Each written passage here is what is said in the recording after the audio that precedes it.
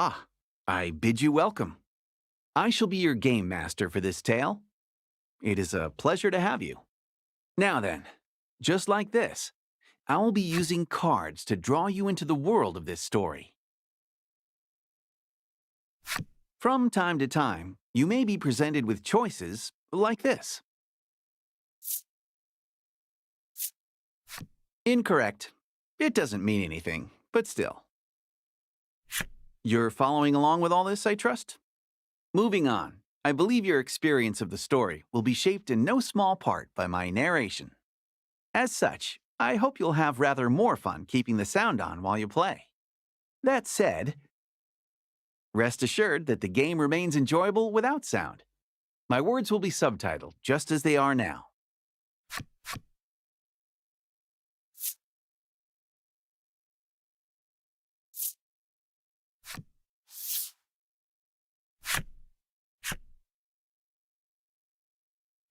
With the formalities sorted, we're all ready to begin the game. My.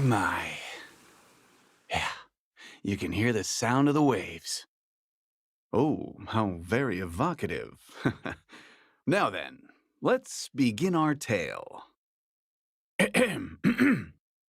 Allow me to welcome you to the world of Voice of Cards. You're about to step into the shoes of the hero of this tale as he sets forth on a grand adventure.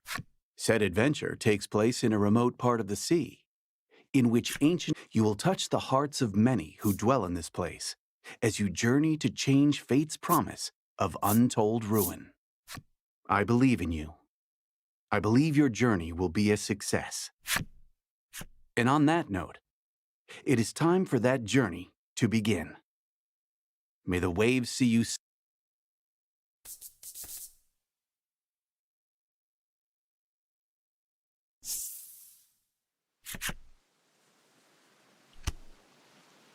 Our story begins in a secluded grotto.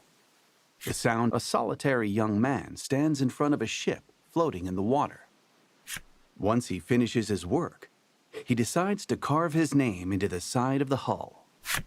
A finishing touch.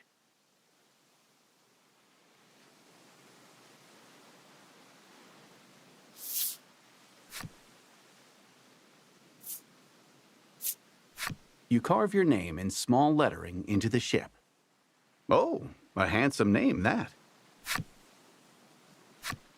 This young lad is the hero of our tale, and your window into the world. You're a navigator without a ship, and your soul yearns to set out upon the ocean blue. For your own, you have spent a great deal of time repairing the wrecked ship before you, in the hopes of crafting a partner. Aboard, the sound of a wooden box tumbling to the ground rips through the grotto. You heave a deep sigh and decide to head over to the source of the racket.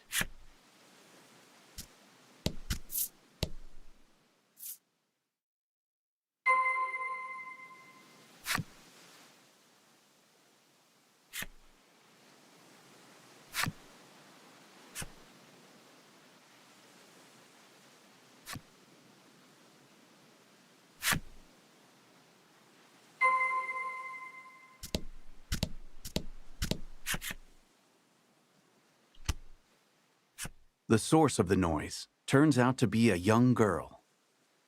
It looks as though she has knocked over a wooden box, packed with shipbuilding supplies. The girl's name is Laddie. You came across her some time ago, collapsed on a beach. You attempted to bring her to a nearby village, but she was quite opposed to the idea for some reason. As such, you're not quite sure how to respond to her knocking the box over.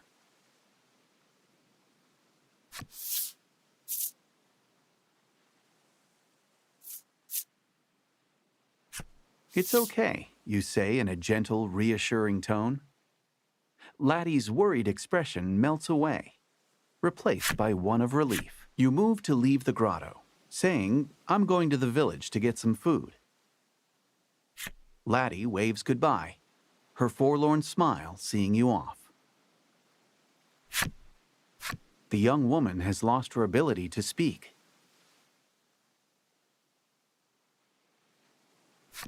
Neither of you have any knowledge of how she ended up in her situation, and you spend many quiet hours together in the grotto.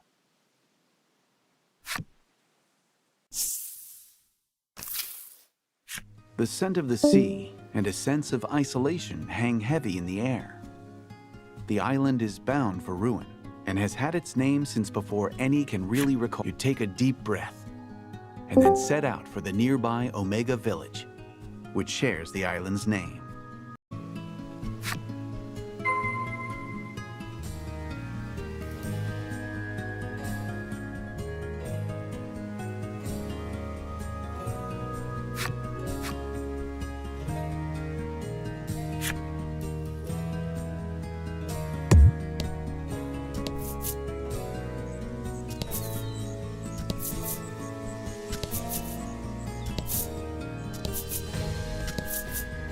Beyond the pier, the ocean sprawls out in all directions, beckoning you to adventure.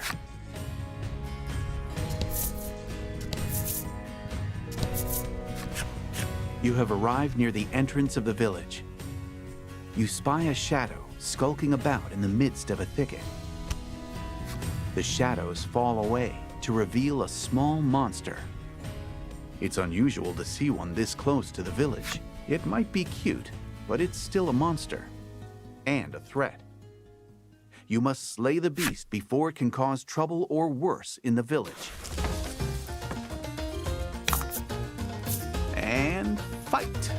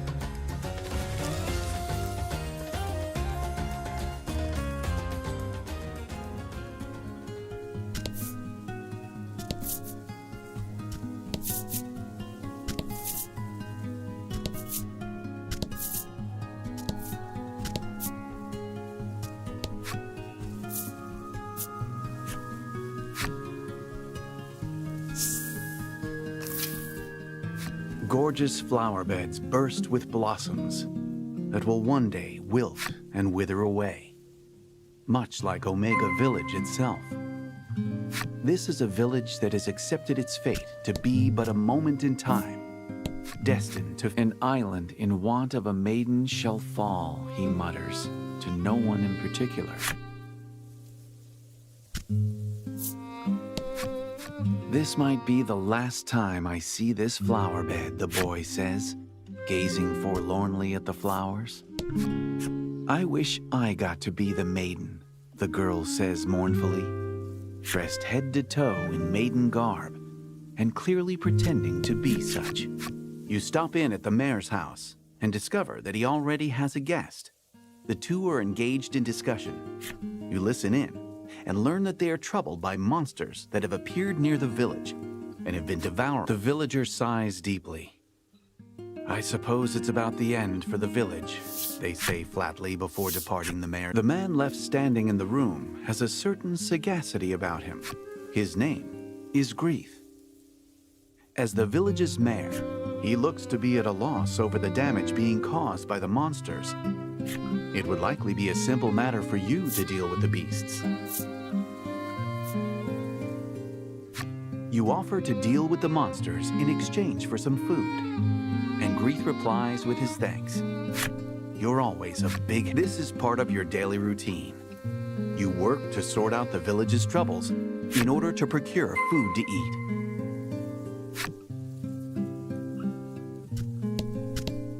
How may I help you? The proprietor inquires.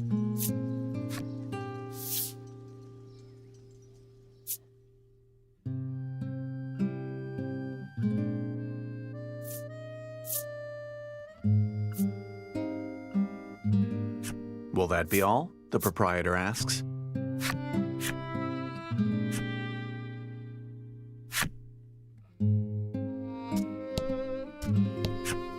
The windows are closed, and it's too dark to see much inside. All sound seems to fall. A lone woman diligently cleans the grounds of the Maiden shrine.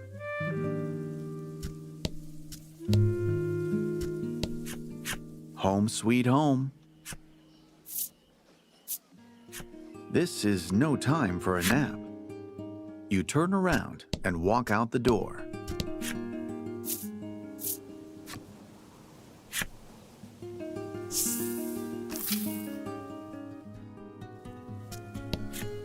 An old spire stands tall before you. Alas, there's little reason. A monster has appeared before you. It holds what's left of a piece of fruit in its teeth, and its mouth. With a sigh, you mutter, "Let's get this over with then," and ready your weapon.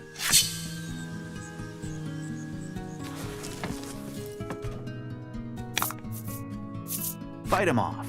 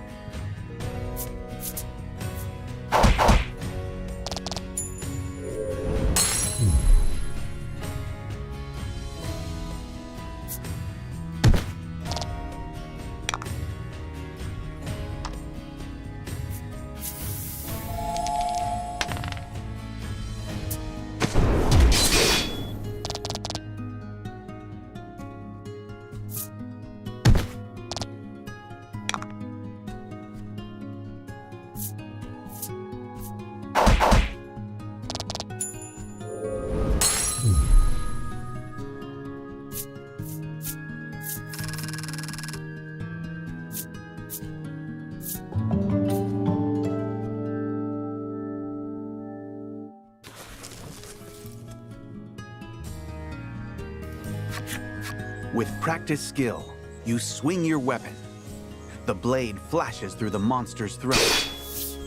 Merciless, perfect aim. It would appear that you are quite accustomed to killing. You wipe the blood off your weapon. As you do, you notice a shadow in the distance. Another monster, perhaps?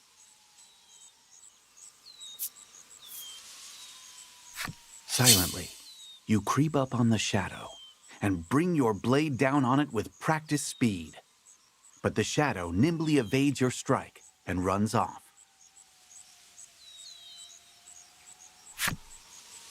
Whatever the shadow was, it was taken aback by your unexpected assault.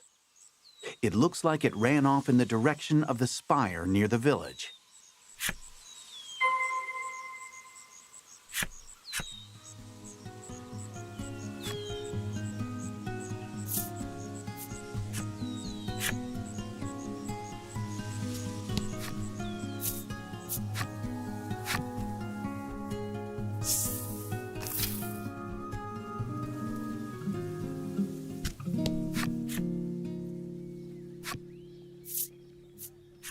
You lay yourself down and close your eyes.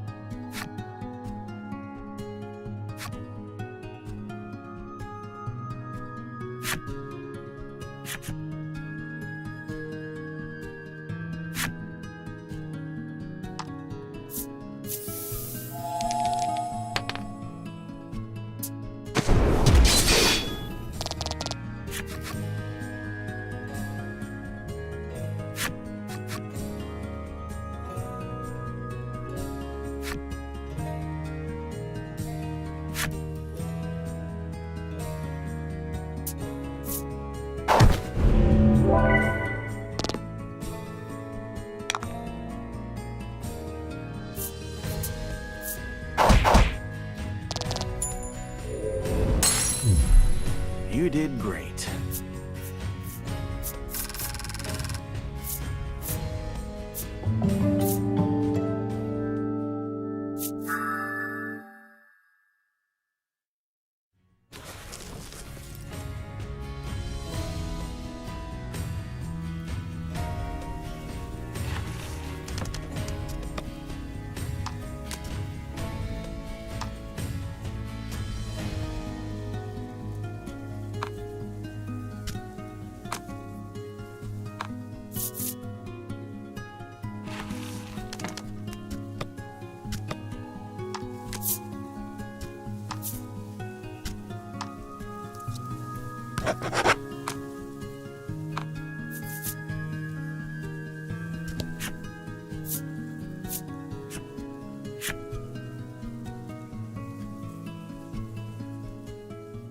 You stand before the Spirit Spire, said to have been erected to protect the island.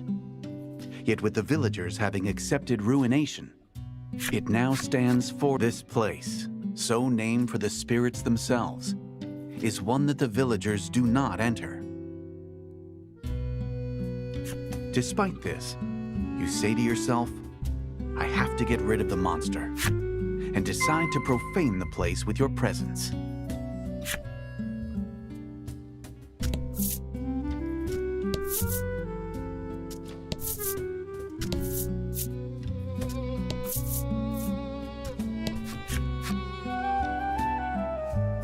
There are some words etched into the door, but they are weathered and difficult to read. Worried though you are about whatever the words might say, you nonetheless try pushing the handle. With some protest, the door groans open. You spy the shadow of the monster you had countered earlier. Your insight that it had taken refuge in the spire. The shadow notices your presence and flies off at blinding speed. You can't help but admire the rapid escape, though it looks like you're back to chasing after a shadow.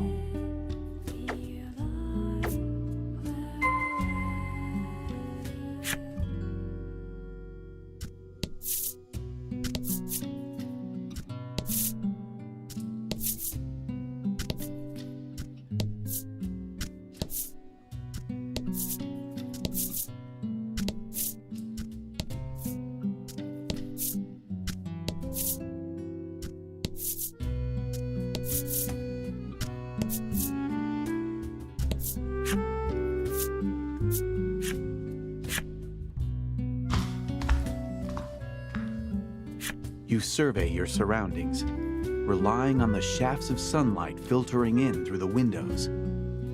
However, you're unable to see the monster from where you are.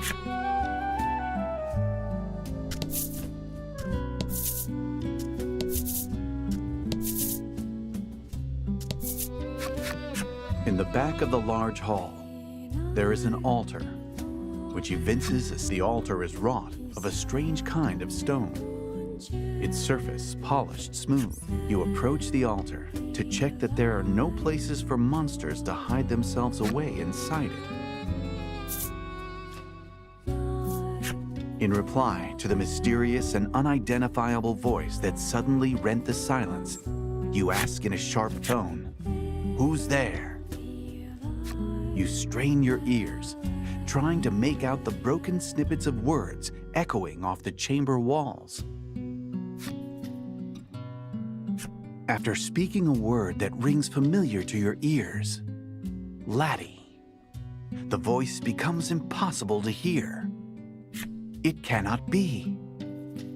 Could you truly have heard the voice of the spirit from the Maiden's myth past all signs of the monster you were in pursuit of seemed to have vanished? For the time being, you decide to return to the village and report your success.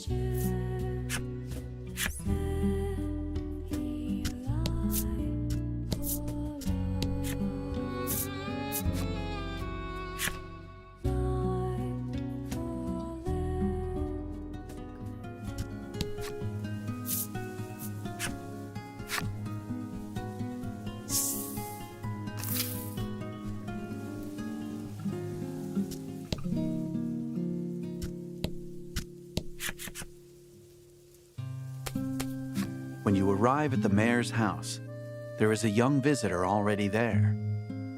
She looks to be making an impassioned request of Grief. In a wearied voice, Grief replies, "There is no longer any maiden in our village." Admonished, the girl leaves the house with disappointment written across her expression. You inform the mayor that you've taken care of the monsters around town. As thanks for completing the job, the mayor hands you a basket of fruit. Oh, good, you think to yourself. Another day, another basket of fruit.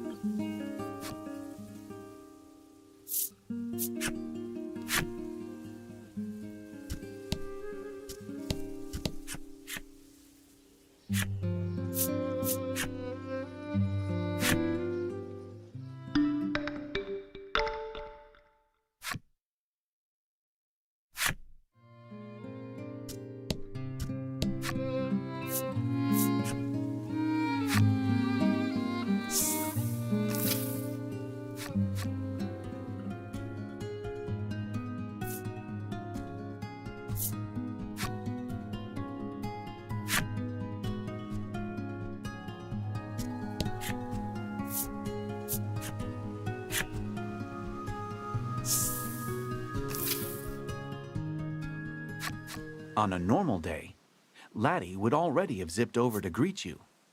But today, nothing.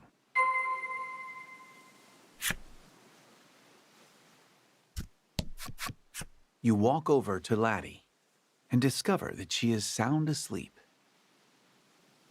Life in the grotto is not one of creature comforts.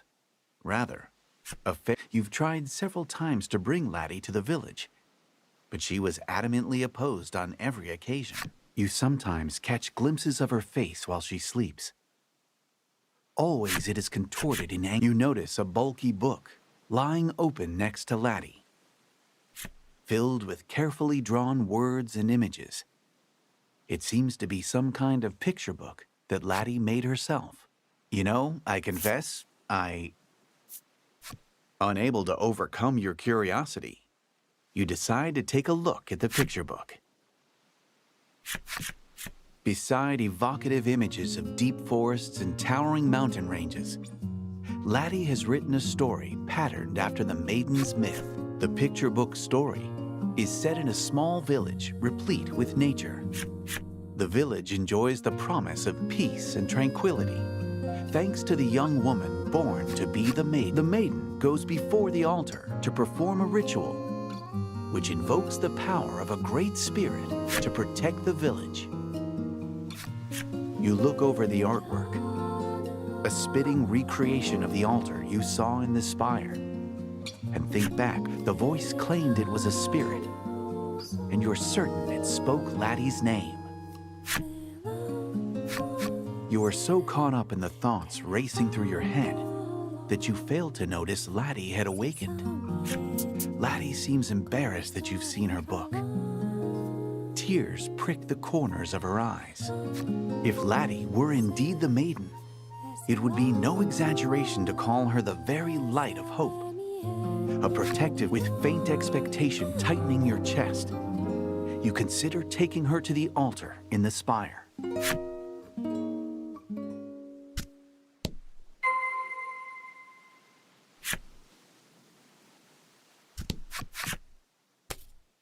You've given Laddie some of the fruit you brought back. She dreamily stuffs some of it into her mouth.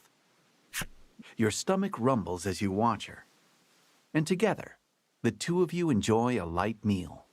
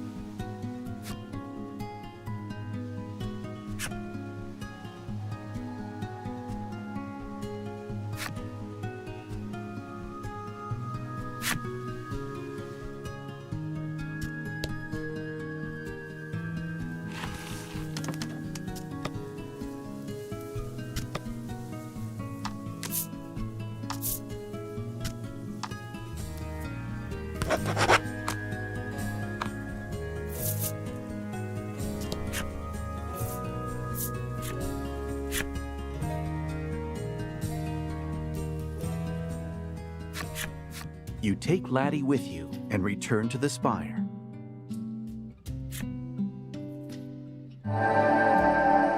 As you approach the entrance of the spire, the staff that Laddie clutches close begins to emit a faint light. Seeing the mysterious light, you are convinced. Laddie has her expression uneasy. Laddie takes hold of your sleeve with a tentative touch.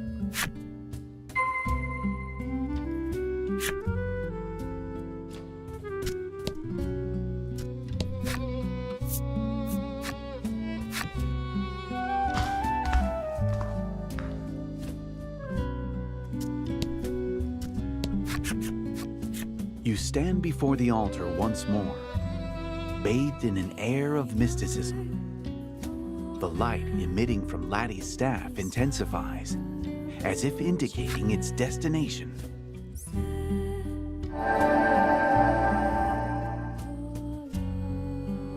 In response to the enigmatic voice, Laddie's staff exudes a dazzling light.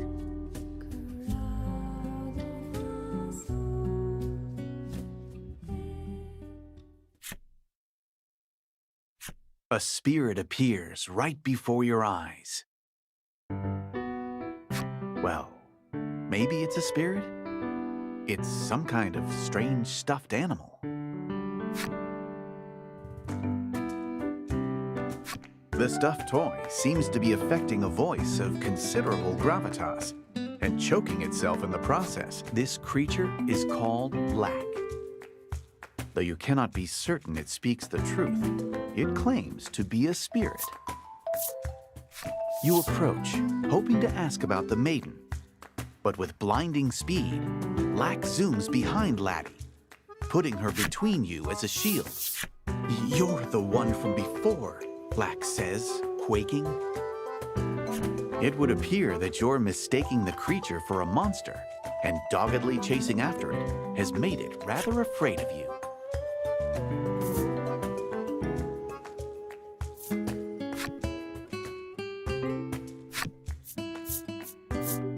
You hold out an offer of reconciliation, and Lack takes it and immediately starts munching away.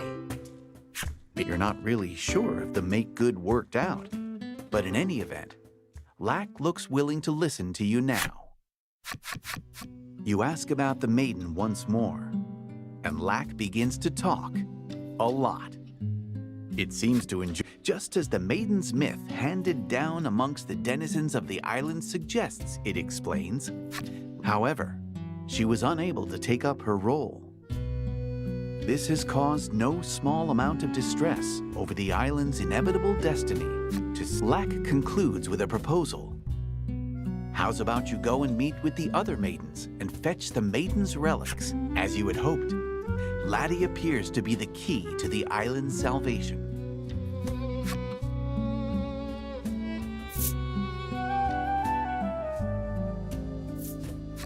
This island is not the only one home to a spirit. There are islands throughout this archipelago, and upon each dwells one of the 4 maidens who govern their own spirit. The self-proclaimed spirit explains that if you bring the maiden's relics that each of these maidens possess back to this spire, Laddie will be able to become a maiden herself. Laddie shows the staff in her hand, wearing an expression that seems to say, "This is a maiden's relic." You ask, should we kill the maidens and steal the relics?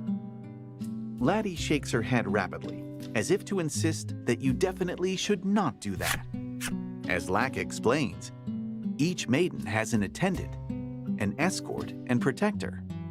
This would make it difficult to take the relics by brute force.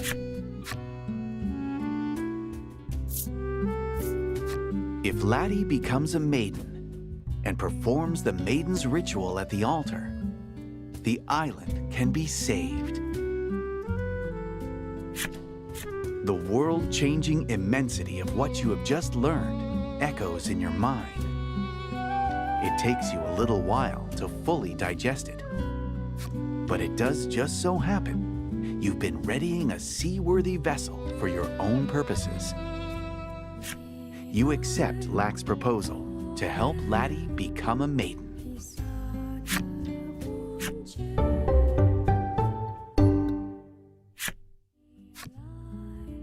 So, you want me to... You decide to make for the spire's exit.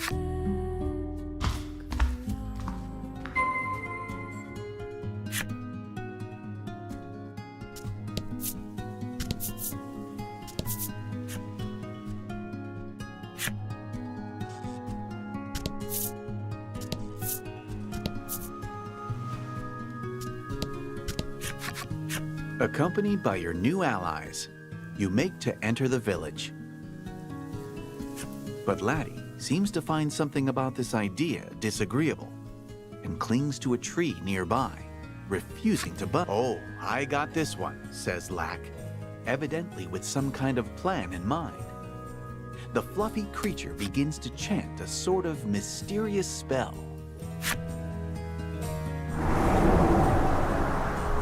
Suddenly, Laddie's face is transformed into that of an odd old man's.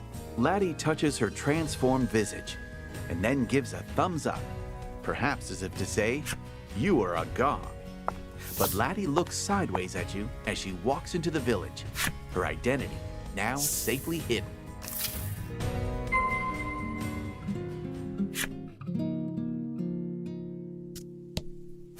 This is your home.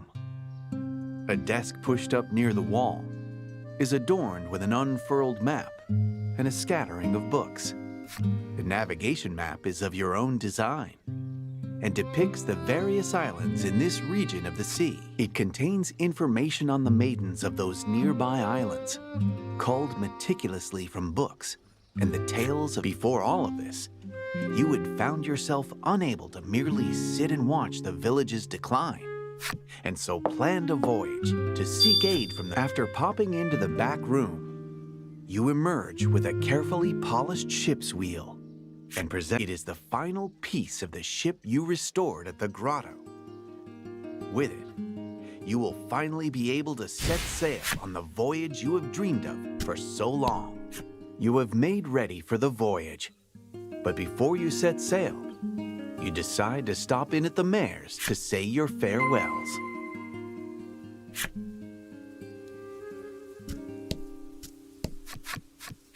Grieth's eyes fall over the unfamiliar face behind you, And who do we have here?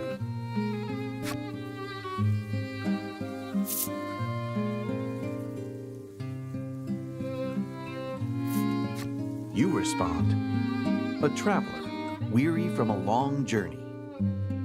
Grief looks upon her with changing the subject. You explain to the mayor that you'll be leaving the village for a little while on a voyage to save the island. You felt sure that the mayor, with his love of the village, would see you off with a smile. And yet the moment you explain that you found a maiden who can save the island, his attitude changes like the fickle sea winds, and he voices opposition to your journey. This island is destined to meet its end, he says. You can practically sense him digging his... You cannot fathom why he, the mayor of the village, would believe something like that. Though each of you hold the island in your hearts, you cannot reconcile the difference of opinion. Like lovers, you believe that your desire to save the island will prove to be the right perspective.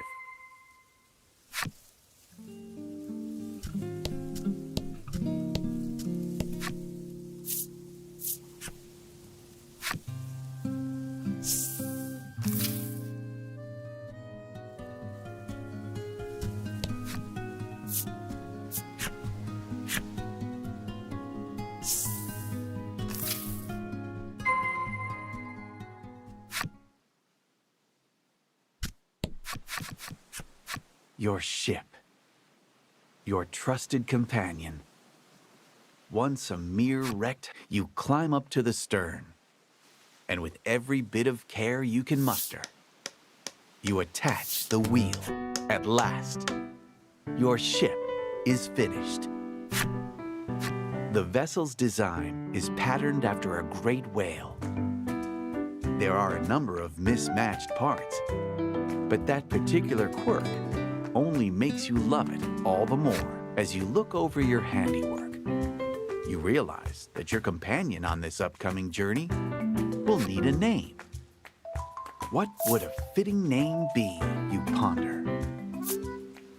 Lack answers, Lack, the great and powerful. You elect to ignore him.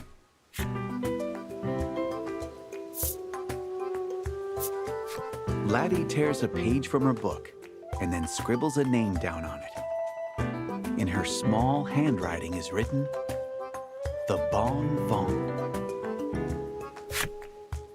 According to Lack, the words are a kind of prayer in the language of the spirits for safe passage when bidding one farewell on a long journey.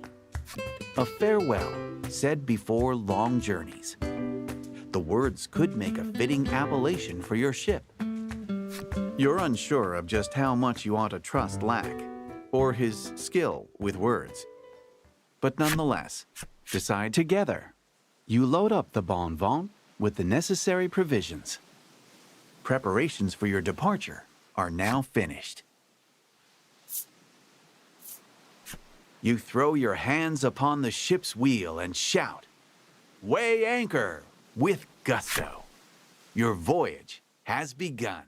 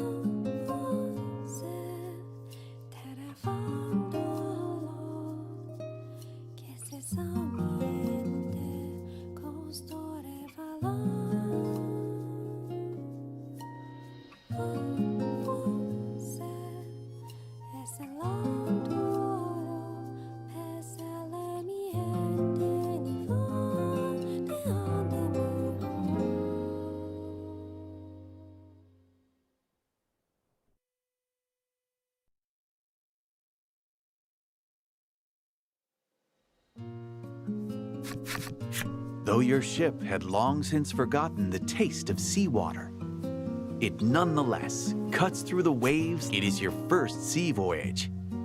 Laddie's eyes glitter as she looks out at the horizon. She opens up your homemade navigation map, checking the locations of the islands where the other maidens live. On the island to the south of here lives a beauteous maiden garbed in azure robes, as though the sky itself. After closing up the map, you grasp the wheel like a familiar old friend and tell the ship where you now have free rein to sail across the sea as you see fit. New tales await you when you put into port on an island where a maiden dwells.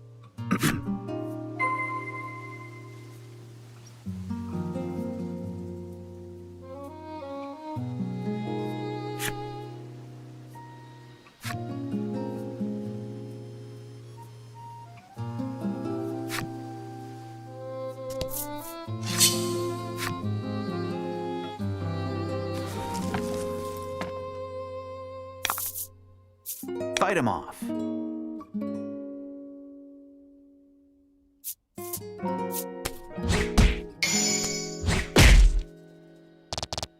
Fortune favors the bold.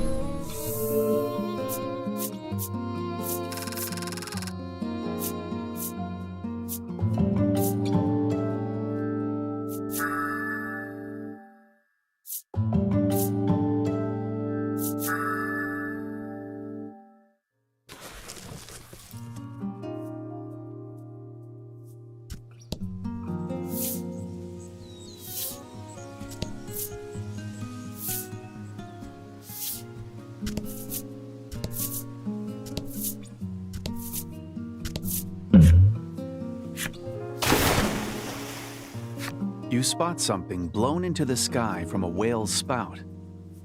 It looks like it might fall this way, but it's hard to make out with the sun behind it. You open your arms wide to catch some sort of item.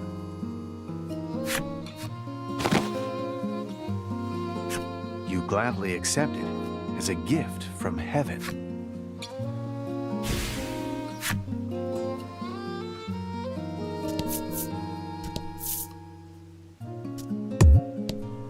Nope. Stop right there.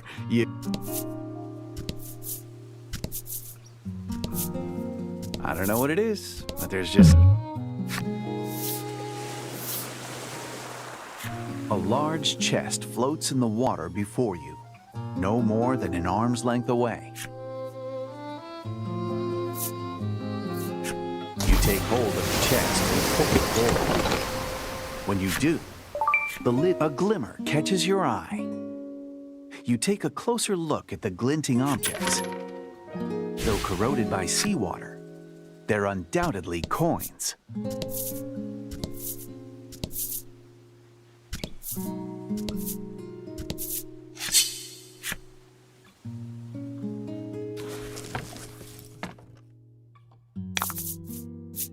Don't hold back.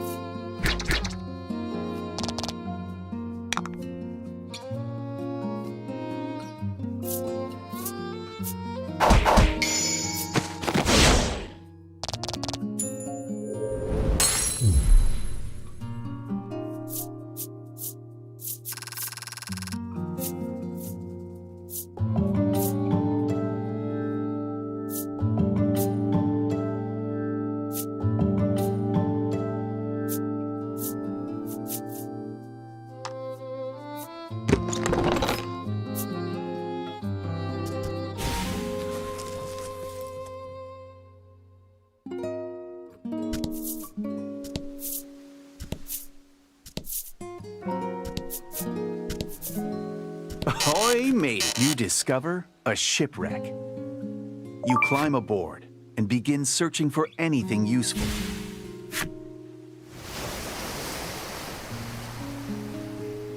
When you return to your vessel, the shipwreck sinks silently into the sea.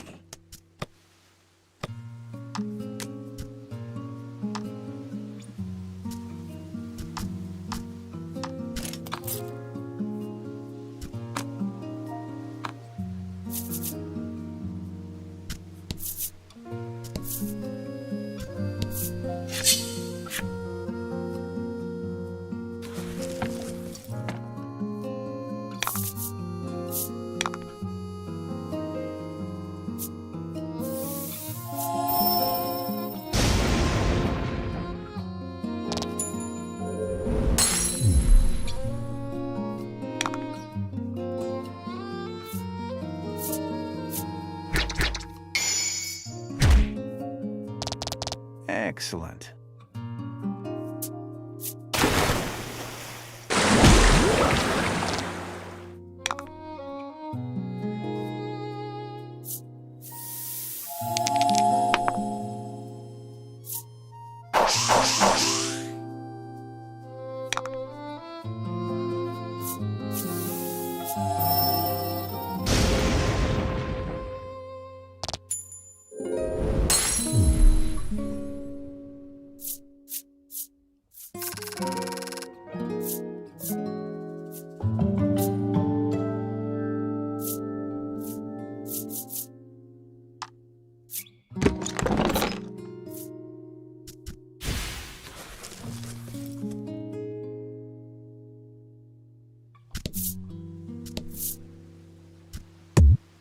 Oh, excuse me. You...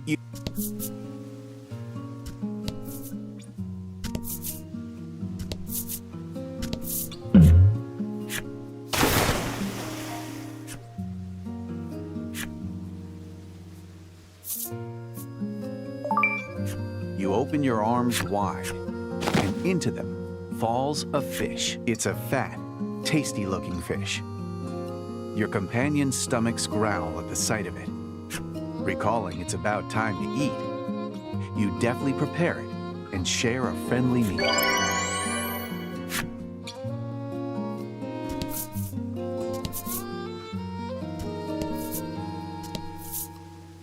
Ah, the great open sea!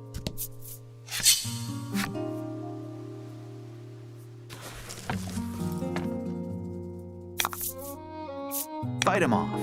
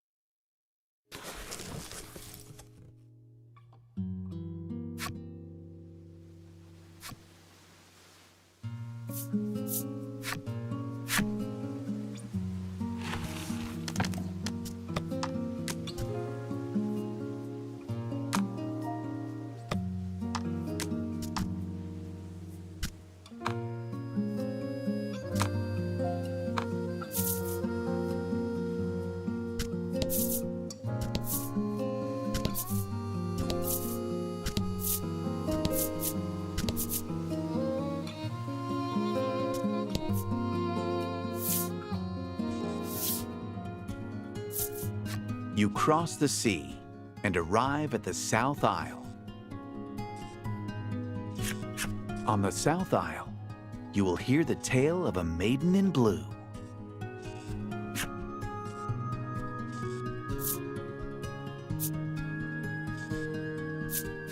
The decision is in your hands.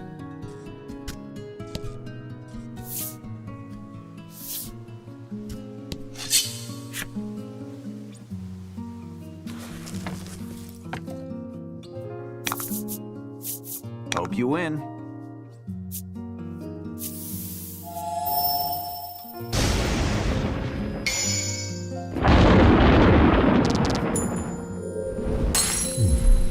Magnificent.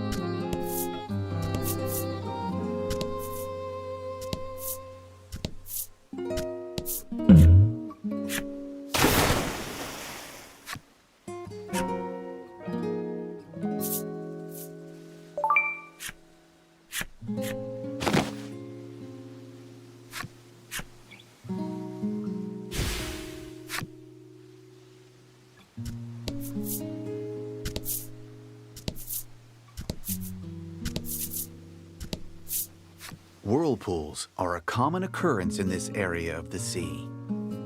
It doesn't seem like your ship is capable of crossing them.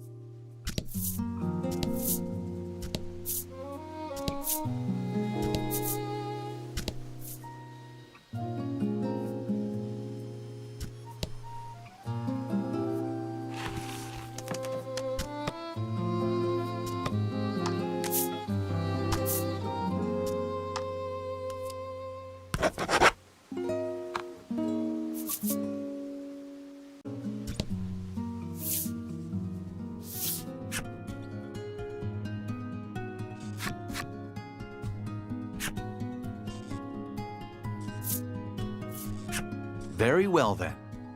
Prepare to go ashore.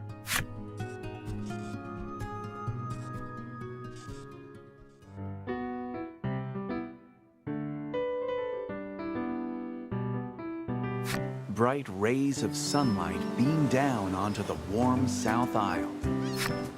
Something about the place reminds you of the refreshing cool of the ocean.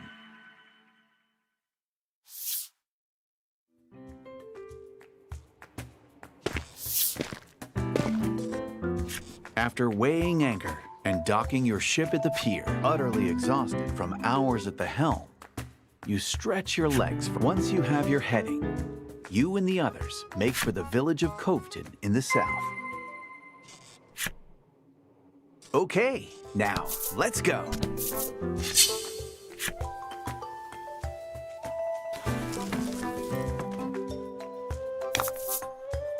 Fight 'em off.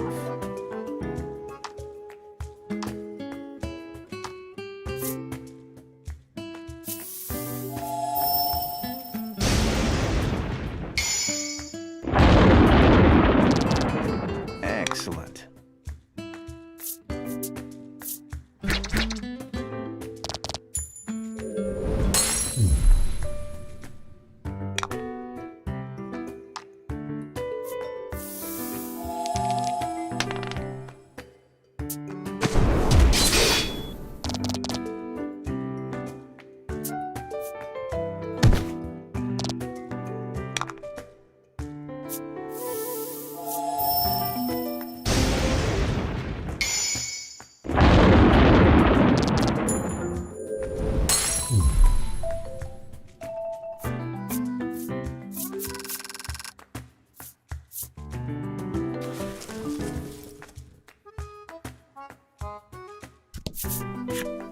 This must be a stela of the Isle's guardian spirit.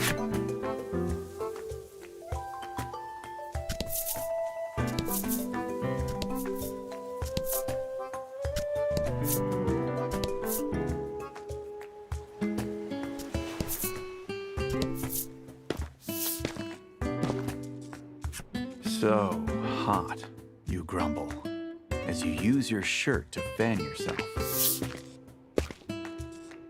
Wondering how Laddie is holding up, you turn and see her squeezing a blue ball of fluff tightly. She begins to rub her cheek against it. From the elated look in her eyes, you can only but the sight sends shivers down your spine.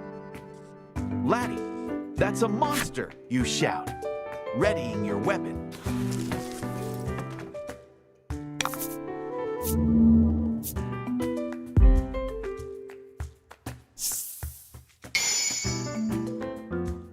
And fight.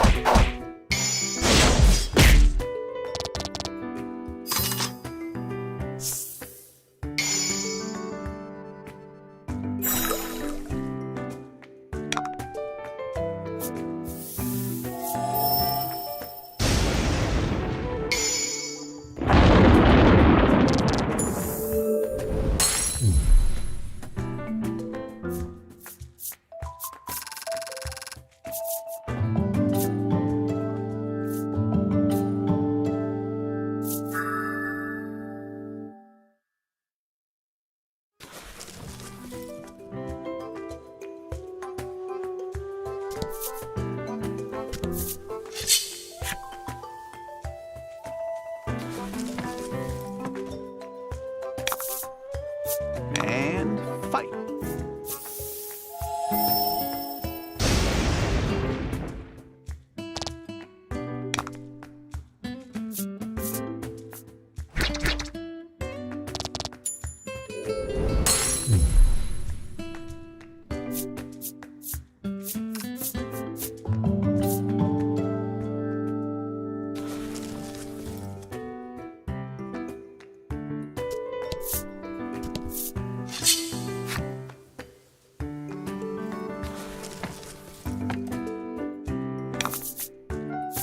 And fight.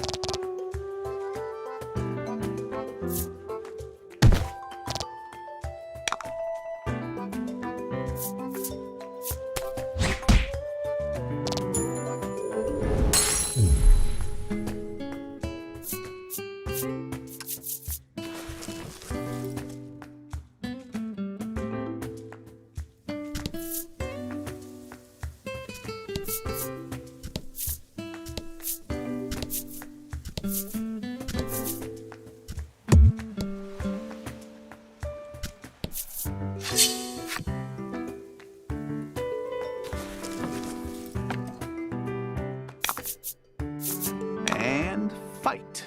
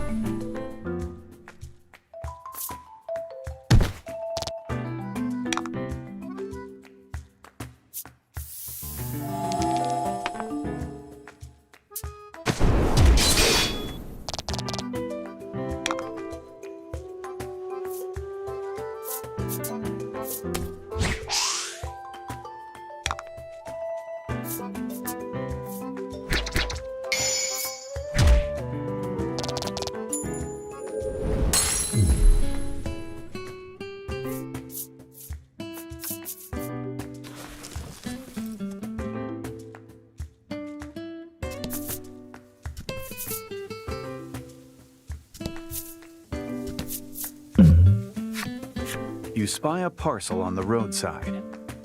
As you pick it up, you are enveloped in a wonderful array. Inspecting the parcel, you read its intended destination was Coveton.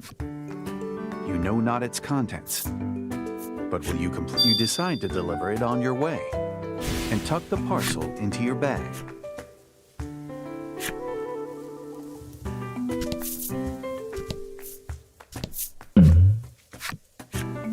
A monster appears. Its nose is twitching as it sniffs the air. Its gaze fixed. The aroma from the parcel you're carrying must have drawn it near. You'll have no choice but to fight it off. Fight him off.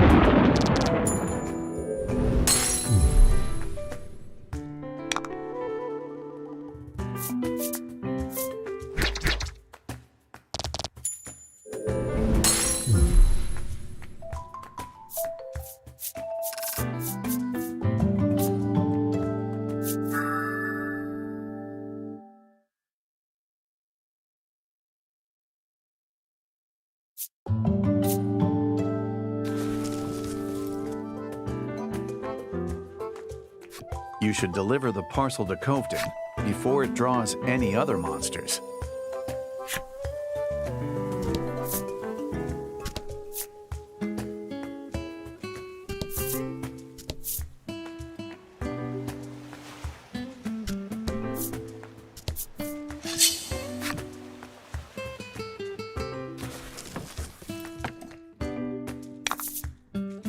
And fight!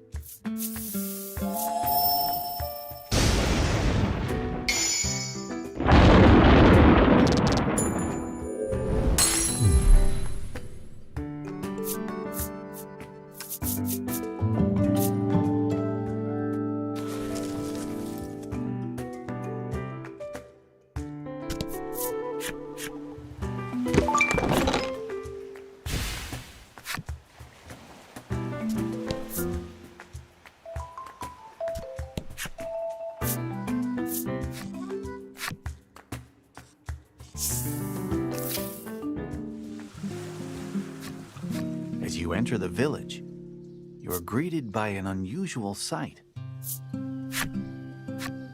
A paper doll flitters about like a bird above a man's hand.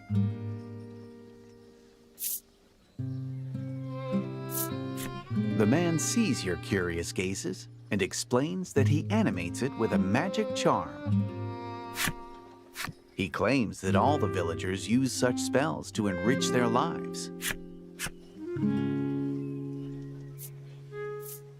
At your straightforward question, the man appears to be at a loss for words.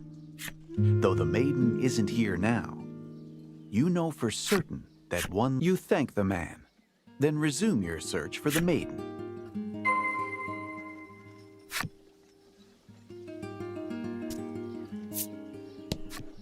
The village gets so lively when the maiden is here, the man mutters, his brow furrowed with worry. How may I help you? The proprietor inquires.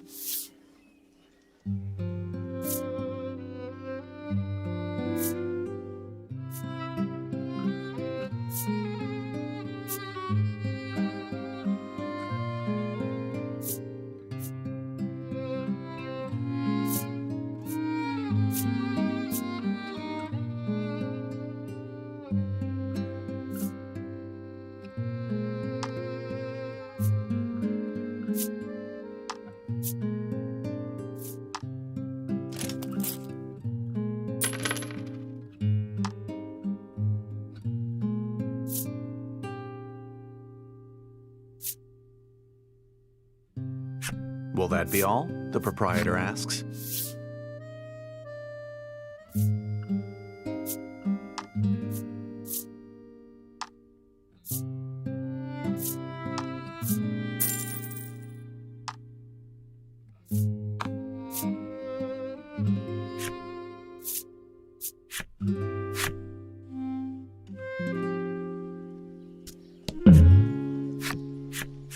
Having arrived in Coveton, a woman asks you, "Are you the postman?" She says she's been waiting forever at the village entrance for a delivery. Her eyes light up when you show her the parcel you picked up. It seems the parcel contained an exotic perfume she ordered. But the scent of this perfume attracts monsters. Is it really safe to hand it over to her?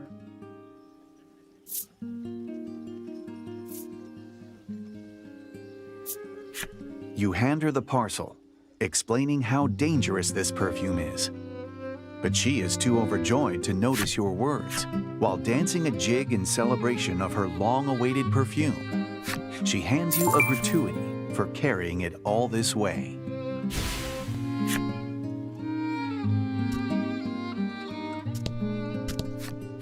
A wonderful aroma envelops the woman. It seems she orders fashionable perfumes from abroad. The old woman stares intently into a crystal ball. She tells you she first used magic when she divined who she would marry, nigh on 50 years ago. You can't help but admire her dedication. The entrance to the shrine is resplendent with seashells. The maiden must make a hobby of collecting them. The innkeeper's eyes light up in surprise and delight. Well, well, well. She clearly has you confused with someone else.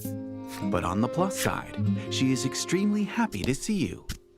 So happy, in fact, she waved. This is the game parlor. Come play cards, the boy at reception calls.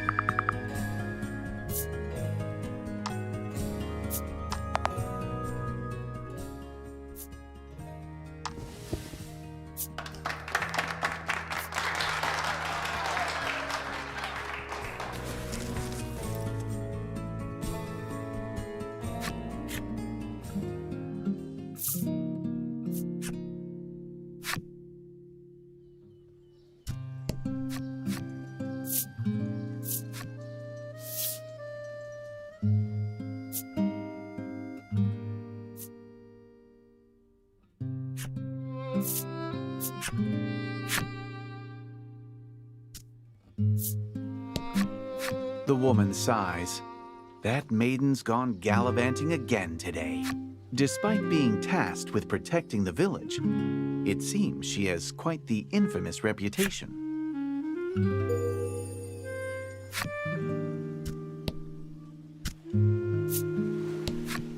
The man tells you the village may be renowned for its magic charms, but the tasty fish caught here aren't half bad either.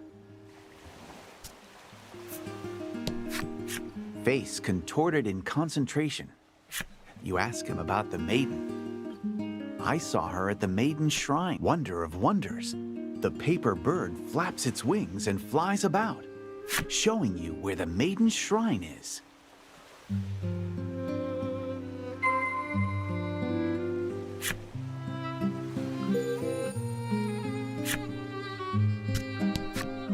A well-maintained fishing boat sits anchored in the water. You glance at the catch on board and deem it acceptable.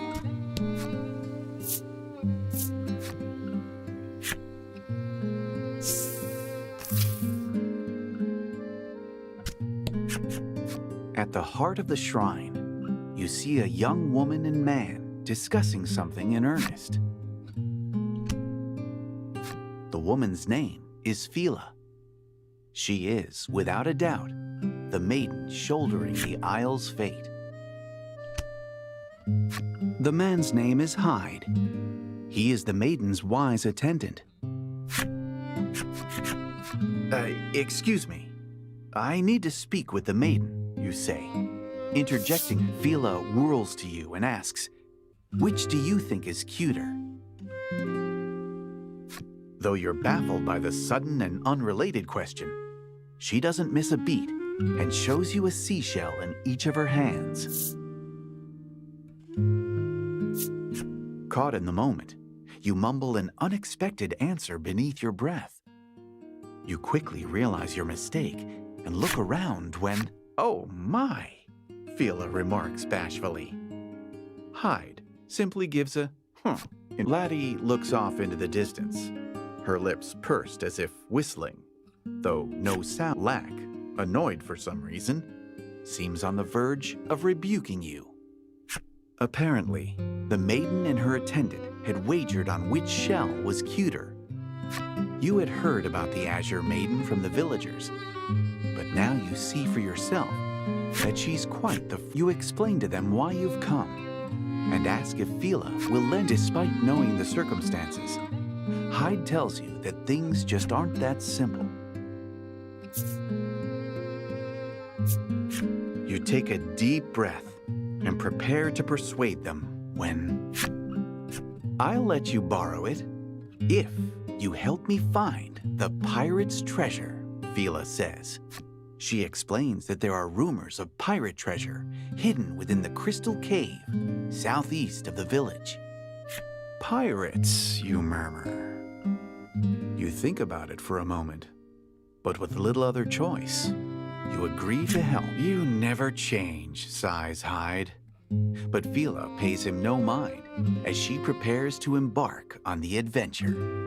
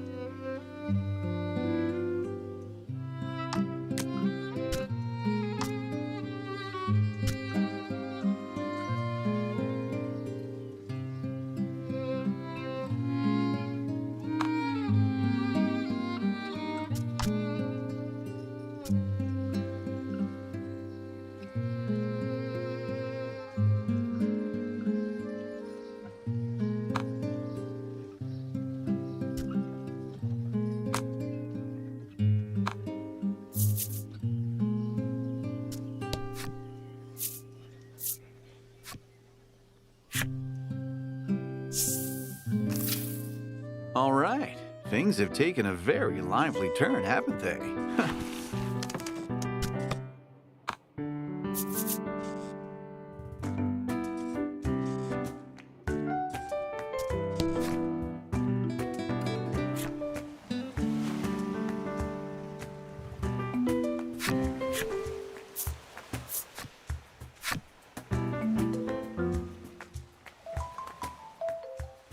The Crystal Cave teems with the stones that give it its name. They say the intermittent echo of water droplets is the sound of more crystals forming. Your party and Fila have become fast friends on the road to the cave. Though Laddie seems somewhat nervous to finally have a female friend her age, the loose-lipped Fila tells you all sorts of details about her life, including the fact that she and Hyde seems on edge about her blasé divulgences. You give him a pat on the shoulder, quietly sympathizing with him.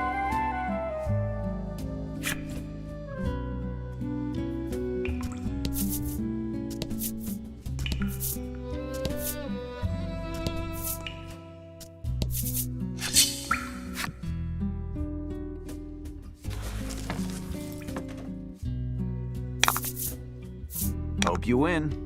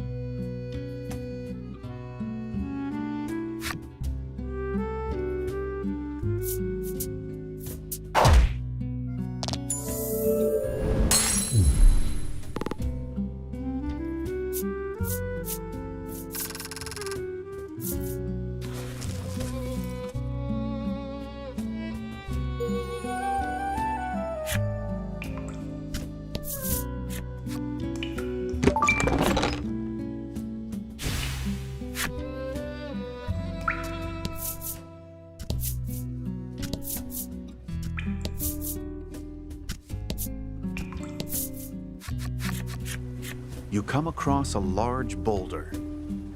You aren't sure where it fell from, but some of it is submerged in the waterway and is obstructing the water's flow. The 5 of you rally together, then push, and...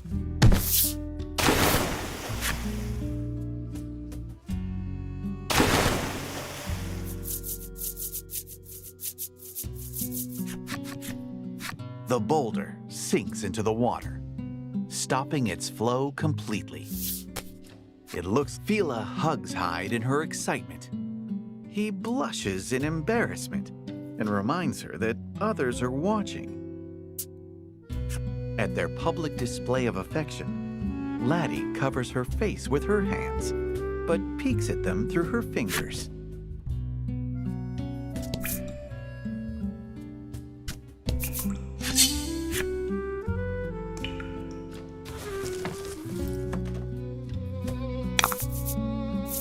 And fight.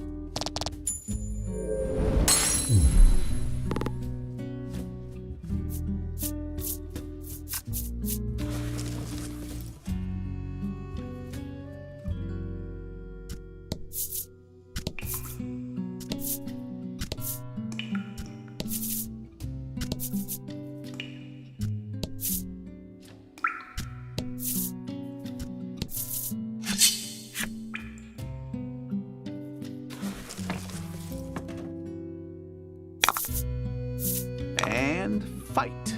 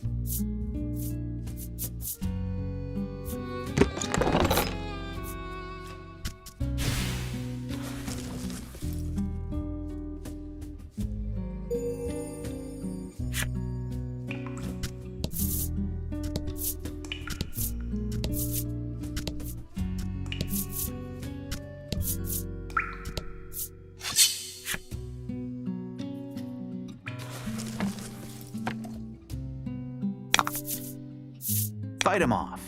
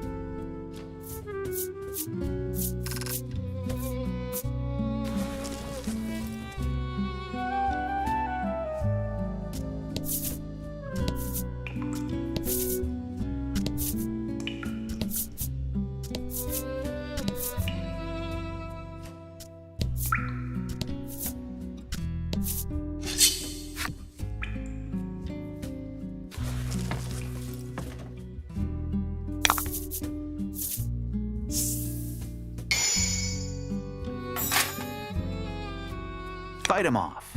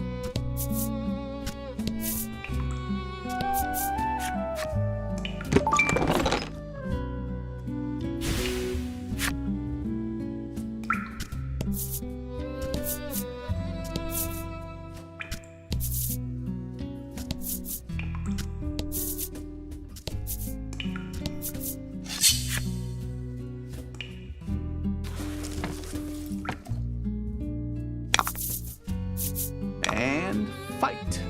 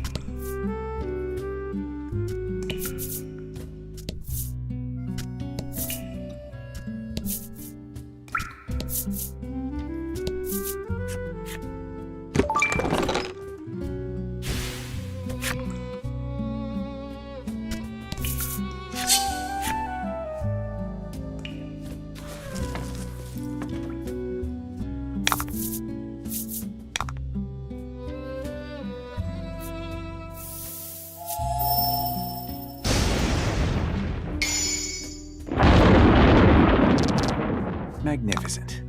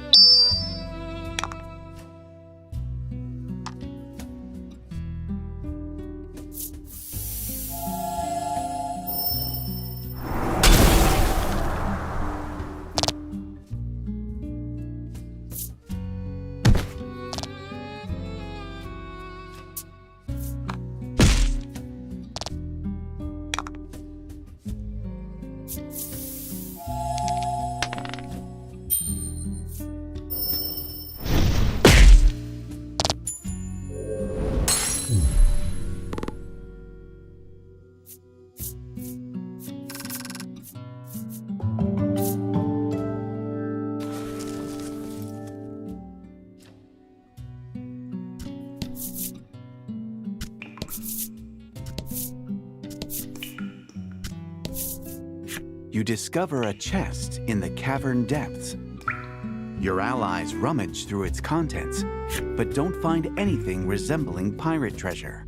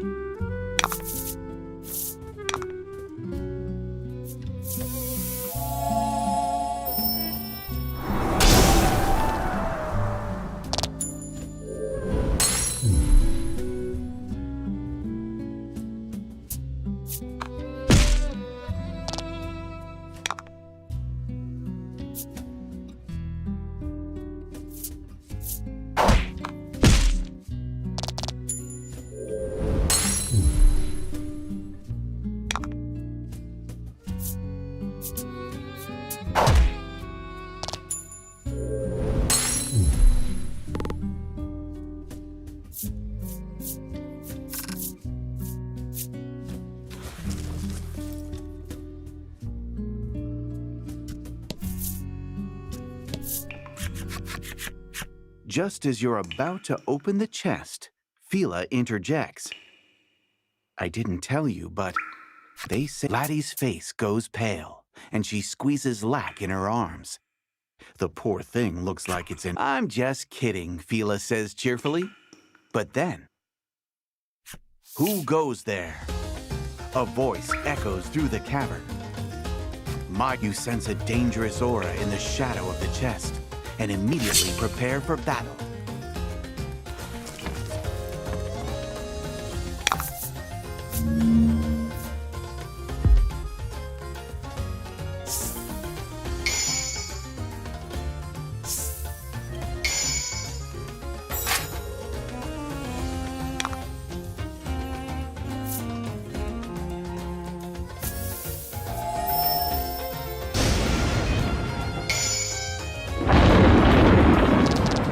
Magnificent.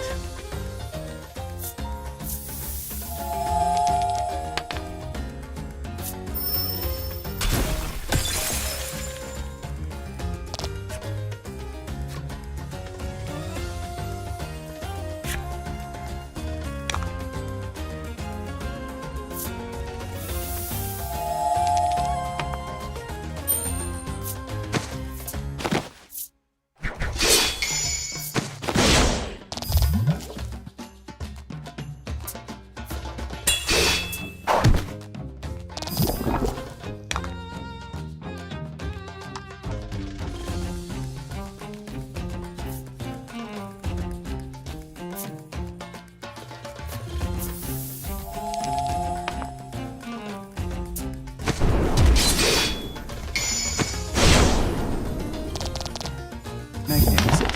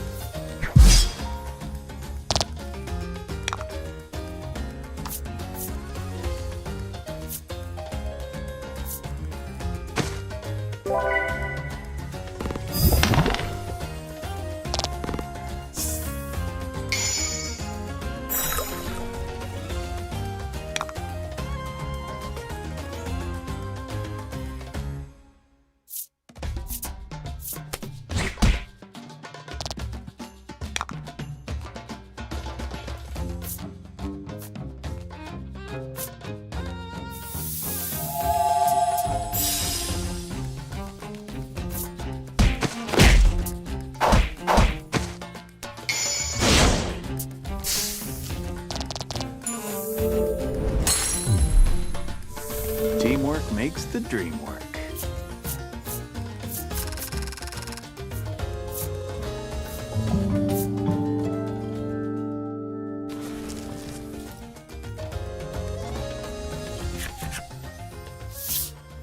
After the battle, you finally reach what looks to be pirate treasure. Hundreds of colorful seashells filling it to the brim. The room falls quiet as everyone stares at the chest with abject dejection, realizing the stories were no. After a long moment of sulking, you feel Laddie tug on your sleeve. She points to the rocky wall behind the chest. Upon closer inspection, you realize that there's a crevice just wide enough for a person to squeeze through.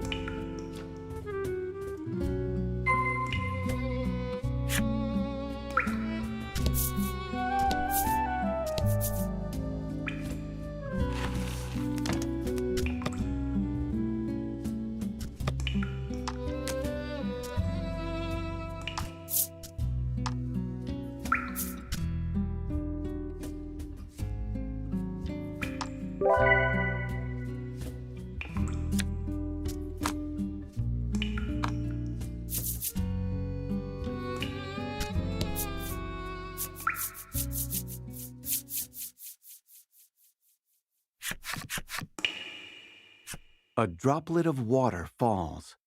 Once the ripples upon the surface still, it feels as though time stops. A beautiful underground lake, its waters glimmering like crystal. Your collective breaths are taken away as you gaze upon the dazzling sight. The lake's light reflects in Fila's eyes, and she gently takes Hyde's hand. "I'm so happy we can see this together," she whispers.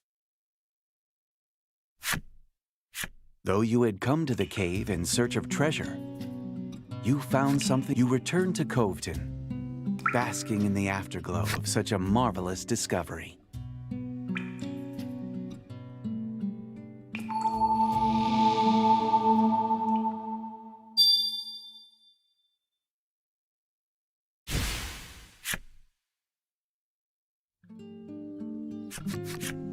You arrive back at Coveton safe and sound.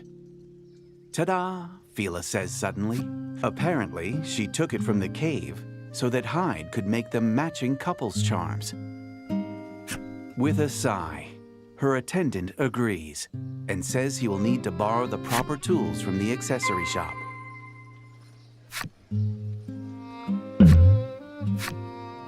An air of gloom hangs over one corner of the village. It would seem someone has died. Asking a nearby fellow what happened, he explains a woman was attacked and killed by monsters outside the talk is, the woman was wearing perfume from a foreign land that drew the monsters to her. They only discovered it after the fact.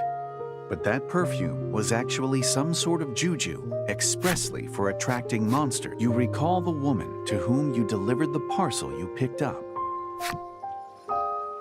I should have better warned her, you think regrettably. You say a prayer for the woman's repose and quietly take your leave.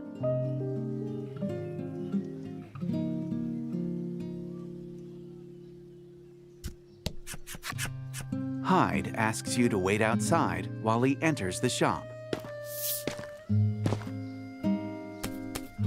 Fila strikes up a conversation with Laddie while awaiting the other's return. The endless stream of words makes you wonder when the Maiden has time to breathe. All Fila seems to talk about is Hyde. Nevertheless, she seems to have found an eager listener in Laddie, who knocks. Hyde returns, completed couples charms in hand. The crystal charms look as impressive as any you would find in a shop. But Hyde's expression is grim. Apparently, he isn't as impressed by his handiwork as the rest of you. Fila takes one of the charms with a forlorn smile. I'll wear it to the Maiden's ritual, she says quietly. Hearing the carefree woman speak of the goal of your journey, you can't help but ask for more information. Fila explains that she'll be conducting the Maiden's ritual soon. You wonder if it's all right for them to be gallivanting around like this, considering how important the ritual is to protecting the island. As promised, I'll let you borrow the relic, Fila says, changing the subject. But it's far too important for me to just hand it over to you. So, we're coming with, she smiles. Though it's obvious she's just looking to have some fun, you have no choice but to accept the new term. With the Maiden's relic finally secured, you and your unexpected new allies make for the spire.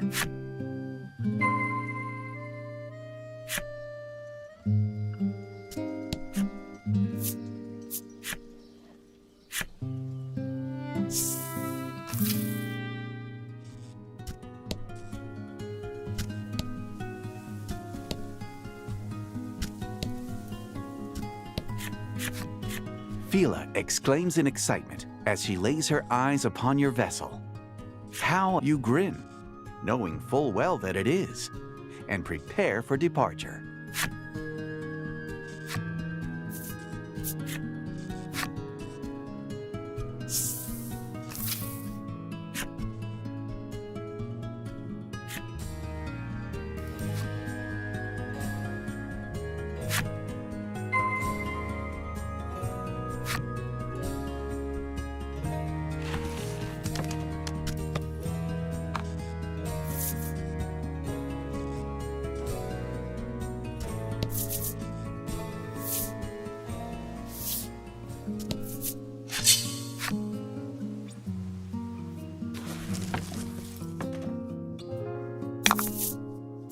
Fight him off.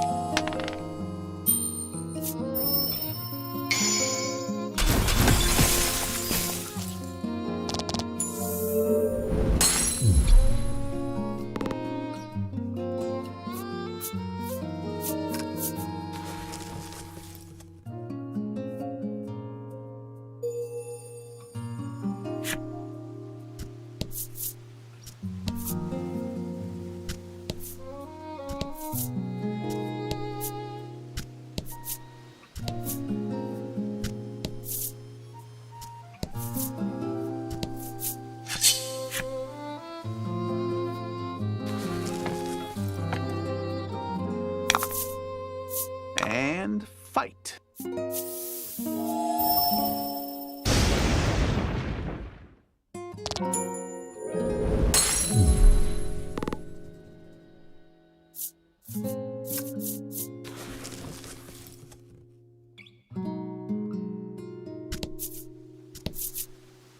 Ah, The great open sea.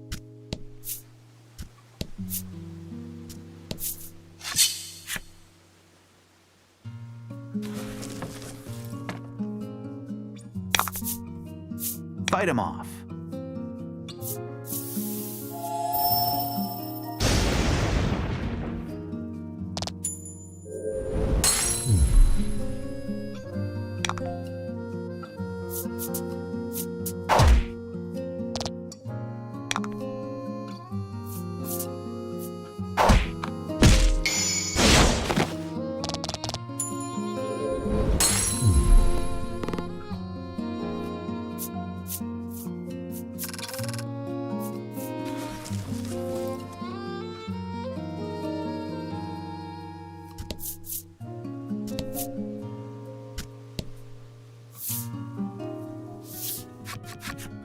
You arrive back on Omega Isle.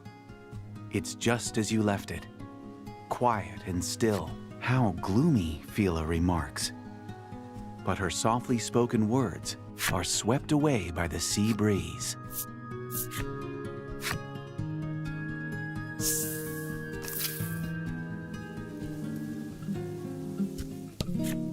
You lead the party back to your home. You beckon everyone inside, inviting them to rest their weary bones.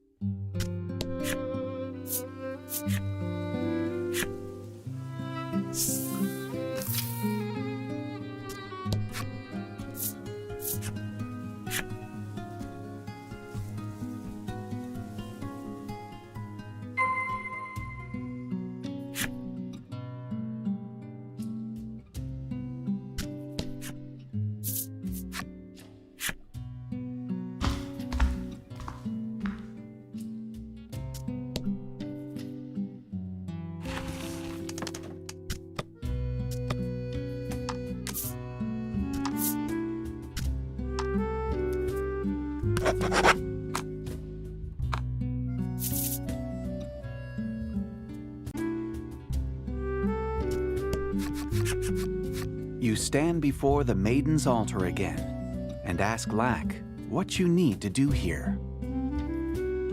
Lack explains that Laddie couldn't become a maiden because of a problem in her heart. How would you even begin to solve a problem in someone's heart, you wonder, scratching your head in thought? Just as Lack begins to cast a mysterious spell.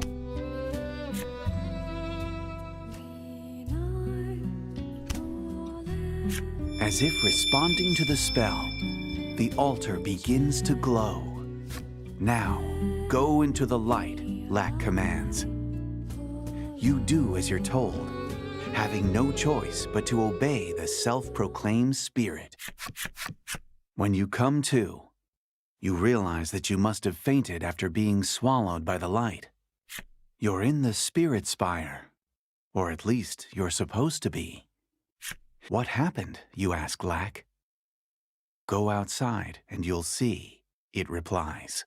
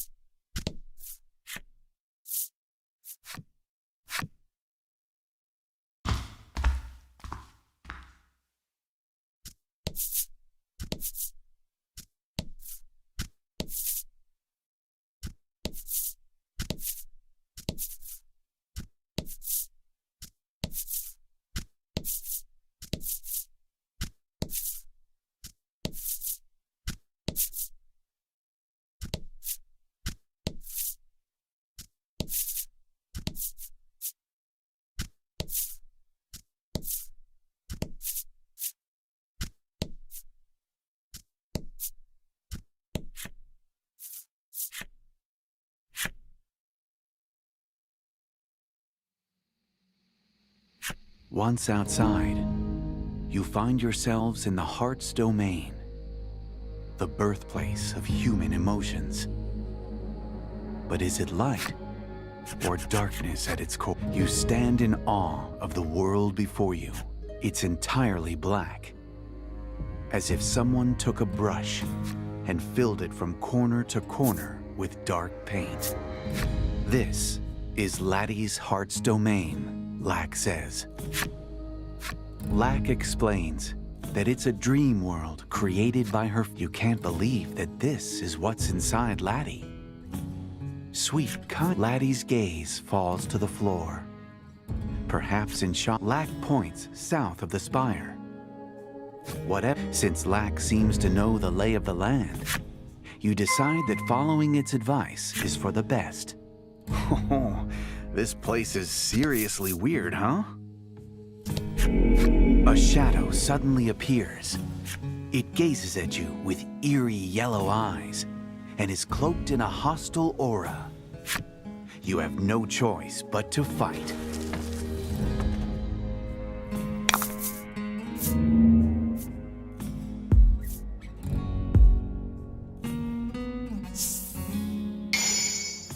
And fight.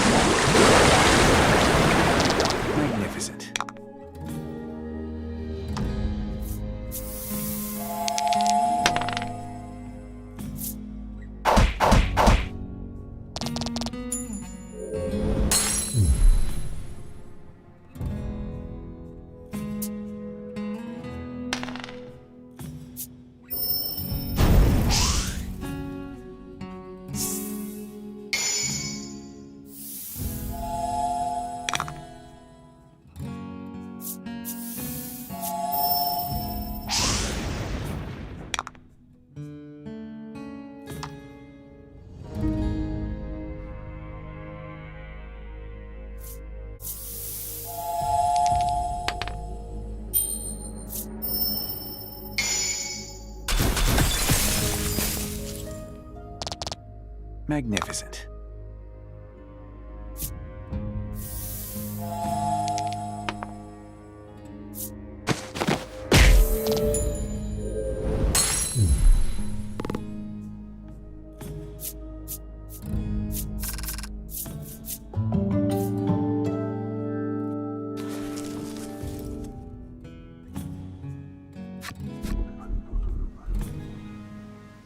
The shadow vanishes. But you can't shake the feeling that those final words were spoken in a girl's voice.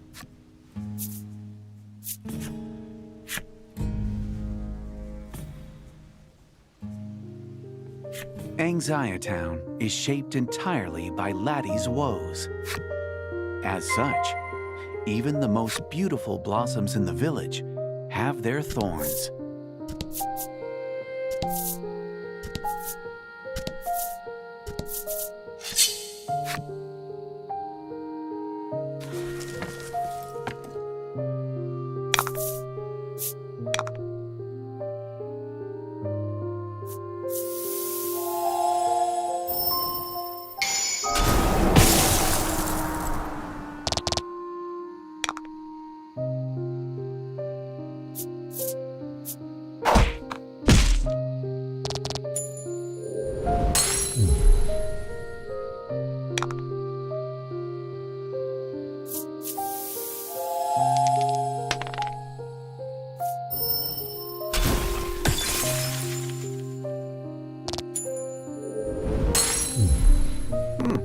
Congrats.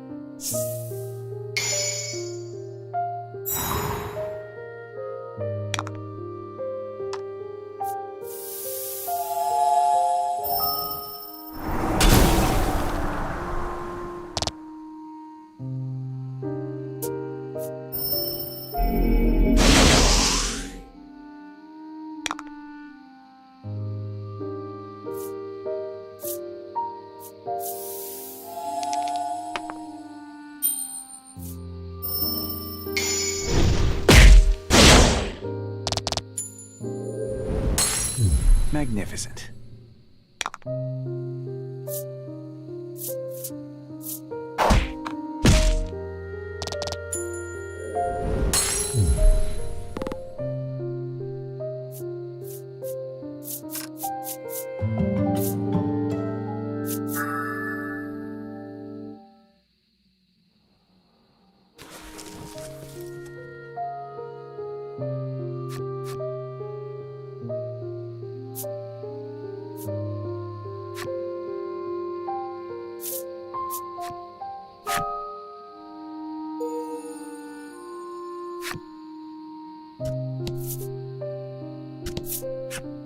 The woman sighs deeply. When you ask her what's wrong, she laments that she can't find the right word. How can I explain my feelings for him? She ponders aloud.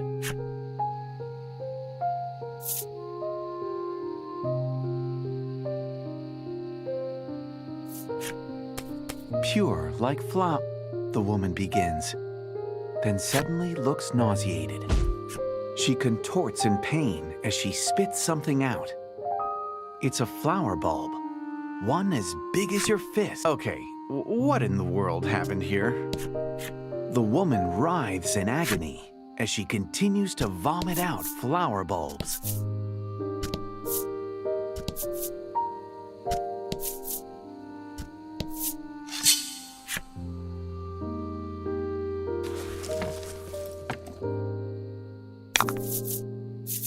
And fight.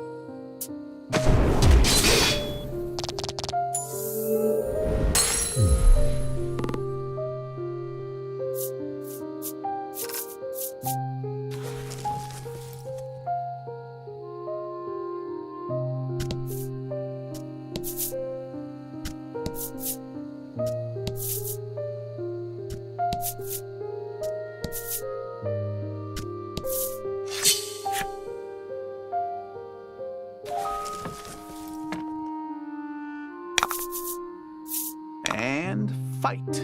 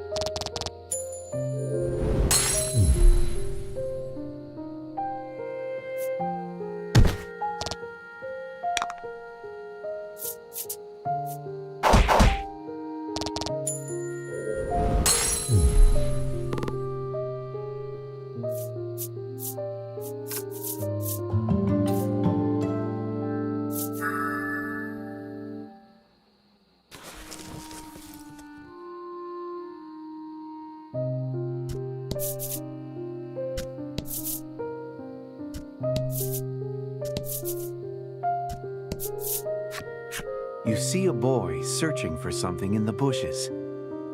He tells you that he thinks the feline is hiding somewhere in the village, but seems distraught that he hasn't found it yet.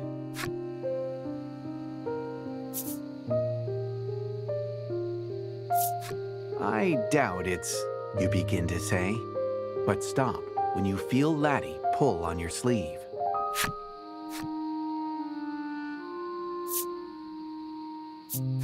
You think it's a great idea, but the boy immediately shoots you down. My cat's afraid of heights, he says. Near a flower bed, he repeats, then suddenly bursts into tears.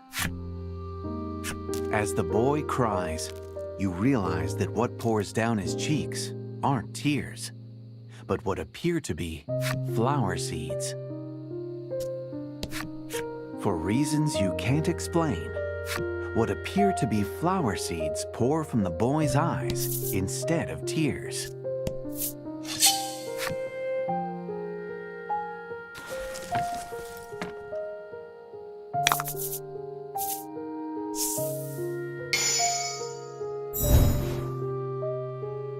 And fight.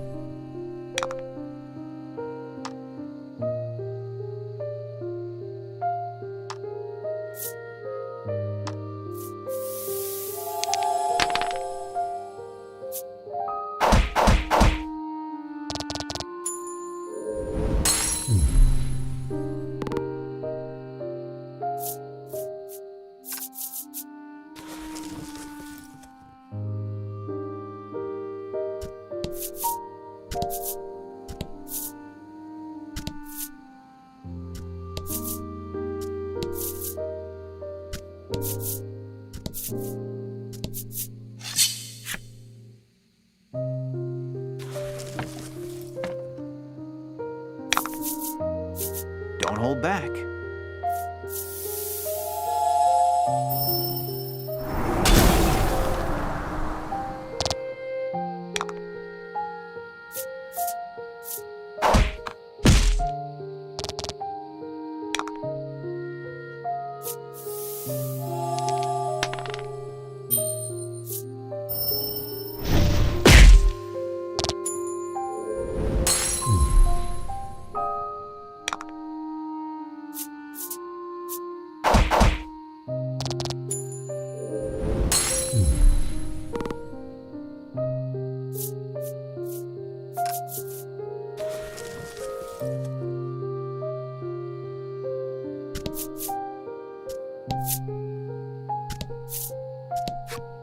The man sighs deeply.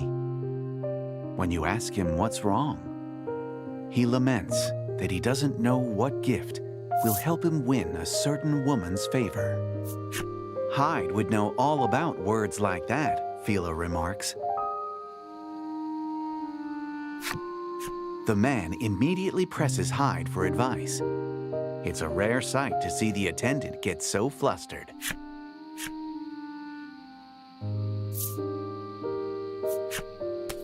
For some reason, the man's expression immediately contorts into one of fear. Suddenly, the man lets out a pained scream and collapses. You see blood-red petals stuffed into his mouth. Something seems amiss with the village. After speaking with the villagers, you realize they all live in fear of flowers. Perhaps there's something about the flower beds you're missing.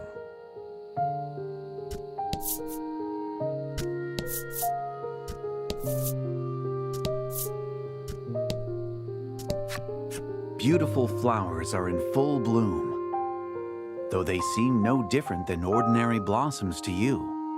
The villagers obviously fear them. Laddie cautiously approaches, trembling with every step when a disquieting voice rings out just as a shockwave hits you.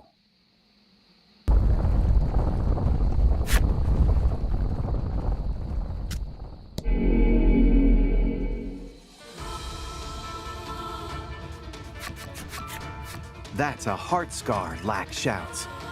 No doubt, referring to the ominous light suddenly surrounding the flower. It appears to be what's eating away at this world. We have to close it, Phila says. You couldn't agree more, and reach out to touch the scar.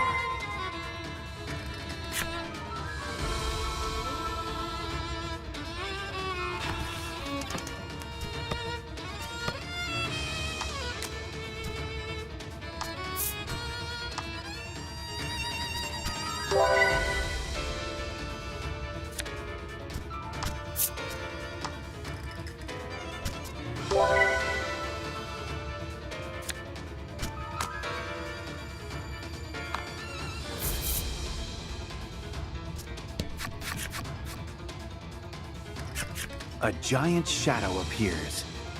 Its yellow eyes glare at you, and you draw your weapon as if to deflect that narrowed gaze.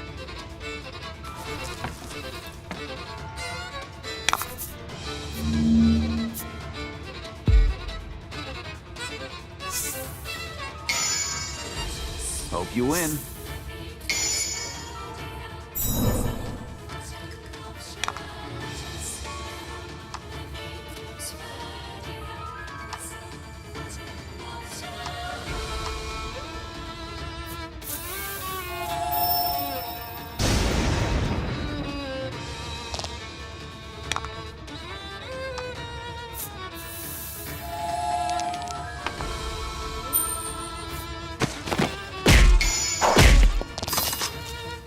Magnificent.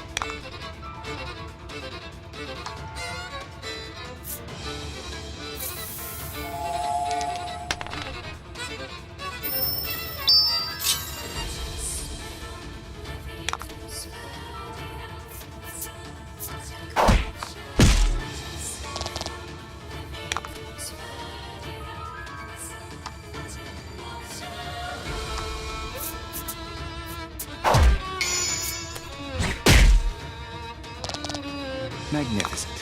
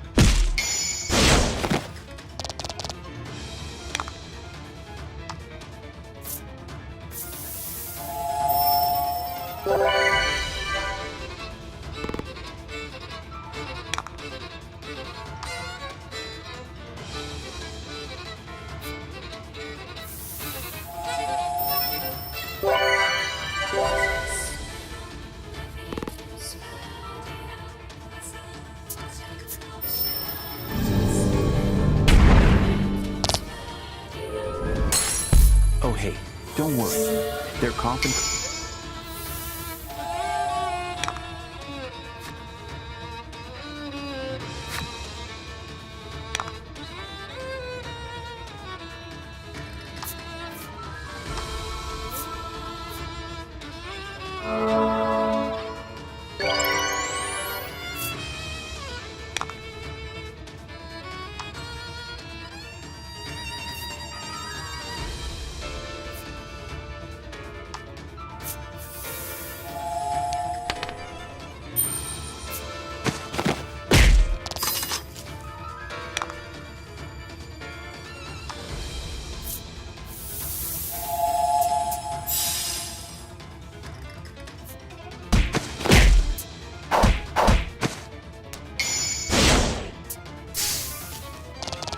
Teamwork makes the dream work.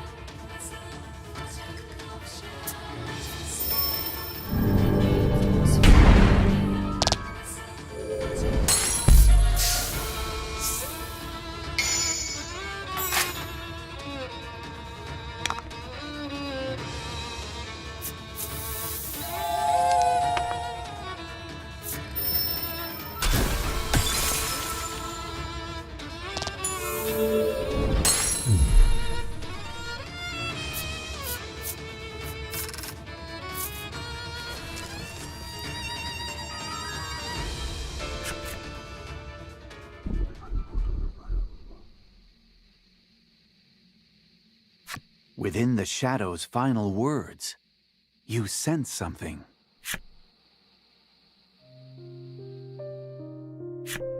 Laddie was born to be a maiden and was prepared to devote herself entirely to the Isle. But her lack of aptitude for the role disappointed everyone in the village. Ever since, bitterness over her shortcomings has festered within the confines of her heart. The shadow vanishes, and you decide to try and heal the heart scar.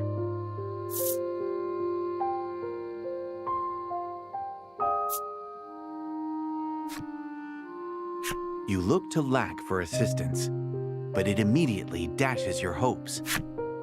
Wish I could help you, but it's beyond my powers to fix, it exclaims. This is the reason you brought the Azure Maiden with you to this world. The relic must be the key. Lack nods, and Fila holds the Maiden's relic up to the heart scar.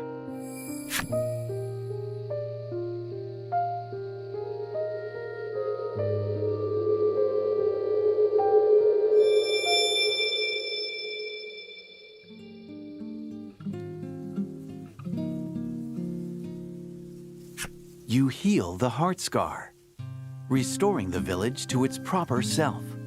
Your mission fulfilled, you decide to return to the world you came from.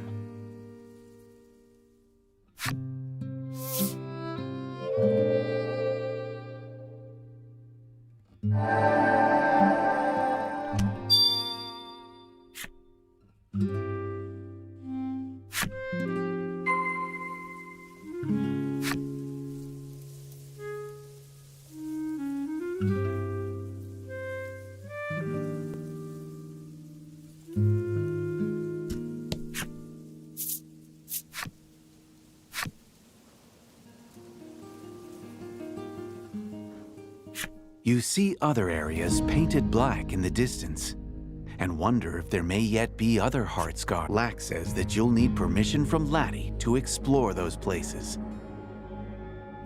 Laddie looks puzzled. Apparently, not even she knows what's going on inside her heart.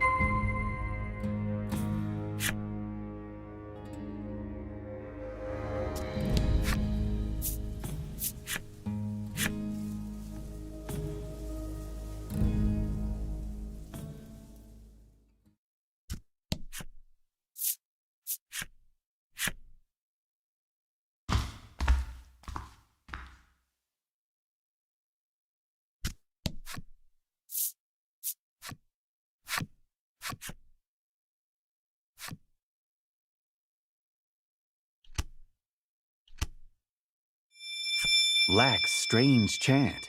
Once again, it seems this altar is the bridge connecting the real world and the heart's domain. You make it safely back to the real world, but can barely wrap your heads around your surreal Laddie is fast asleep. You can only imagine how spiritually exhausting it must have been for her to be forced to have a change of heart like that.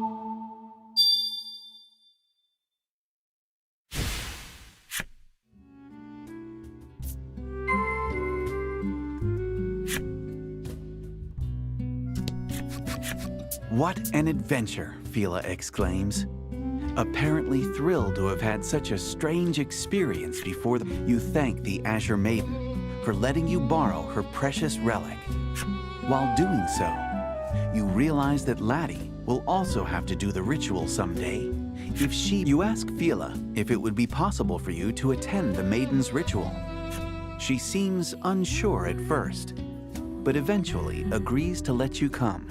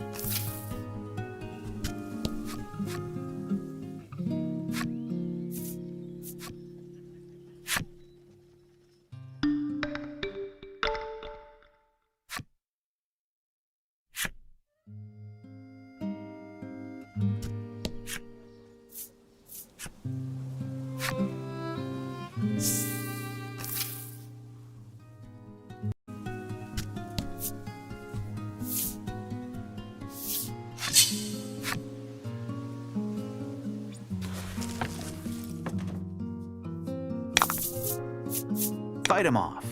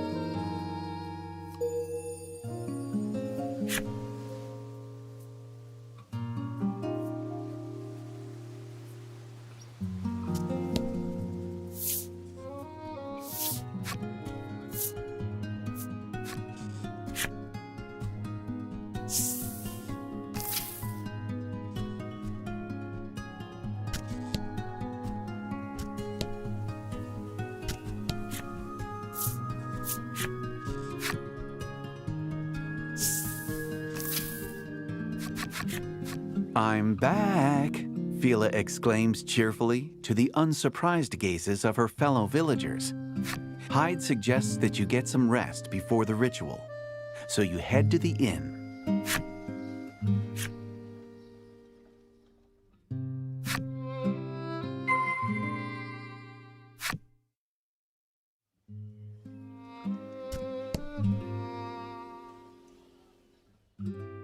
That night at the inn, you get to thinking about the ritual. It's a right to protect the island, one passed down through generations of maidens. If Laddie, paying you no mind, gobbles down her food, occasionally choking on bread. Well, sweet dreams.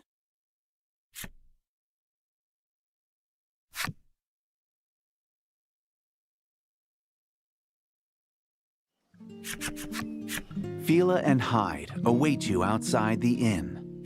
They tell you that in order to conduct the ritual, they have to visit the altar to do so, you must go off the southern shore of the island.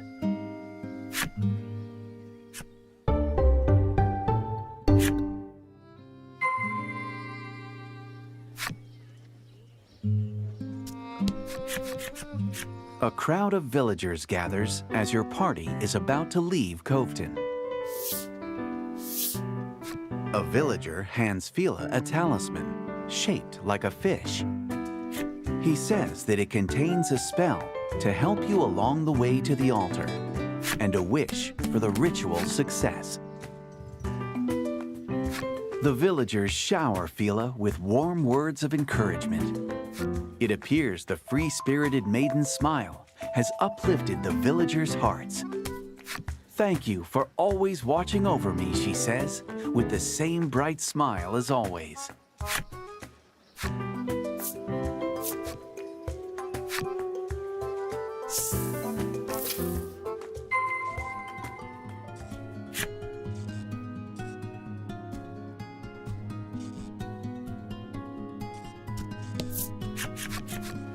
When you arrive at the shore, Hyde speaks. Now we go underwater.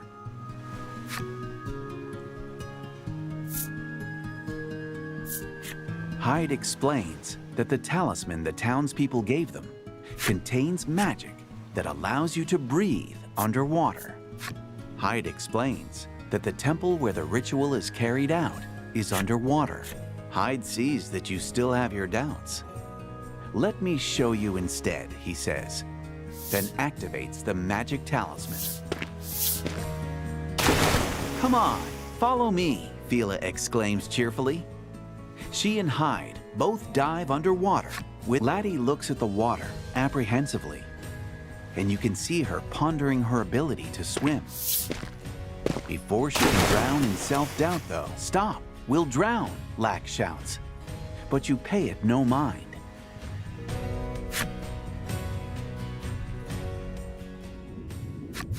Life seems to be one odd experience after the next lately. Though you're underwater, you can breathe.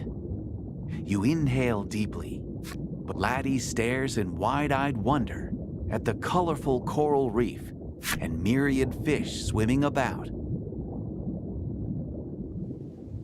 You find the seabed temple resting quietly at the bottom of the ocean. It's now a peaceful haven for sea creatures.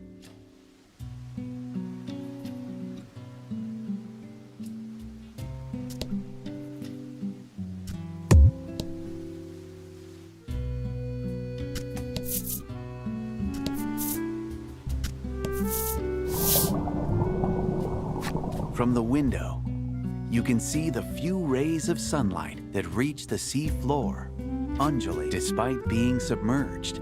The temple is filled with air. You can't help but, in her ever-cheerful way, Fila explains that this is where Azure Maidens undertake the "Let's get going," she exclaims.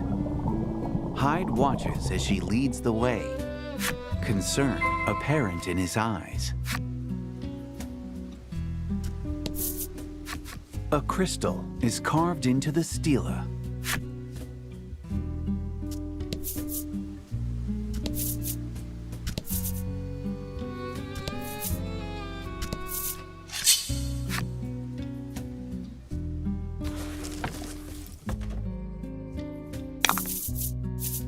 And fight.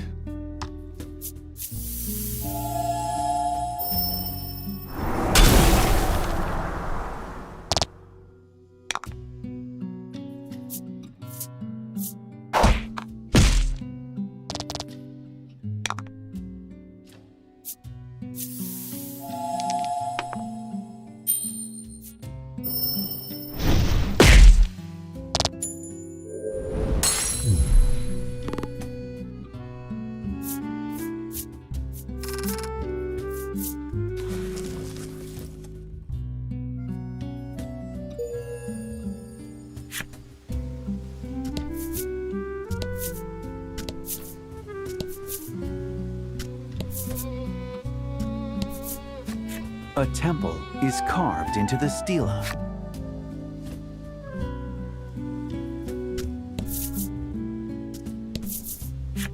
The stela is shaped like the Azure Spirit, guardian of the Isle.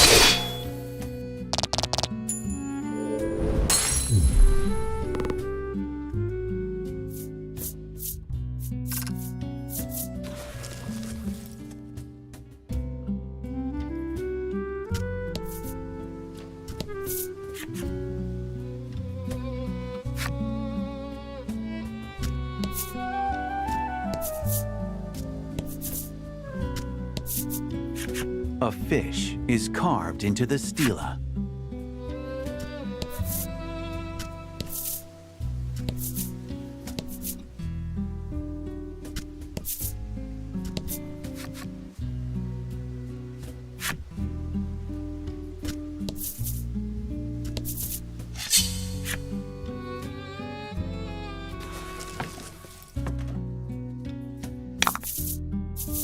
Show 'em what you got.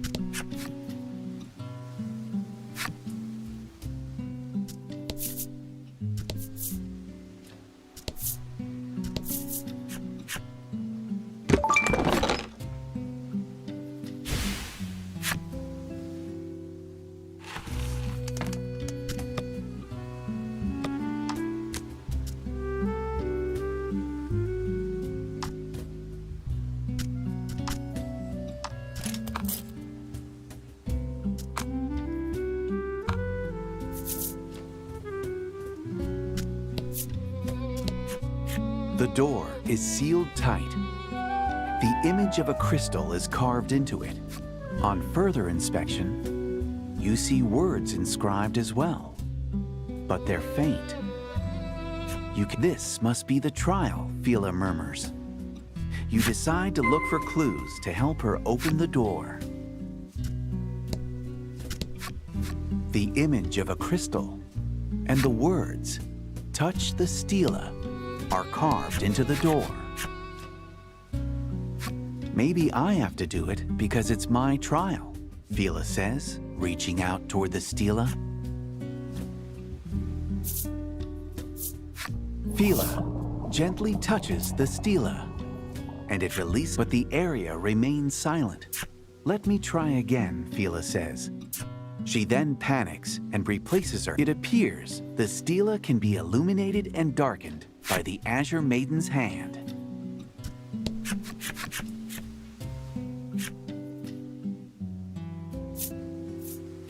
You decide that this isn't the stela you're looking for, and try to find another.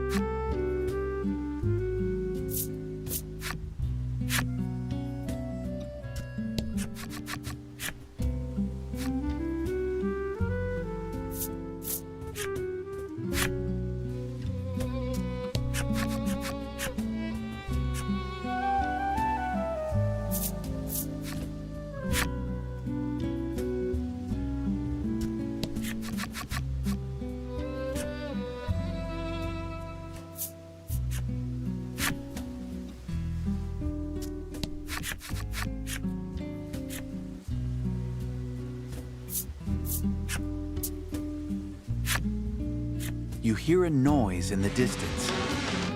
It's the sound of the crystal door being unlocked.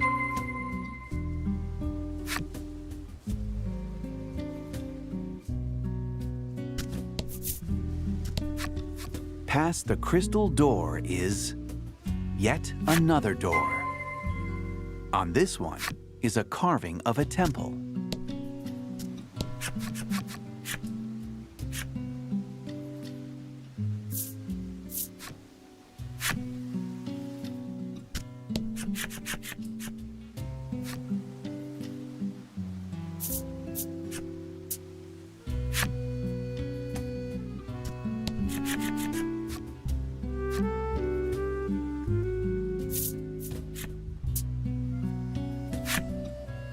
You hear a noise in the distance. It's the sound of the temple door being unlocked.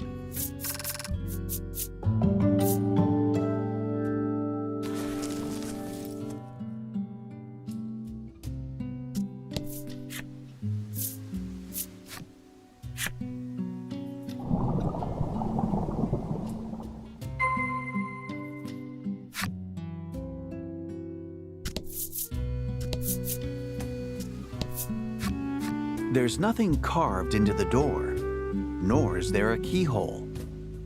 It appears to be. Upon scanning the area, you see another door. Perhaps it's worth looking into.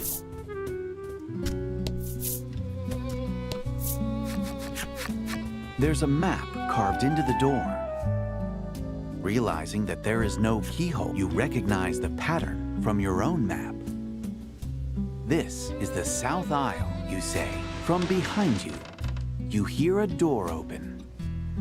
Sounds like we're being invited in, Fila remarks. You all exchange looks before heading toward the noise.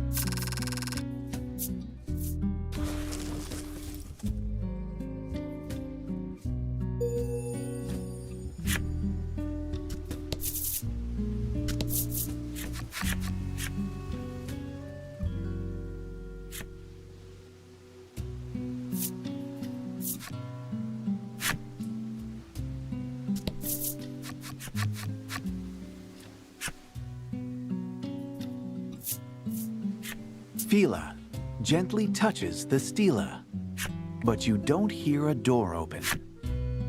there must be some other stela you need to illuminate.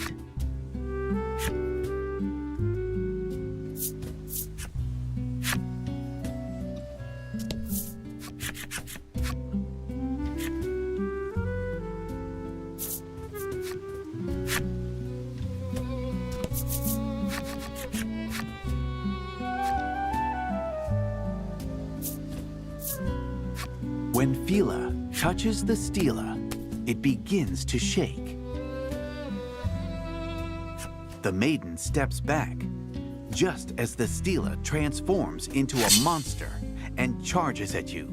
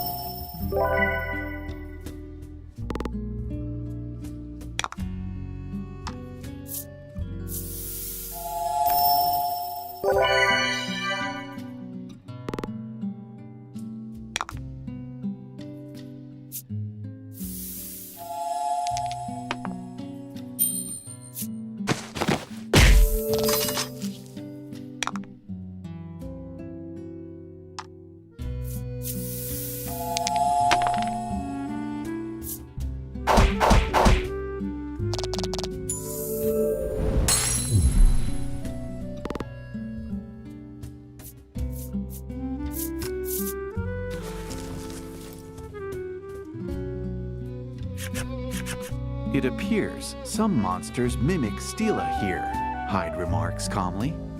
Despite right, you reply. Then steel yourself as you continue your stela search.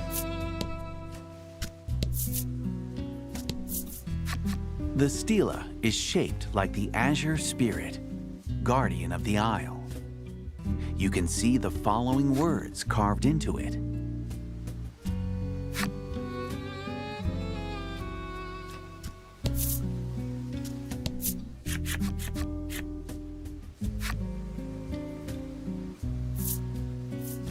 When Fila touches the stela, it transforms into a monster and charges at you.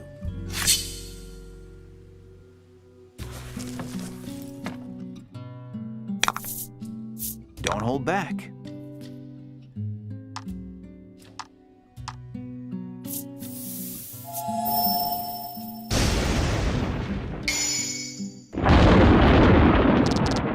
Fortune favors the bold.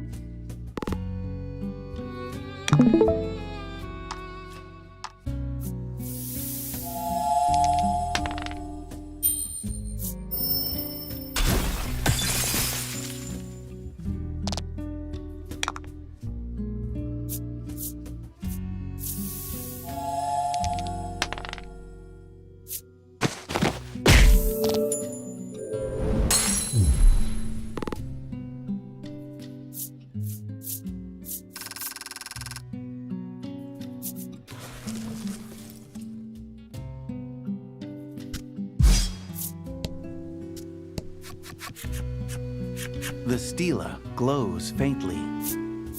Touching Fila touches the stela again, causing the light to dissipate.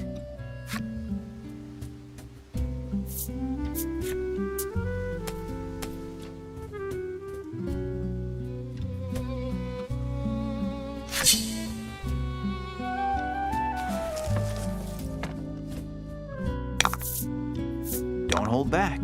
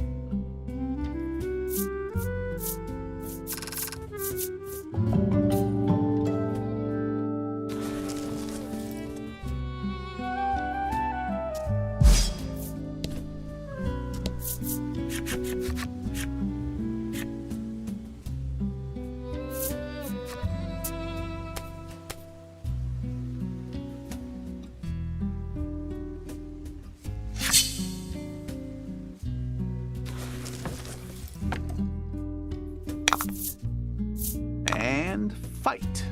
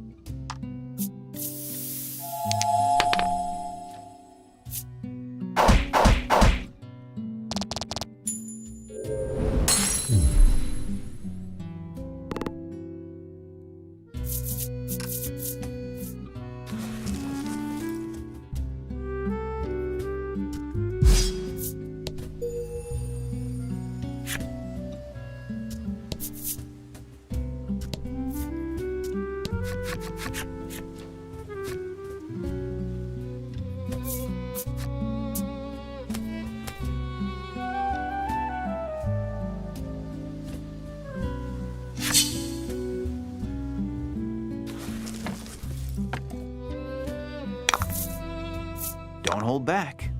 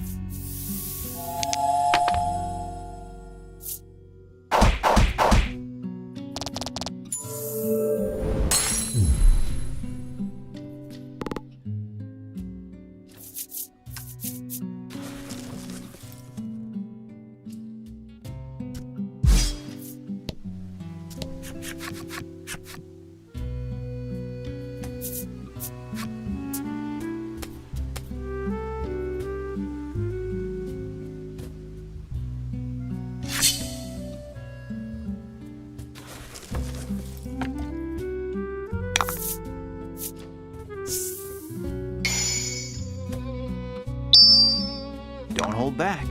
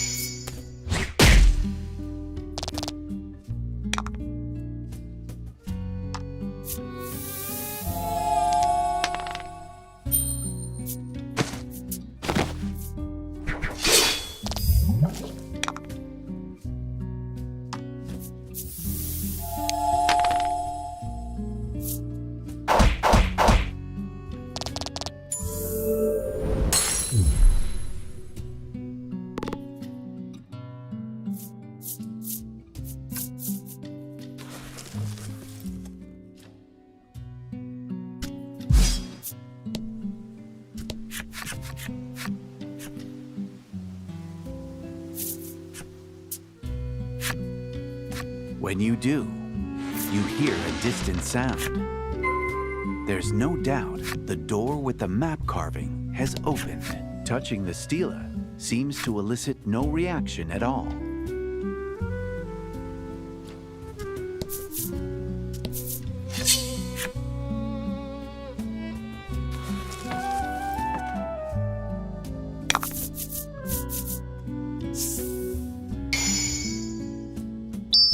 Fight him off.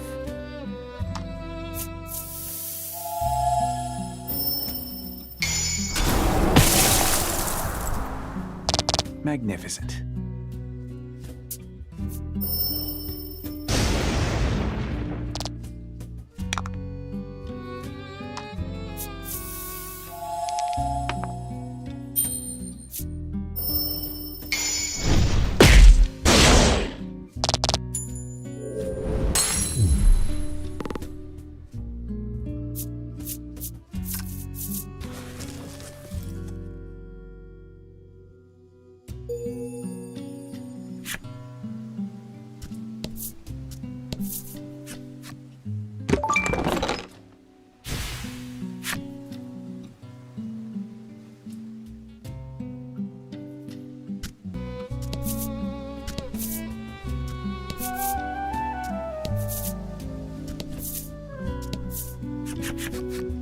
A moon is carved on the west side of the aisle.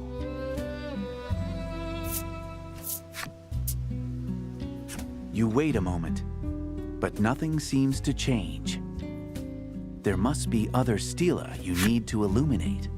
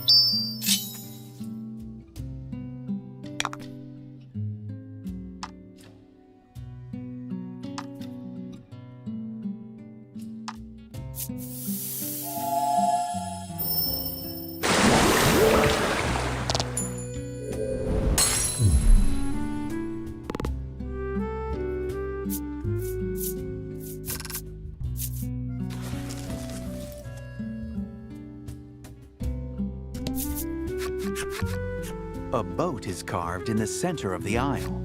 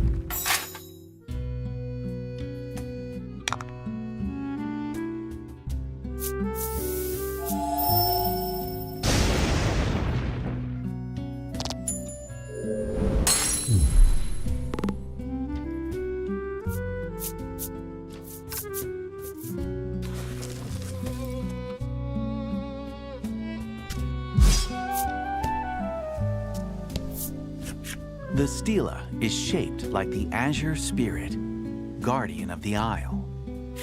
You can see the following words carved into it.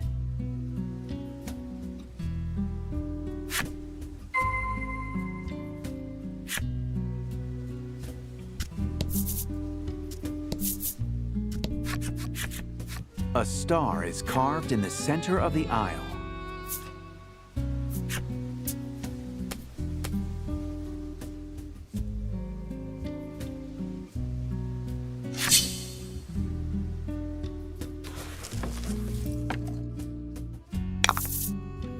And fight.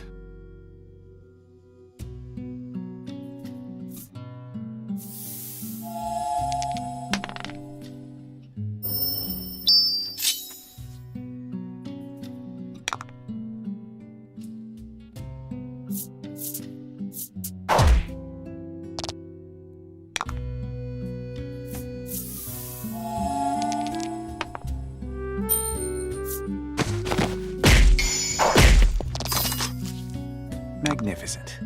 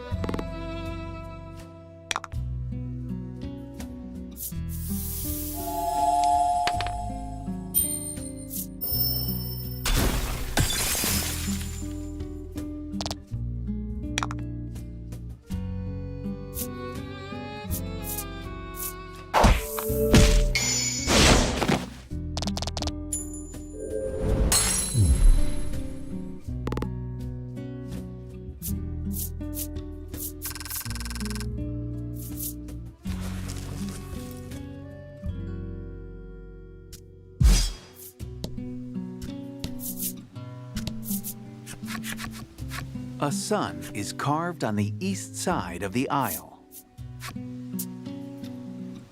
You illuminate 2 stela, but the path remains closed.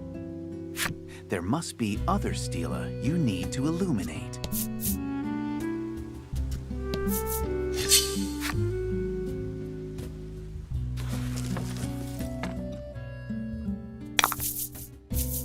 And fight.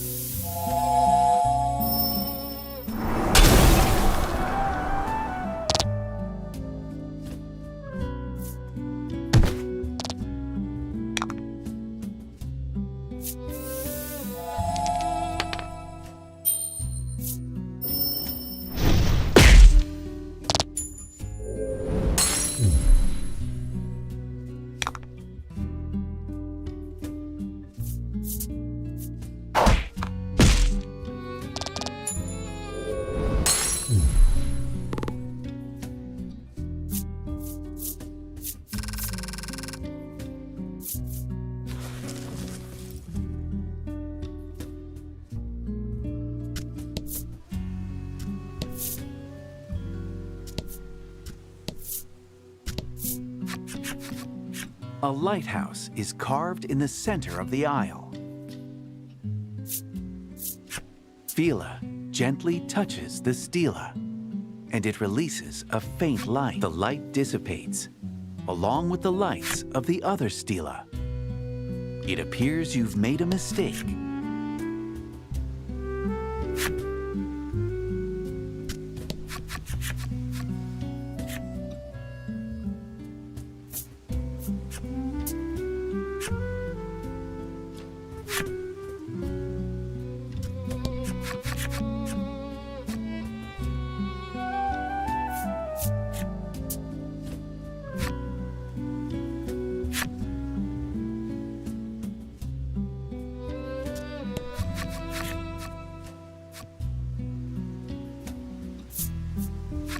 Fila gently touches the stela, and it releases a faint light.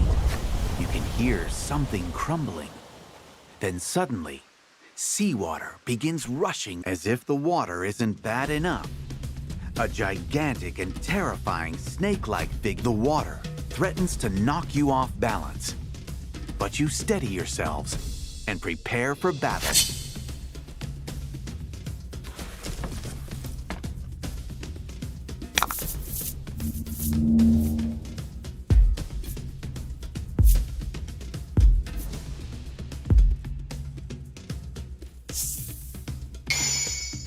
And fight.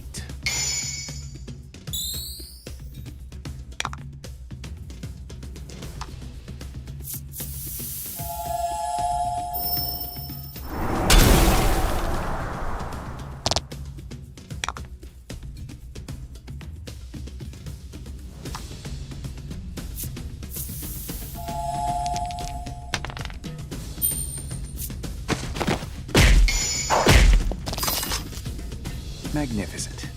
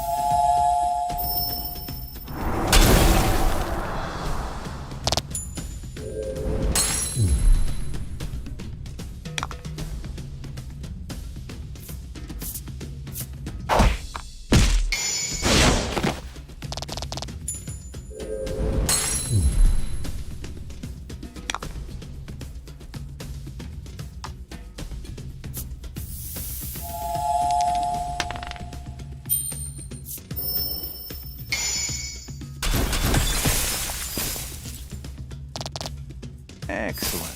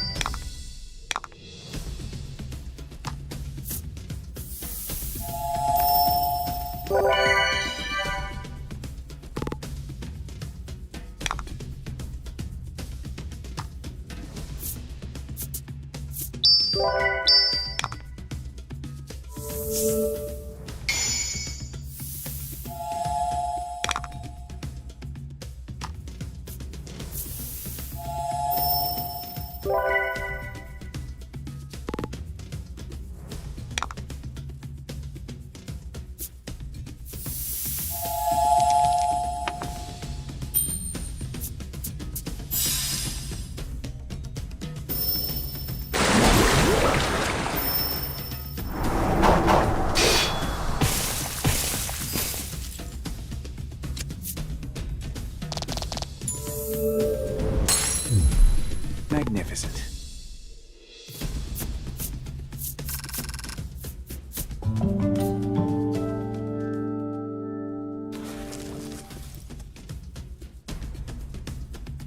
Once the battle ends, the rushing waters calm. The trial in this room seems to be over. You might be able to find the path onward now.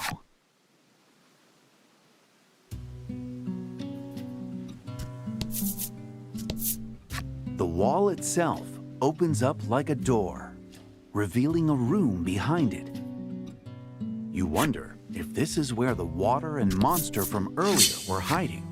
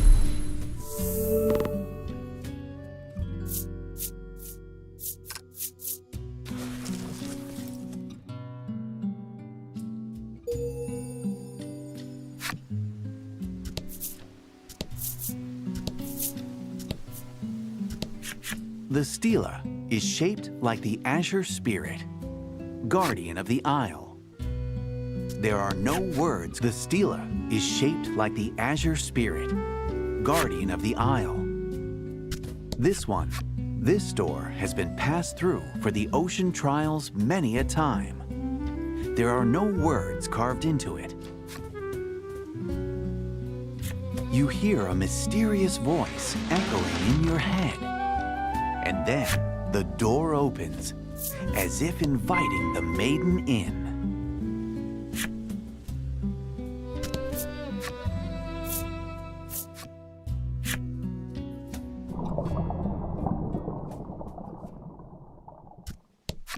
The stela is shaped like the azure spirit, guardian of the isle.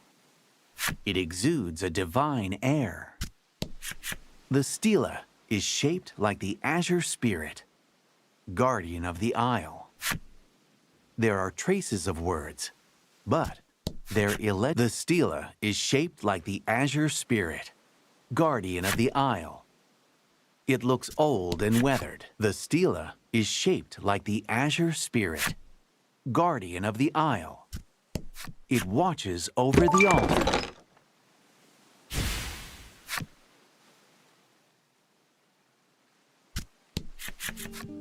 You stand before the altar, where the ritual will take place. Grateful for helping her pass the ocean trials, Fila speaks to you. We always had the best conversations, she tells Laddie with a smile. Laddie returns the gesture. Thank you for showing me a strange new world, she says to Lack, who blushes ever so slightly. Finally, the Azure Maiden turns toward you with an earnest look in her eyes. Protect Laddie, she tells you. Seeing that you mean it, Fila gives a relieved smile.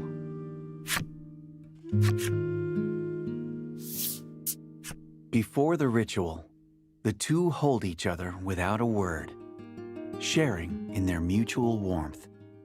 The scene before you almost breaks your heart. It's as if the two are saying their final farewells.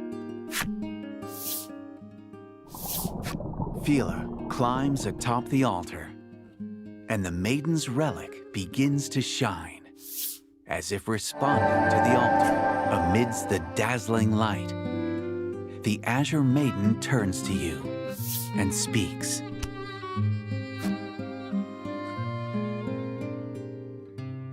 With those words, Fila transforms into light and journeys to where the spirit dwells.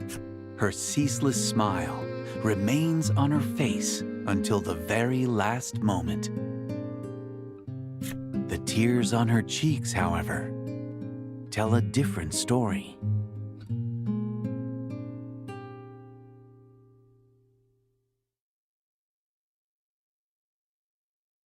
The Azure Maiden's relic clatters to the altar. The ritual is over. Fila, the Azure Maiden, is gone. The sacrificial maiden's ritual, conducted to protect the island, has claimed her. You shift your gaze toward Laddie and wonder if she embarked on this journey knowing this harsh truth. A voice breaks the silence.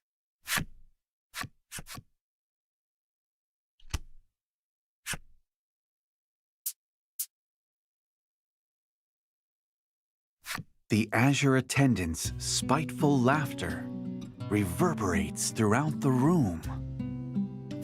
Neither you nor Laddie can hide how shaken the man's sudden transformation has you. You had expected sadness, not this. Your voice quivers as you ask. Hyde doesn't hesitate to answer your fearful question. Hyde tells you that the village forced him to be the maiden's attendant, regardless of his wishes.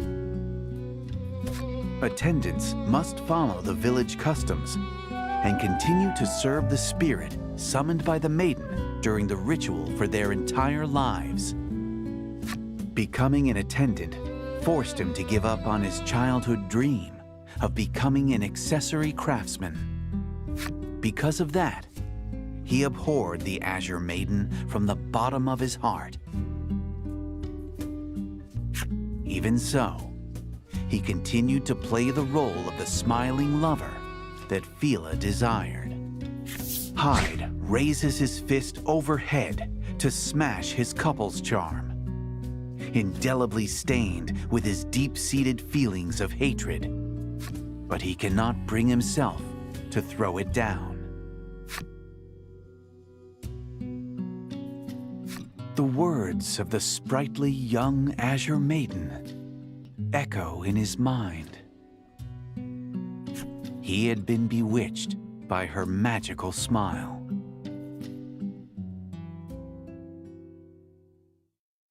The cries of the Azure attendant, filled with both hatred and sorrow, forever and ever.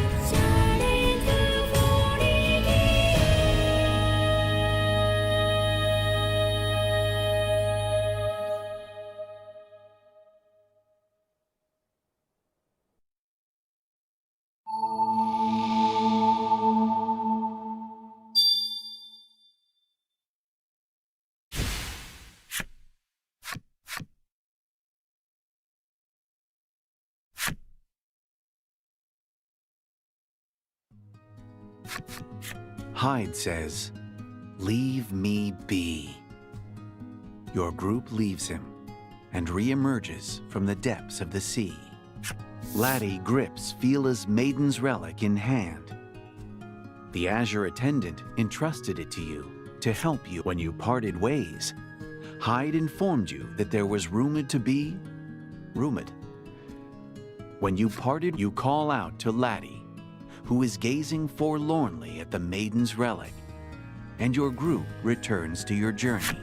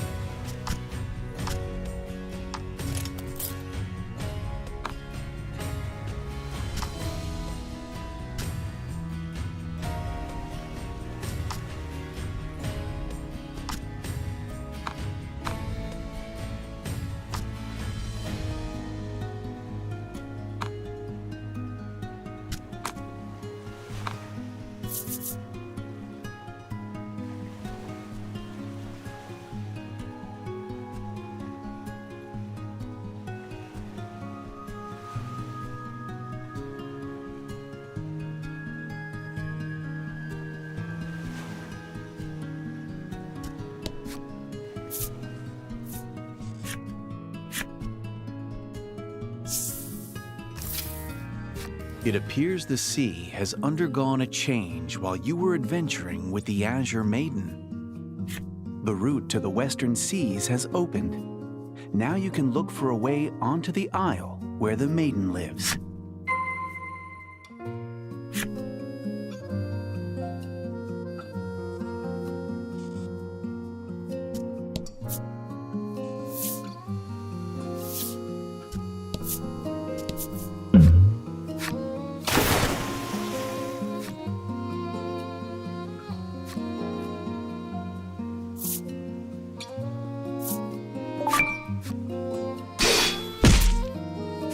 You hurriedly draw your sword and strike the falling object. It was a monster. The blow you struck has it disoriented. It immediately dives back into the sea and swims away, leaving behind a scattering of coins.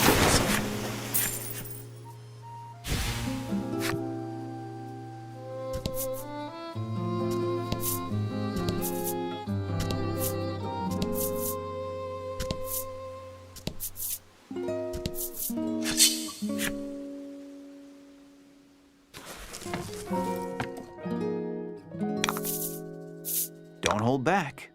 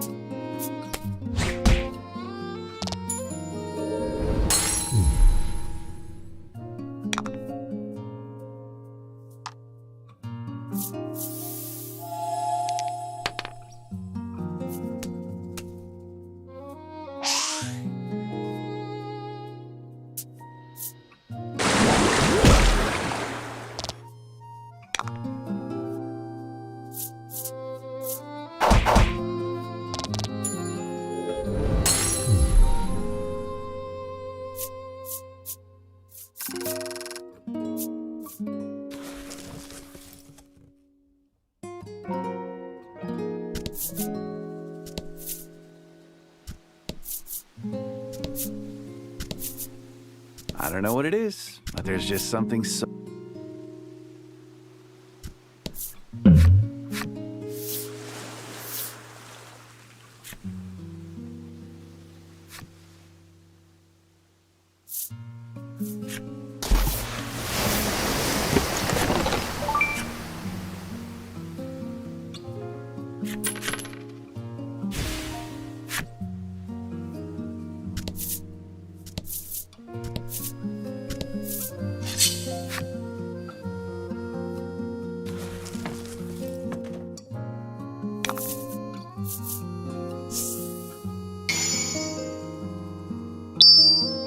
Don't hold back.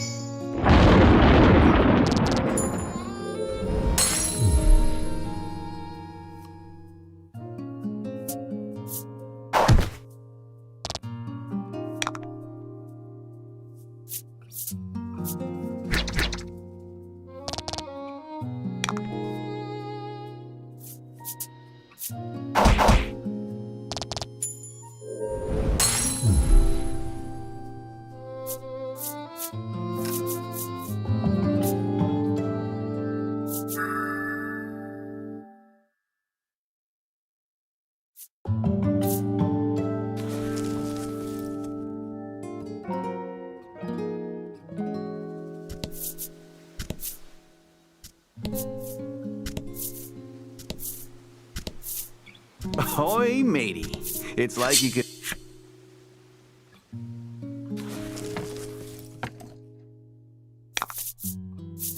And fight.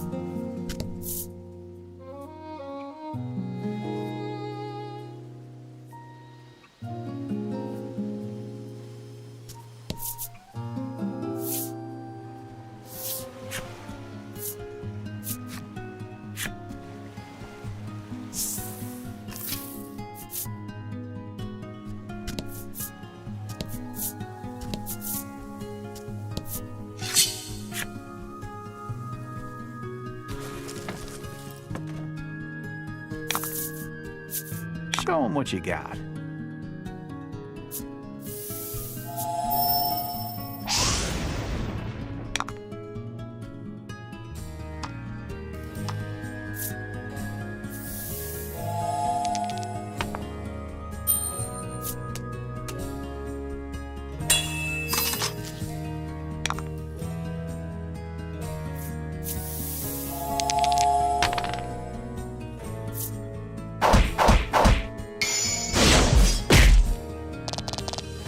Magnificent.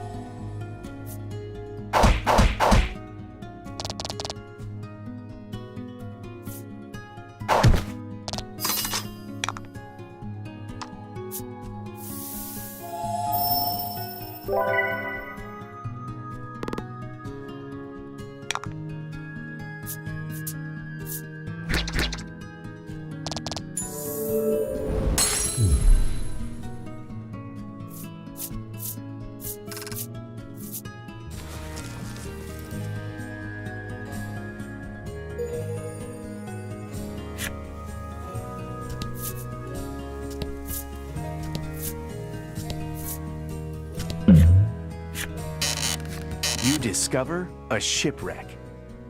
You climb aboard and begin searching for anything useful.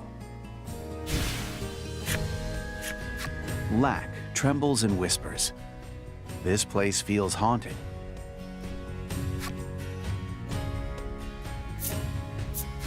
We'll be fine. You flash Lack a reassuring smile and press on through the shipwreck. But then Laddie grabs your hand and you stop. She's clearly worried about the frightened Lack.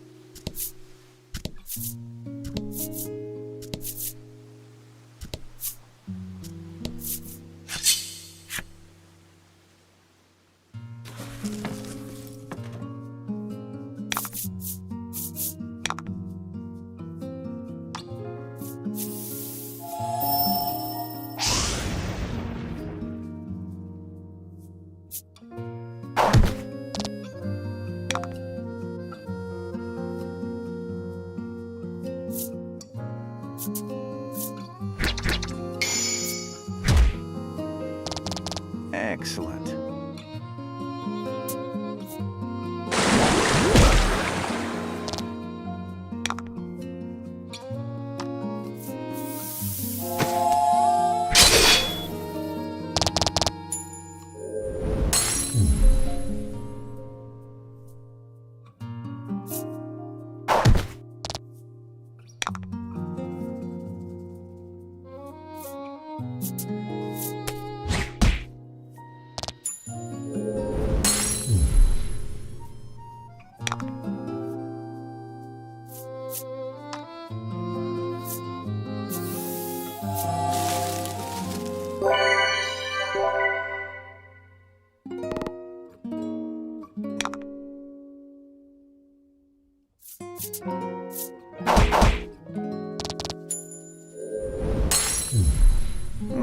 Congrats.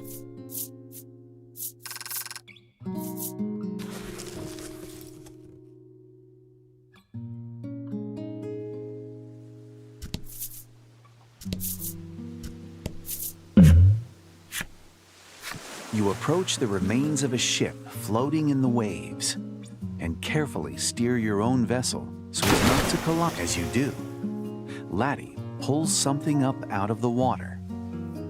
It's completely. Most of the ink is smeared by seawater, but one page is still legible.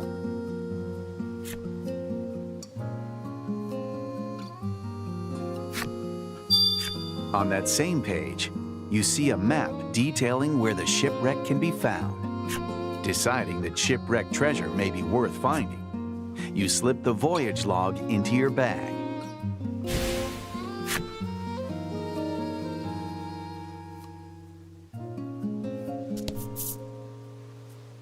Ahoy, matey!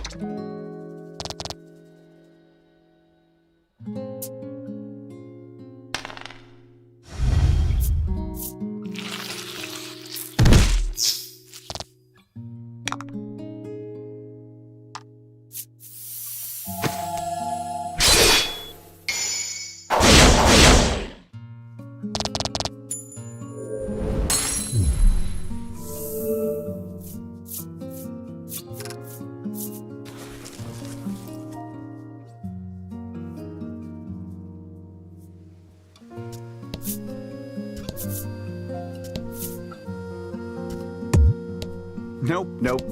Stop it.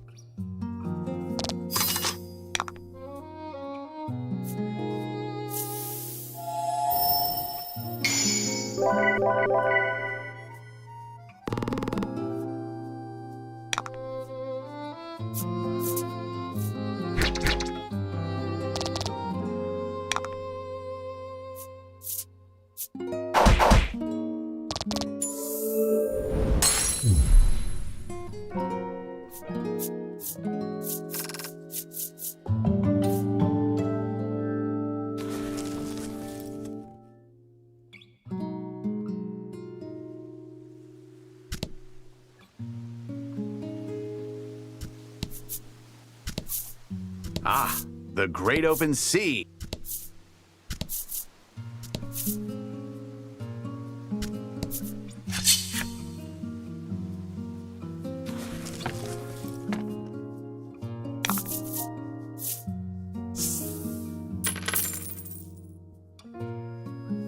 Fight him off.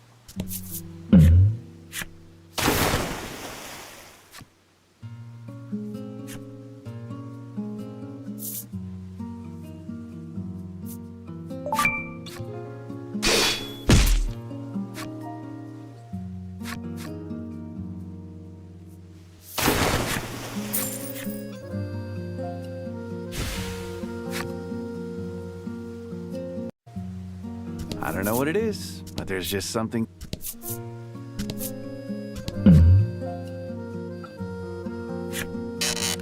You discover a shipwreck.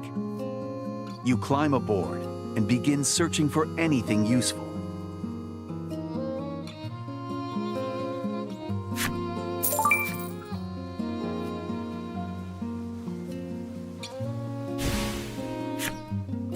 Now that I think about it, you say, pulling the voyage log out of your bag and looking at the map.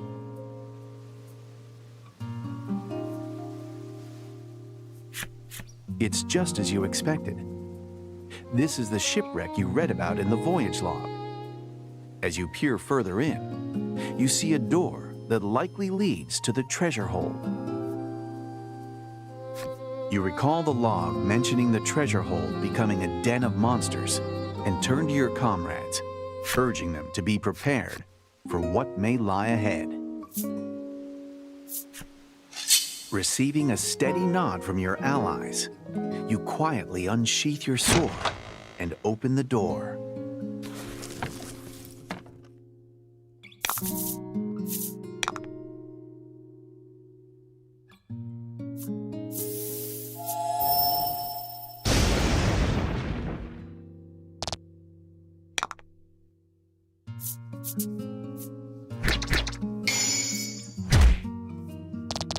Fortune favors the bold.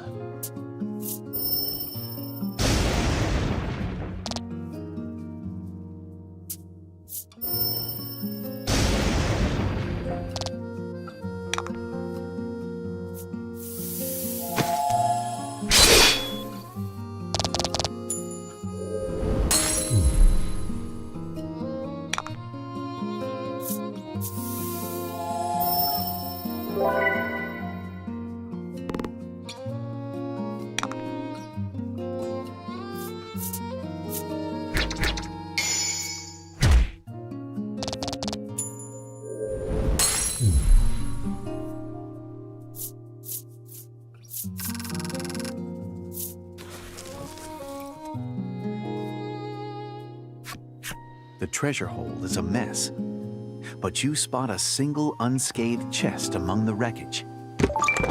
You decide to take its contents as a reward for your collective bravery.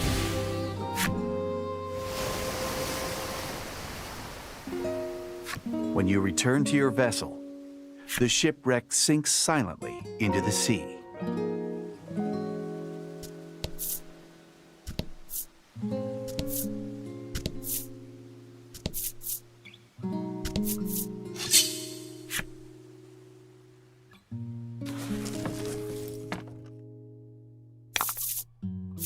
Fight him off.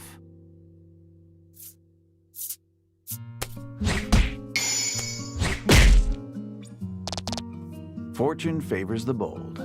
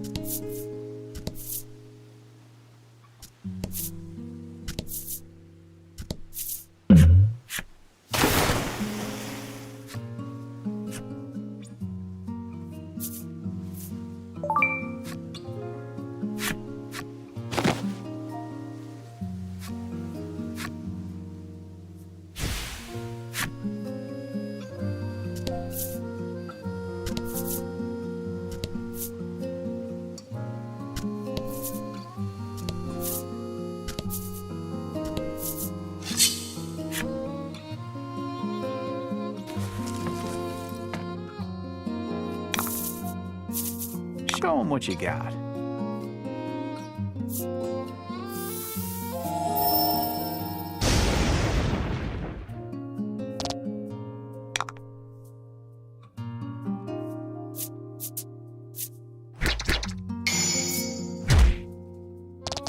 Magnificent.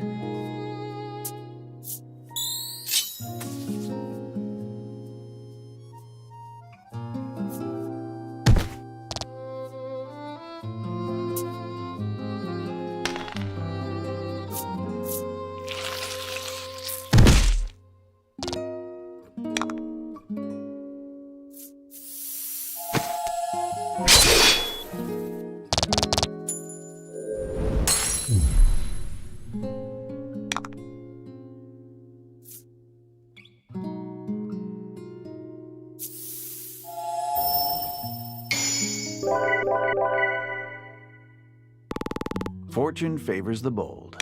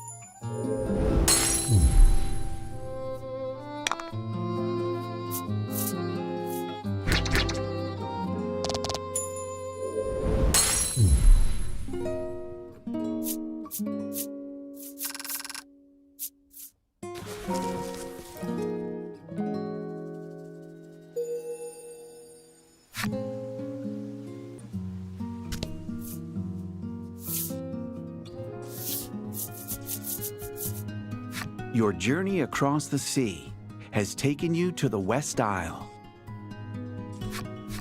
On the West Isle, you will hear the tale of a maiden in red.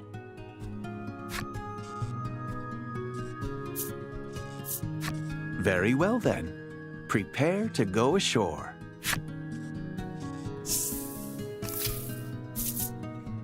The West Isle's parched, russet-colored expanse greets you. The bones of weaker travelers strewn about it as both welcome and warning.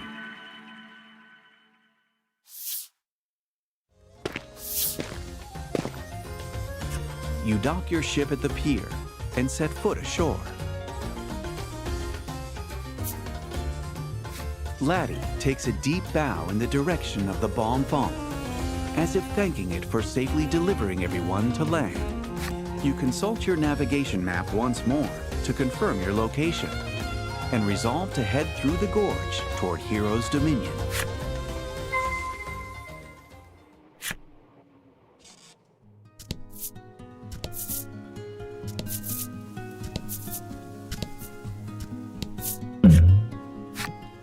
You come across an open-air stall. A sign reads, "Goods bought here." As you peer into the stall, its proprietress calls out to you. "This is an exchange shop. We'll pay good money for whatever, but this determines the price," she continues, revealing the die in her hand.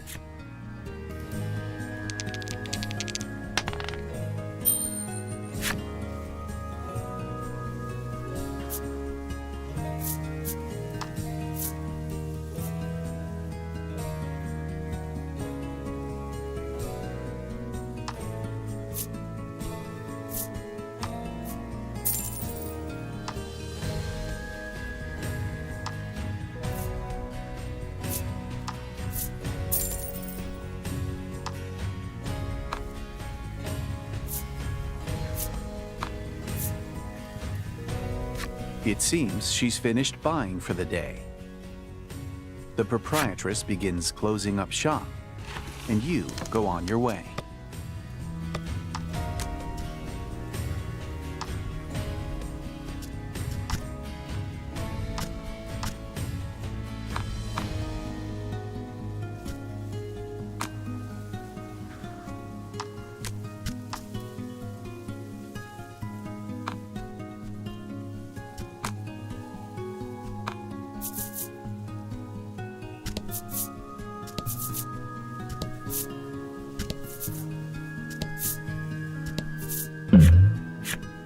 Laddie appears to have found something on the roadside. You look where she is pointing, and inside the pouch is a simple but beautiful necklace. Laddie's eyes light up at the sight of it. You gently place the necklace around Laddie's neck. Though she initially looks confused, when you say, "It looks nice on you," her cheeks flush slightly and she smiles.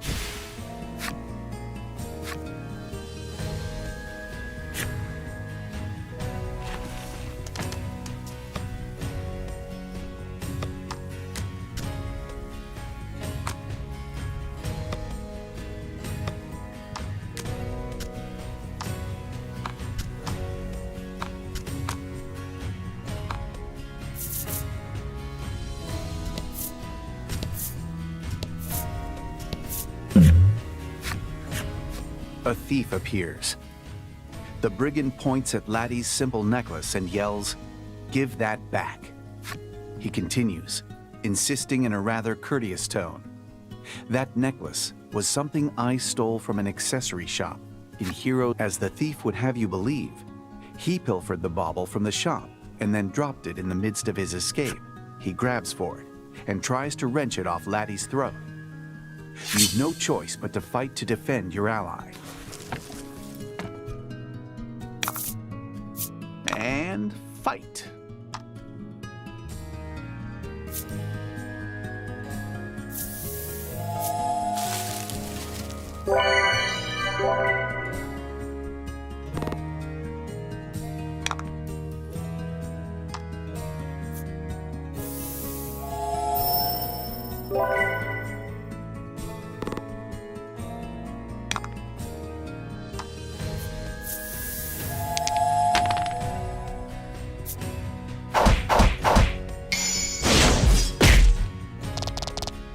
Magnificent.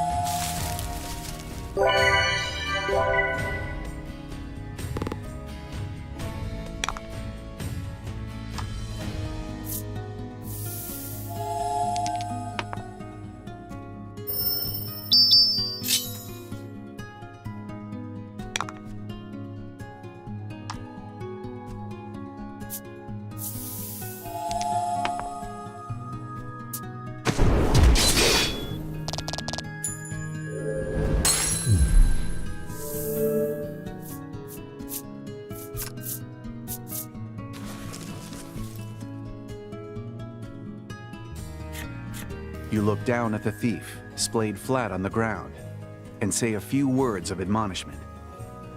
If you take it, the brigand seems to regret what he's done and cries back, "Please listen. I want to return the stolen necklace to the shop I took it from." Honeyed words alone will not let you trust this wayward larcener. You choose not, however. The thief does not give up. Practically bawling at this point, he makes a tear-filled appeal. "I just want to make up for the wrongs I've done." You believe the thief's tears of regret are genuine, so you take the simple necklace from Laddie and hand it over. The thief bows his head deeply and then heads off in the direction of Hero's Dominion. You happen to look down and spot a dingy charm on the ground. On the back of the charm is a child's writing. "Daddy, do your best at work." Kind of prone to dropping things, isn't he, you utter, somewhat flabbergasted, as you slip the charm into your pack.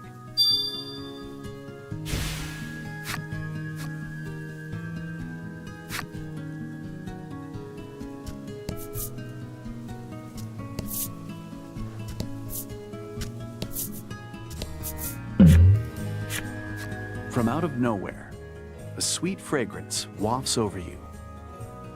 You look up to there's a reasonably sized stone at your feet. A precise pitch at the tree's bough could knock some fruit loose. You take the stone in hand and wind up.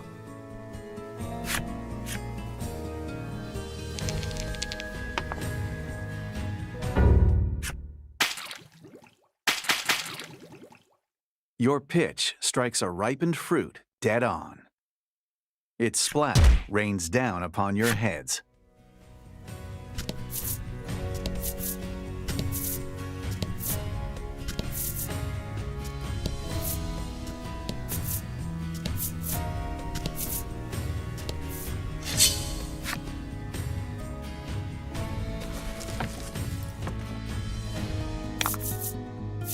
Fight him off.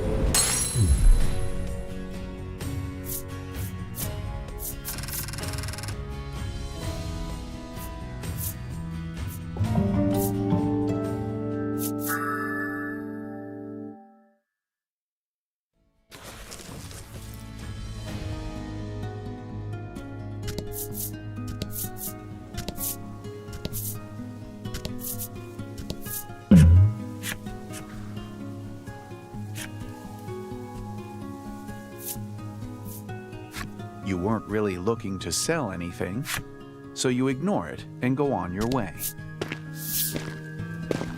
You make your way through the gorge, its walls of russet stone towering above you. It too is littered with the bones of fallen warriors and their sand-blasted blades. Unnerved, you steal only brief glances at them as you charge ahead. But you notice Laddie regards them with a certain no one says a word for quite some time. Isn't that the Dominion? Lack chirps from its resting place in Laddie's hood, breaking the silence.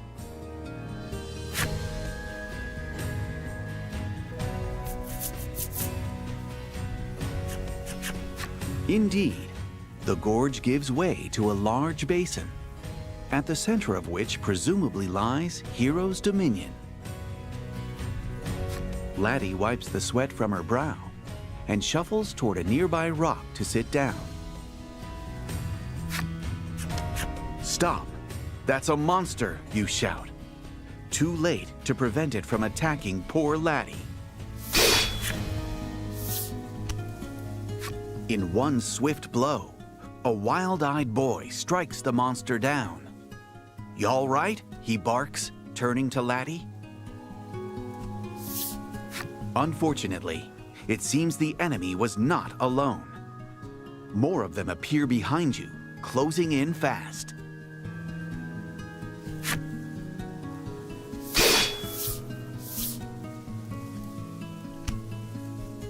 A man's voice emerges from the helmet and suit of armor before you. Those worthy of being Maiden must never let their guard down, Lavia, it chides. I know, Gladio. I know, the boy grimaces.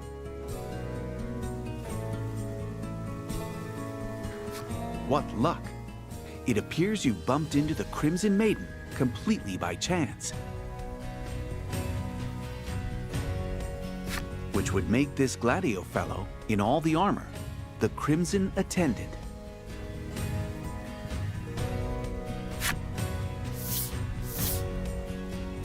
This is all terribly convenient.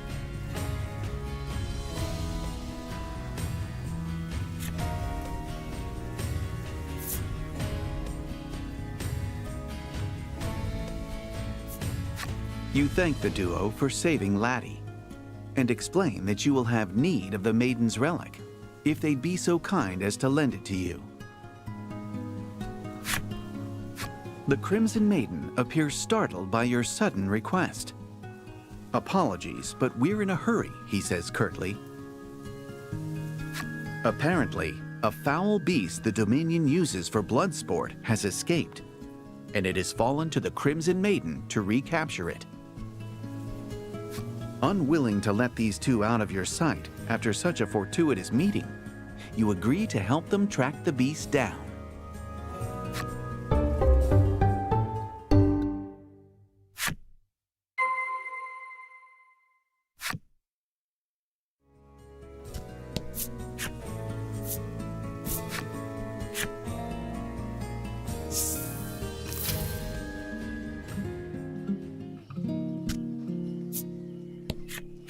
The woman's eyes dart between you as she scribbles something in her notebook. She who controls the information controls the fight, she says, before asking how powerful you are.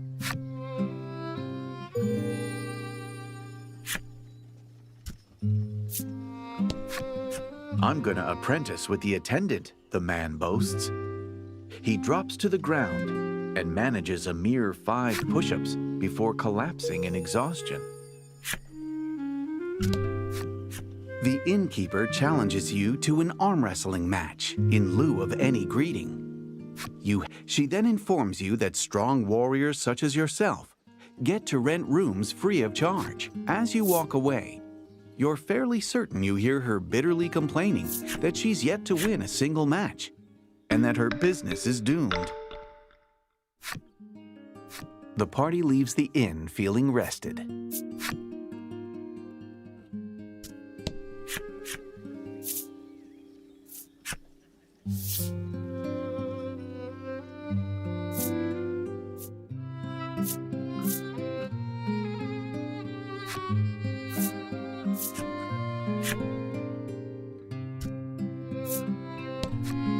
You stepped on my foot, the man says, squaring up to you mere inches from your face. You apologize profusely, hoping to avoid any trouble. "Aw, we were supposed to duke it out," he says, clearly disappointed.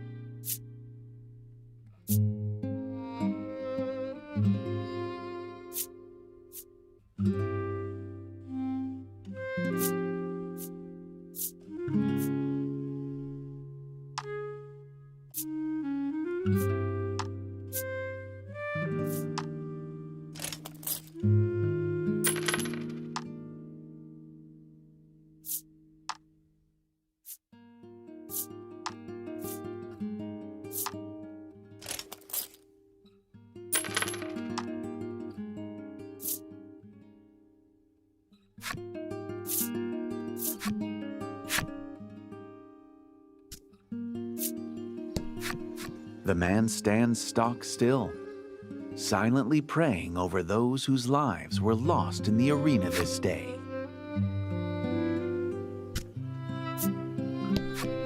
Apparently, battles with captured monsters in the arena are quite the spectacle. There is one ferocious beast, she explains, that has vanquished every warrior to have challenged it.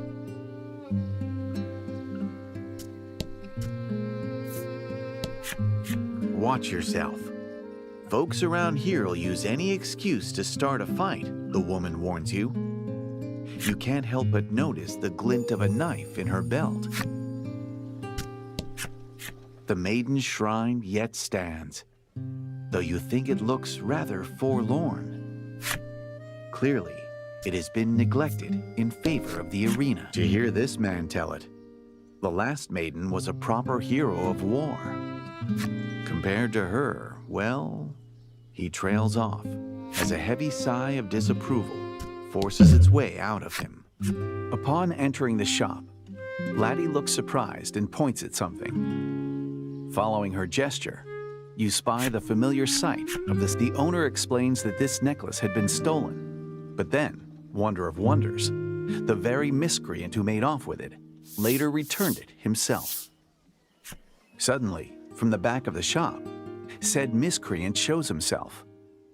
The one time, evidently, the owner took a shine to the honest thief and offered him a job working in the shop. You remove the dingy charm from your pack and hand it to the man. Taking it in hand, he is so overcome with joy that he begins to weep. As it turns, he grips the cherished charm tightly, explaining, "I only ever stole to put food on the table for my child." The shop owner proffers something to you, calling it a thank you for helping him meet a man with such an honest heart.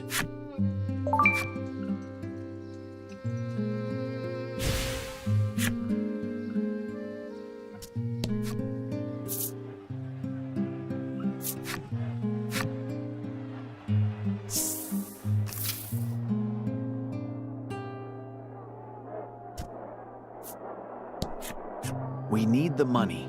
The kids have to eat," the woman says to herself, seeming ready to put her life on the line to win.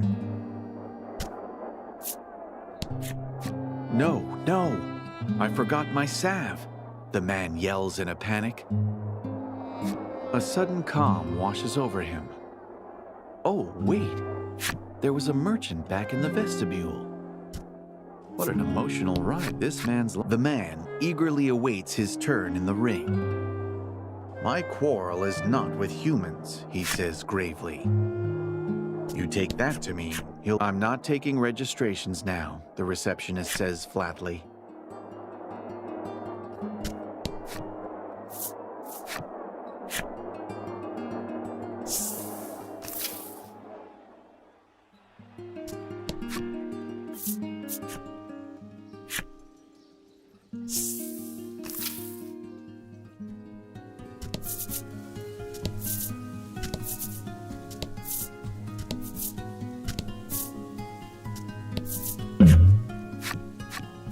A well-to-do looking old man calls out to you.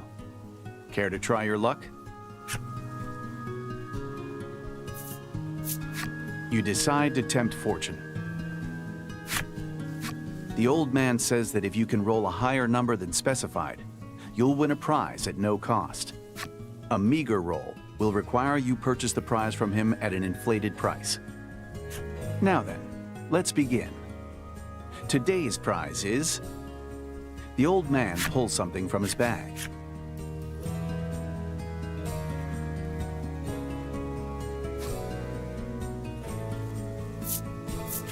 You take a die from the old man and give it a squeeze. It's do or die. Your wager with the old man pays off. He hands you your prize and says, "This is only the beginning," before taking his leave.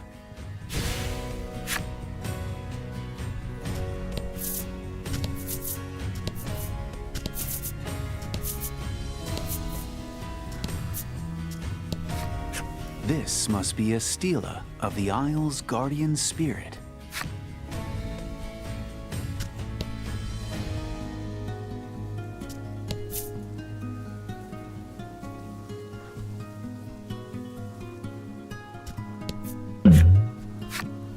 You come across an open-air stall. A sign reads, "Huge sale." As you peer into the stall, a merchant whirls around to greet you. The merchant says they're having a fire sale. Everything must go.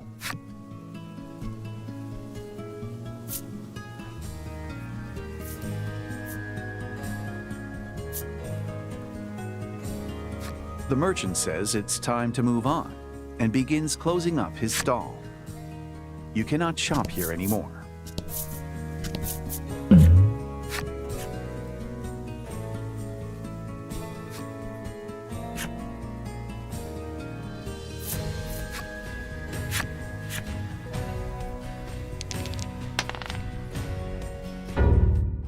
Your pitch fails to even reach its target. You leave the area, hoping to hide your embarrassment. You find a beast lurking in the shadows of the valley, but it does not appear to be the one that the Crimson Maiden is searching for. It glares at you. Seems you're not getting out of this without a fight.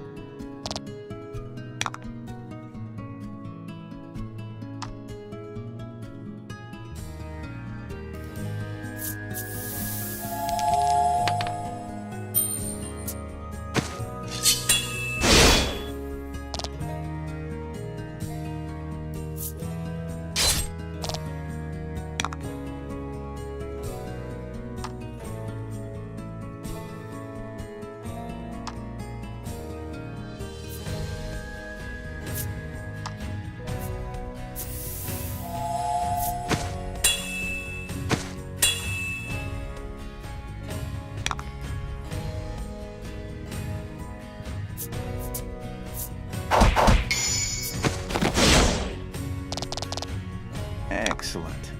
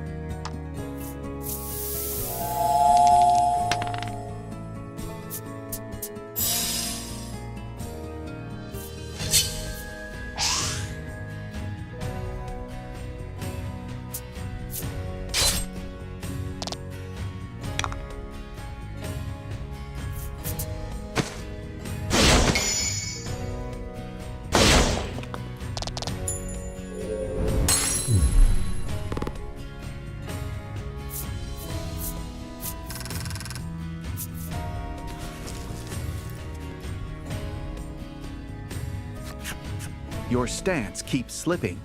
Gladio hisses at Livia as soon as the final blow's been struck. Sorry, Livia shoots back and resumes scanning the area for monsters.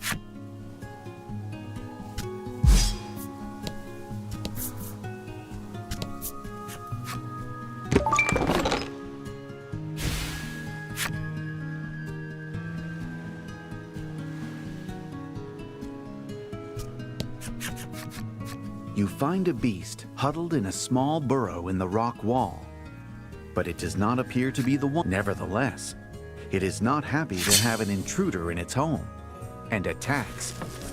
The party readies for battle.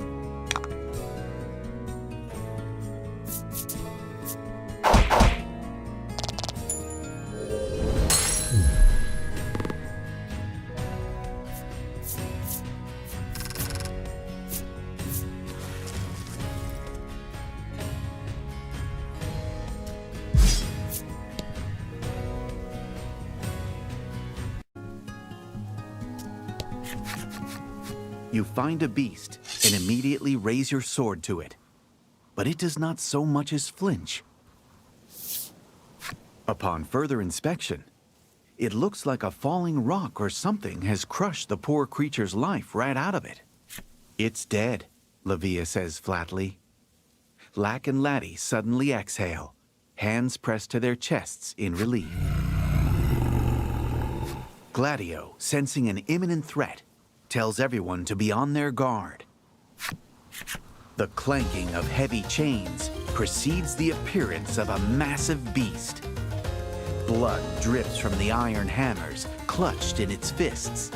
The party grips their own weapons ever tighter, fighting their own looming sense of fear.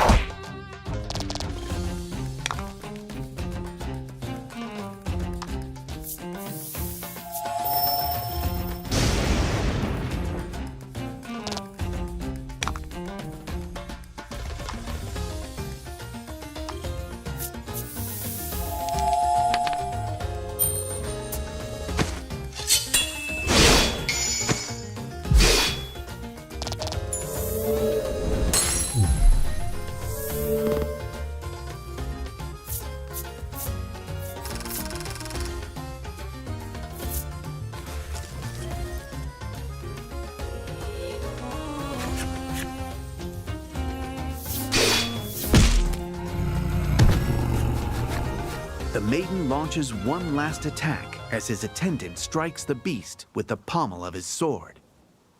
Lack and Laddie break out into a round of applause, which Lavia greets with a smile and a playful swipe of his nose.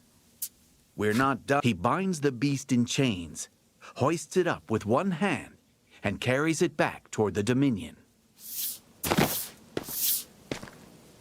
You never did get to ask about the Maiden's relic in the end. You follow them back to Hero's Dominion in hopes of rectifying that oversight.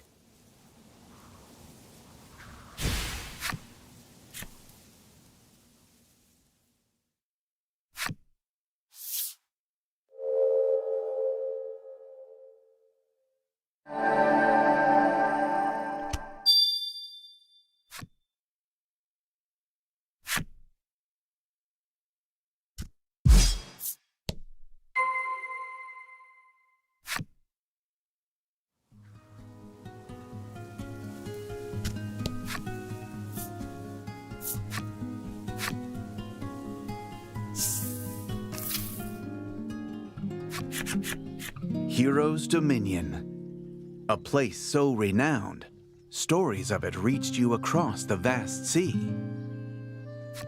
Lavia informs you that the Dominion attracts all manner of warriors who long to prove their strength in battle.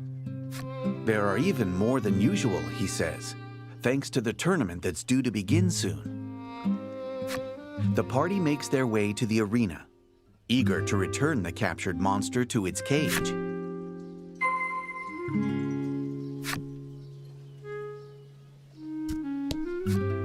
Here to stay the night? The innkeeper asks the moment you set foot in the inn.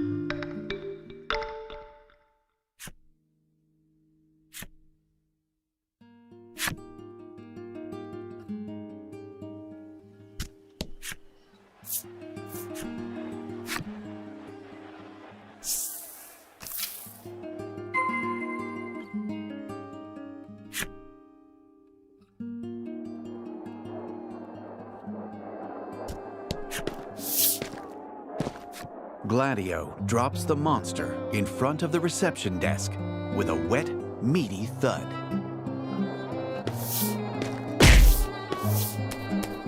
I felt it, Lavia says without hesitation. I expected nothing less, the man behind the desk says with a hearty laugh. It quickly becomes clear, however, that this compliment was intended for Gladio. Lavia chafes, but at least the beast has been returned. The party makes its way back out of the arena.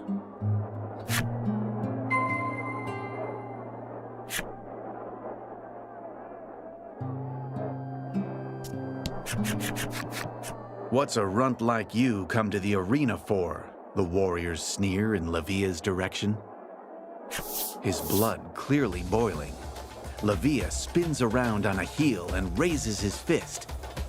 Fists raised and eyes locked. You can see they'll come to blows any second now.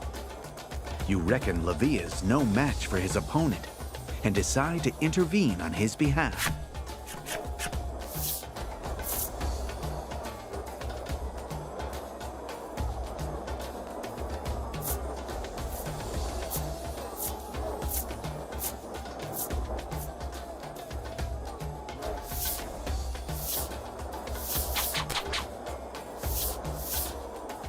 You call out, and the warrior throws a flurry of fists your way. Thankfully, you anticipated this would happen and managed to dodge them cleanly.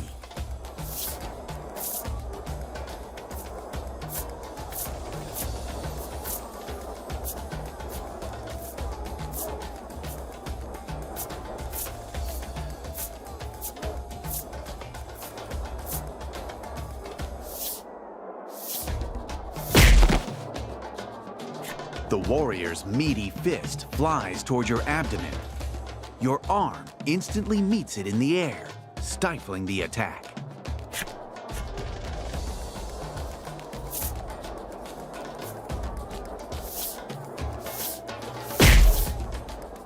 Having successfully drawn him out far enough, you swing your leg up and deliver a beautiful kick. Enough, Gladio barks by way of intervention.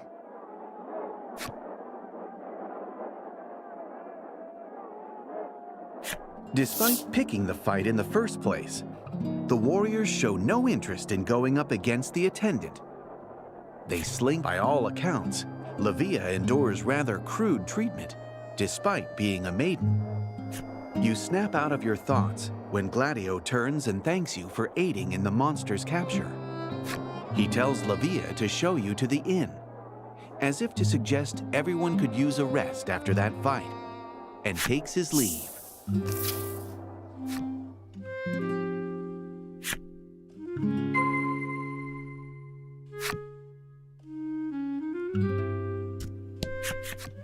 You arrive at the inn, eager to rest. You mention to Livia once more what brings you to the West Isle. You speak of the current state of Omega Isle, and how the Maiden's relics are key to saving the island. Livia hears your tale in full, only to politely decline your entreaty. He pauses for a moment, lost in thought. I'm not the Maiden, he confesses rather abruptly.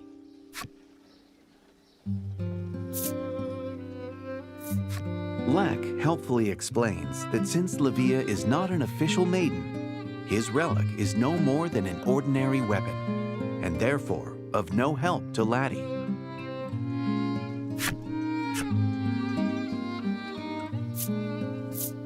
He explains that while it's true he was born into a long line of maidens, he has not been recognized as the Maiden on account of being a man. That his mother, the previous Maiden, fell in battle, and he has simply been named as Maiden to fill the role in the interim. Livia, his confession complete, bids you farewell and walks off. Clearly, the Maiden's circumstances are as varied as the islands on which they live.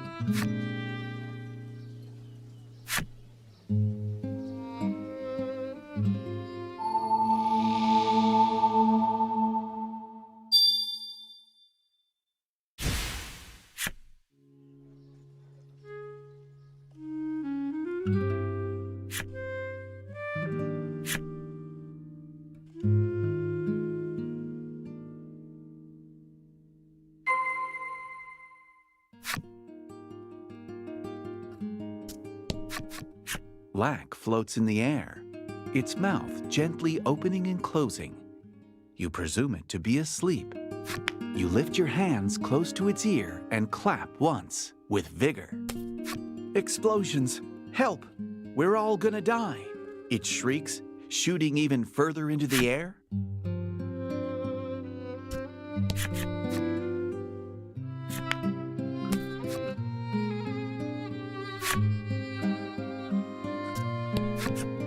Laddie sits in the chair, head bobbing in a desperate, if futile, struggle against sleep. She's no doubt exhausted from all the... Everyone is plainly spent from a day of fighting. The time has come for rest.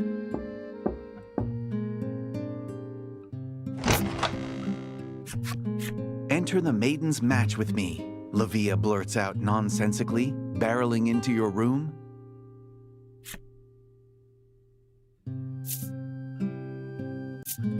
It's a special tournament, and it starts soon, Livia explains breathlessly. As it happens, they'll select the next Maiden from the winners.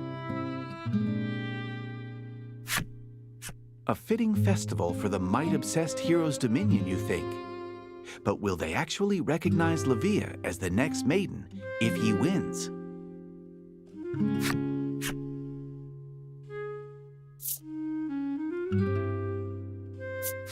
Livia says he simply wants to win the tournament and gaze smugly at all the people who've called him weak over the years. You think back on how the citizens of the Dominion treat Livia. How hard he works at a dangerous occupation, yet receives no respect for it. You can hear the pain of it in his voice every time he speaks. All right, it's a deal, you say. Besides, fighting people from all sorts of different places sounds like fun. When does it? You begin? But Livia cuts you off with an excited, tomorrow.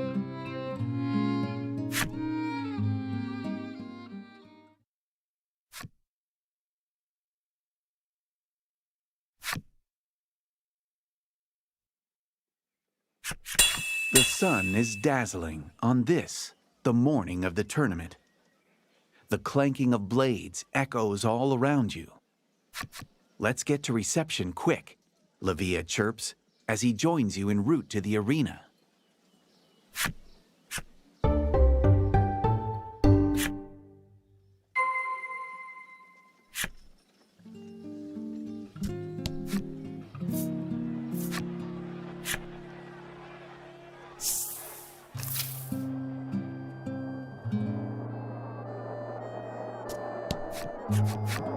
Here to pick up a few scars? The man behind the desk asks with a smirk.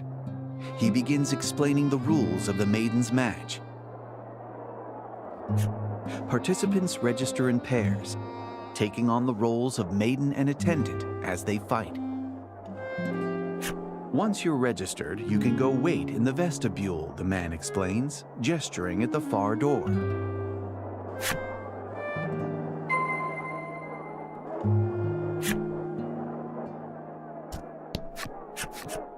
What do you think you're doing? The crimson attendant's voice stops you in your tracks.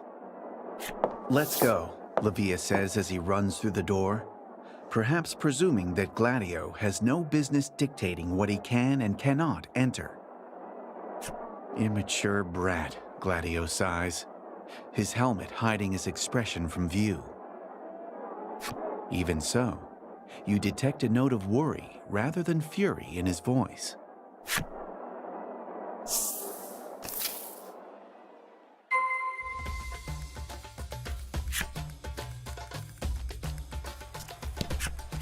Laddie seems to be in good spirits. You imagine she'd say, "This ought to be fun." "You know we're going to fight, don't you?" you ask. Laddie turns pale. Clearly, she misunderstood what kind of tournament this was. "We'll show 'em all," Livia shouts, psyching himself up for the fight.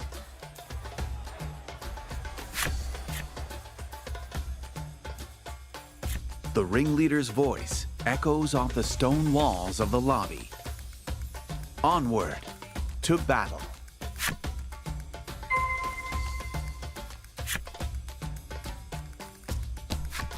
The man's knees knock together.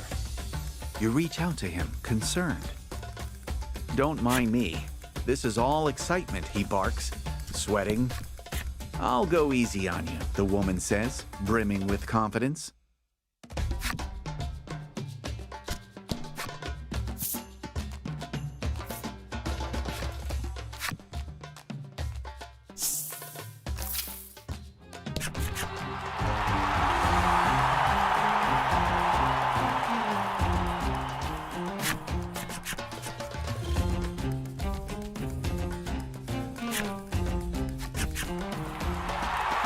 All right.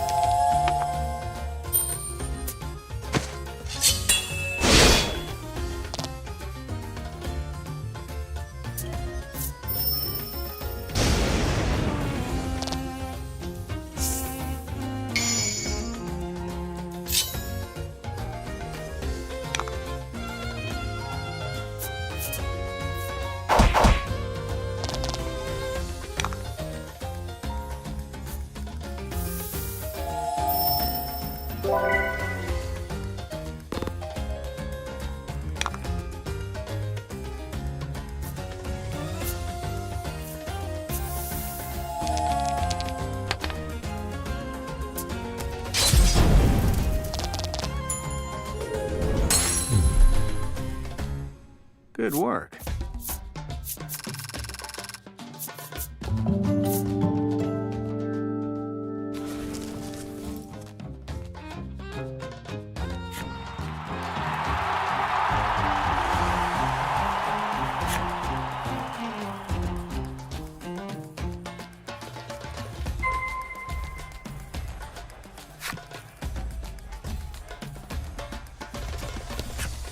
Livia wipes the sweat from his brow as you approach.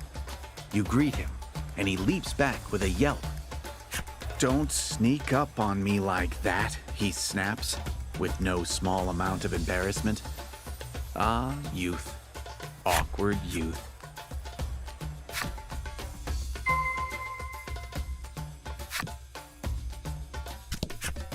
Laddie can hardly contain her excitement at having won.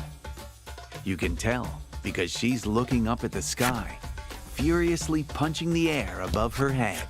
"My quarrel is not with you," the man says coolly, his trembling knees betraying his outwardly calm demeanor. "You're not the worst I've fought," the woman says, still exuding confidence.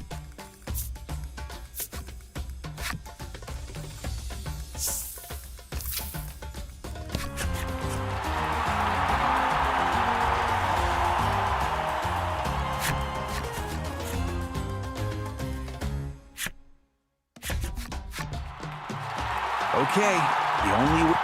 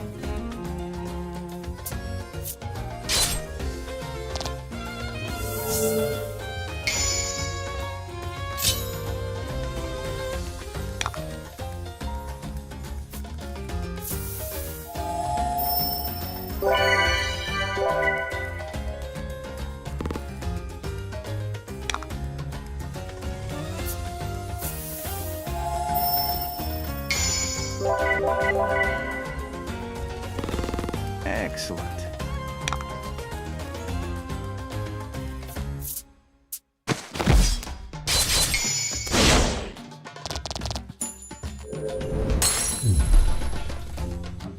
You did great.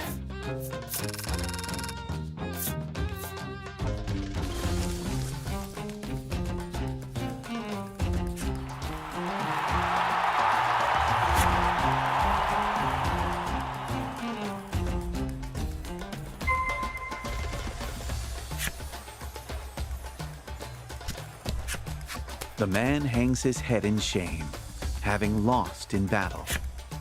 For reasons beyond your understanding, his leg. I went easy on you, the woman seethes, remaining strong even in defeat.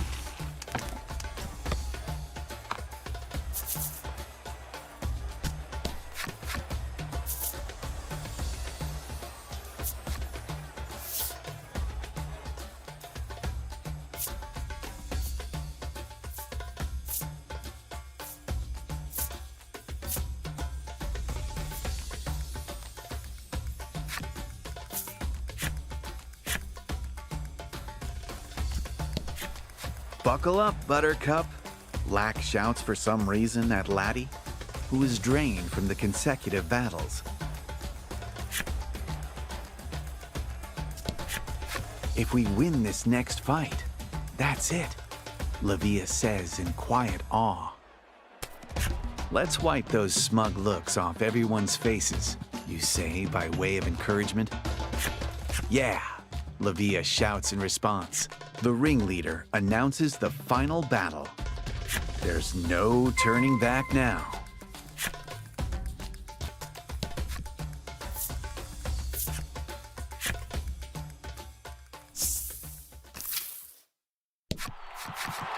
Who else should be waiting for you in the final round but the Crimson Attendant? Despite this being a team event, he's battled his way to the final round all by himself. Do your worst, he bellows, striking an intimidating pose. Don't need to tell me twice, Lavia barks back, gripping his sword for dear life and fixing his gaze up. This fight won't be anything like the...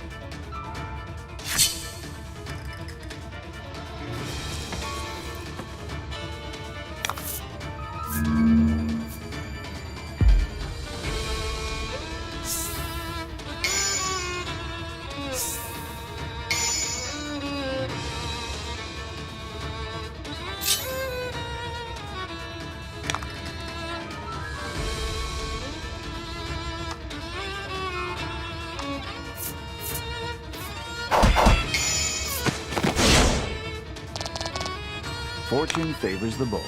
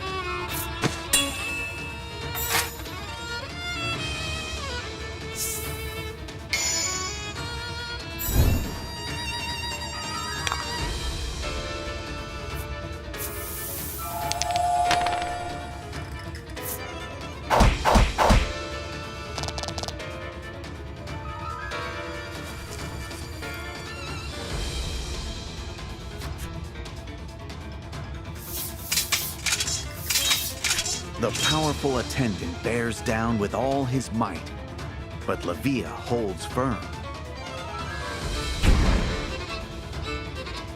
As the pair struggle, a section of the arena wall suddenly blows apart.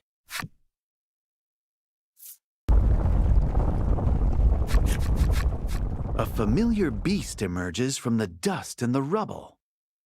One you swear you saw in chains but had whipped into a frenzy. The beast whirls a hammer over its head and charges you.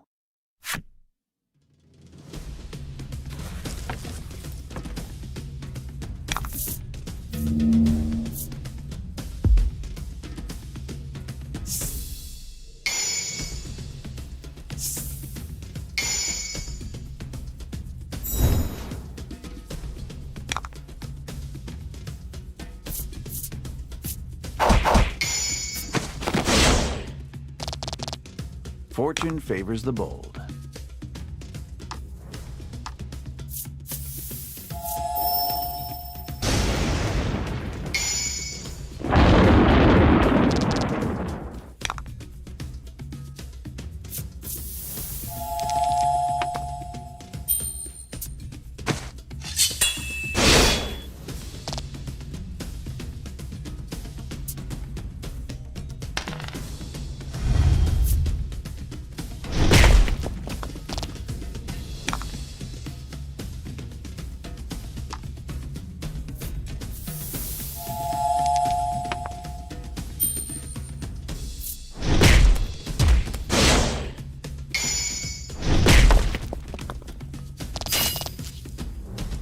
Magnificent.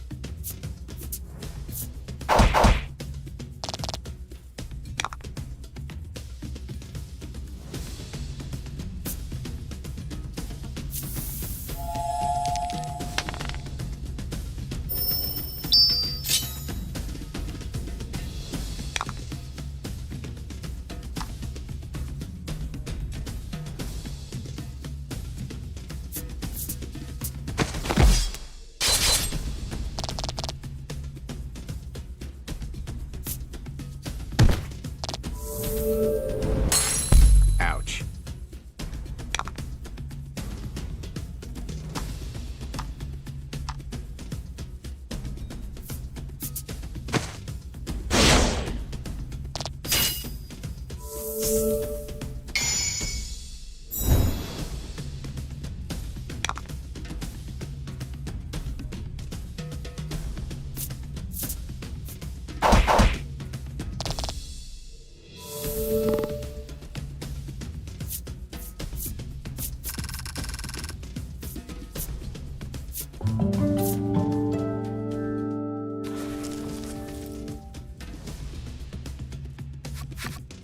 It has been a brutal struggle.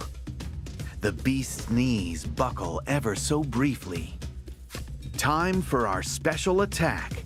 The Crimson Maiden and his attendant bellow in unison.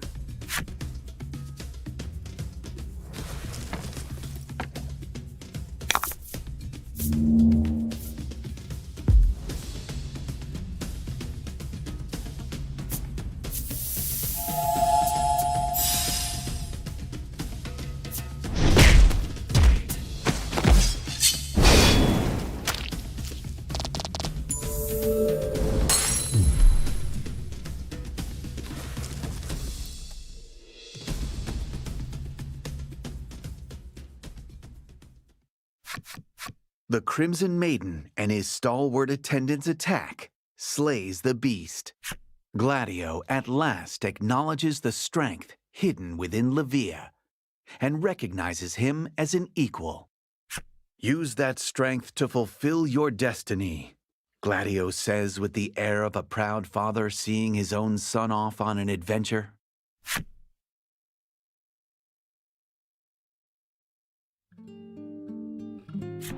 Livia prepares to address the raucous crowd.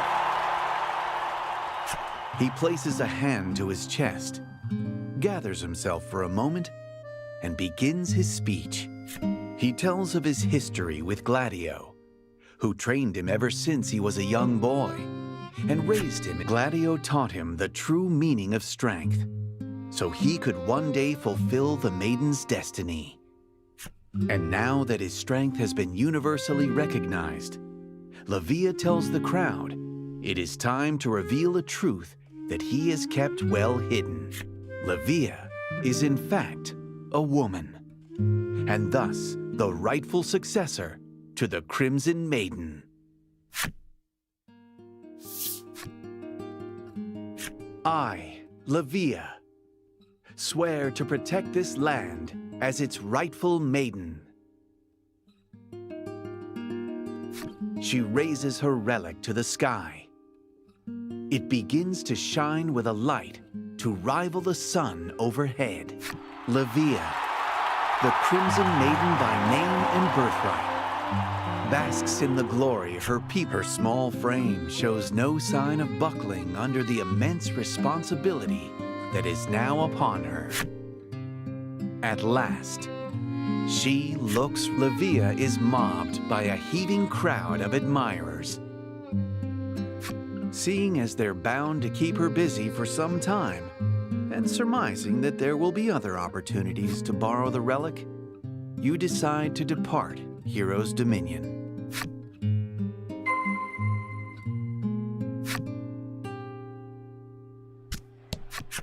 You bid the Dominion farewell as the sun dyes the sky a deep red in celebration of the Maiden's victory. The voice belongs to none other than the Crimson Maiden herself, guardian of the West Isle. She approaches you, serene and calm as can be. Who is this person? Was the acknowledging your friendship forged in the crucible of battle. She hands the Maiden's relic to Laddie, on the condition that should she become a maiden, Laddie must visit the Dominion and return the relic.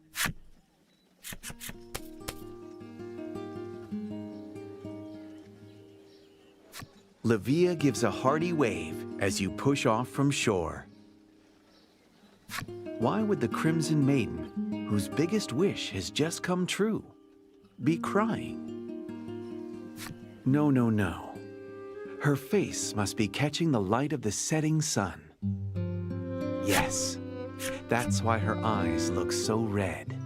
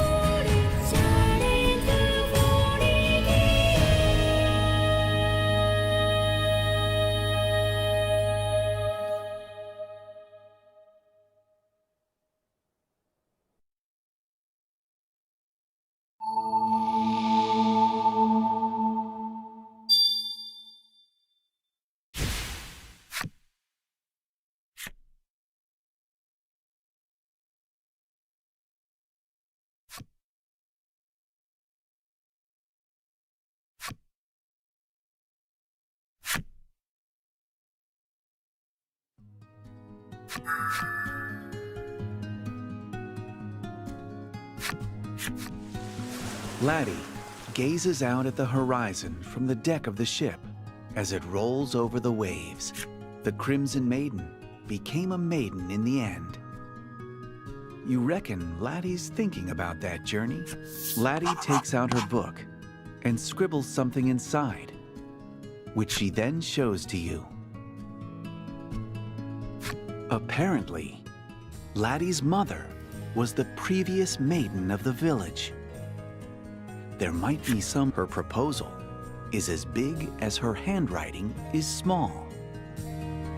You nod firmly and cut the rudder in the direction of Omega Isle.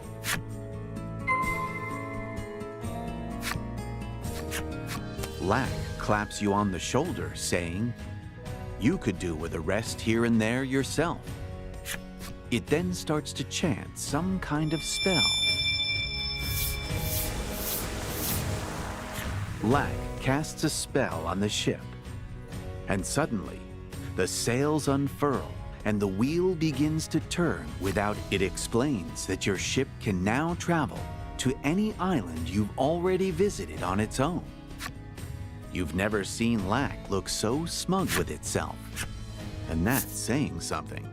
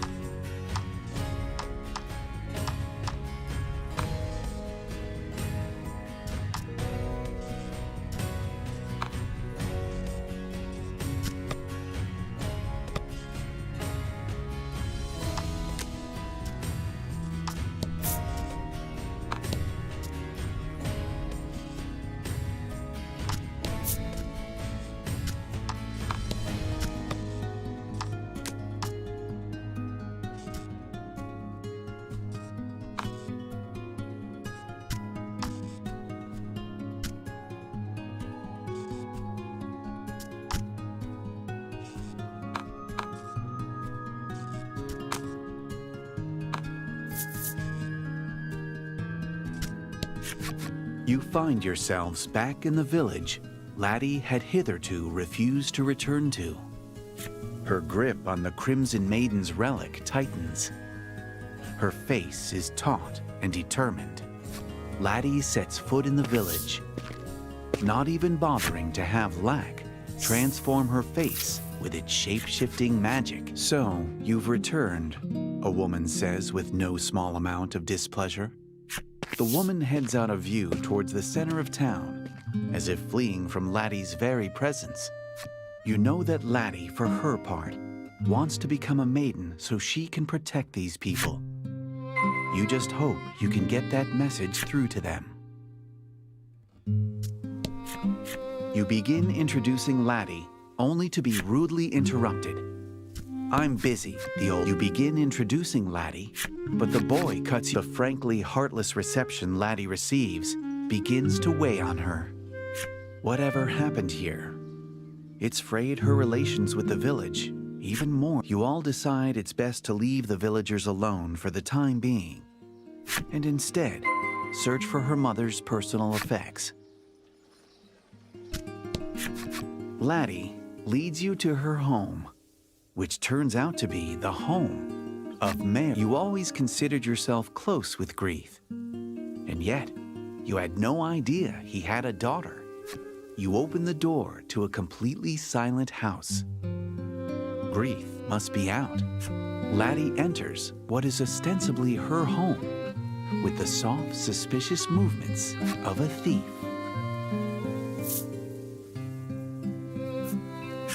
You step into Grief's room. Sunbeams from the window play across an immaculately organized desk, and you all search for her mother's effects, doing your best not to disturb anything. Laddie tugs insistently at your sleeve. Has she found something? You turn to her. She holds in her hands a weathered book. This is it. You both might finally learn something definitive about her mother. You gently, "What are you doing here?" The master of the house appears, his eyes wild with suspicion. You insist that you can explain, if he'd just give you a chance. He roars, clearly not willing to give you that chance. His face contorts with demonic fury, tears forming in her eyes at the sudden and incomprehensible rage emanating from the man. You give chase, not sparing a single moment to contemplate what could possibly cause someone as kind as Grief to become such a monster.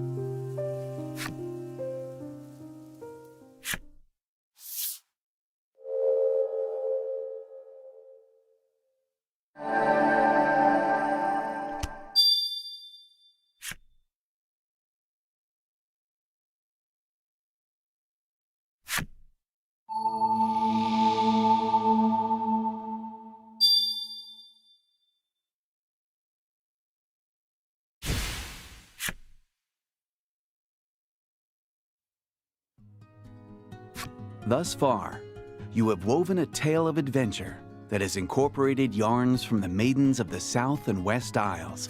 According to your navigation map, there ought to be islands home to maidens in the northern and eastern regions of. You've likely grown quite accustomed to seafaring. From this point onward, you can sail the ocean as you see fit, but be wary. One never knows what might happen out on the high seas.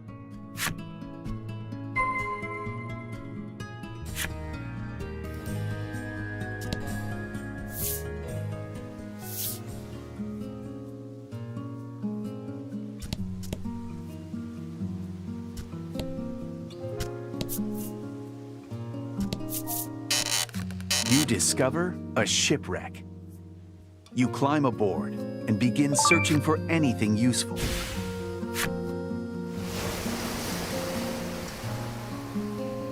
When you return to your vessel, the shipwreck sinks silently into the sea.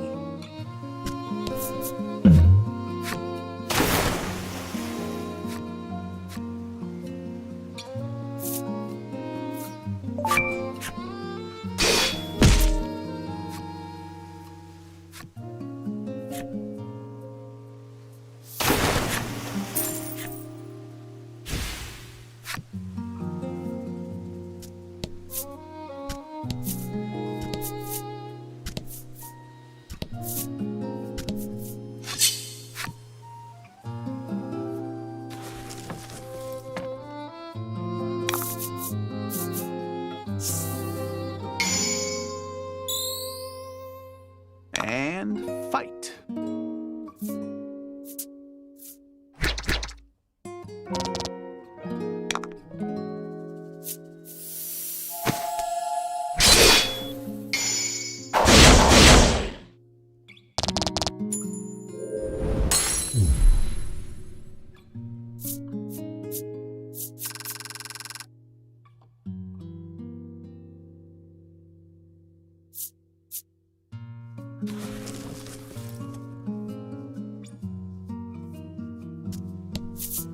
Ahoy, matey.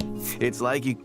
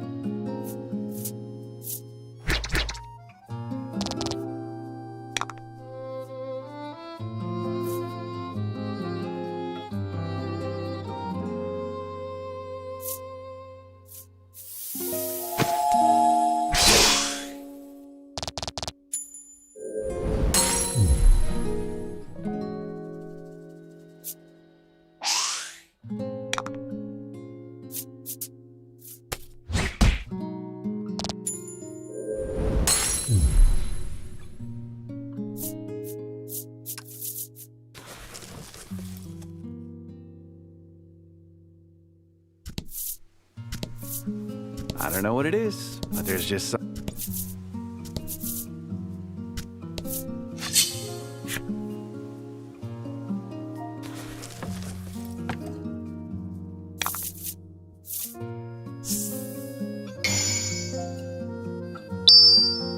Fight him off.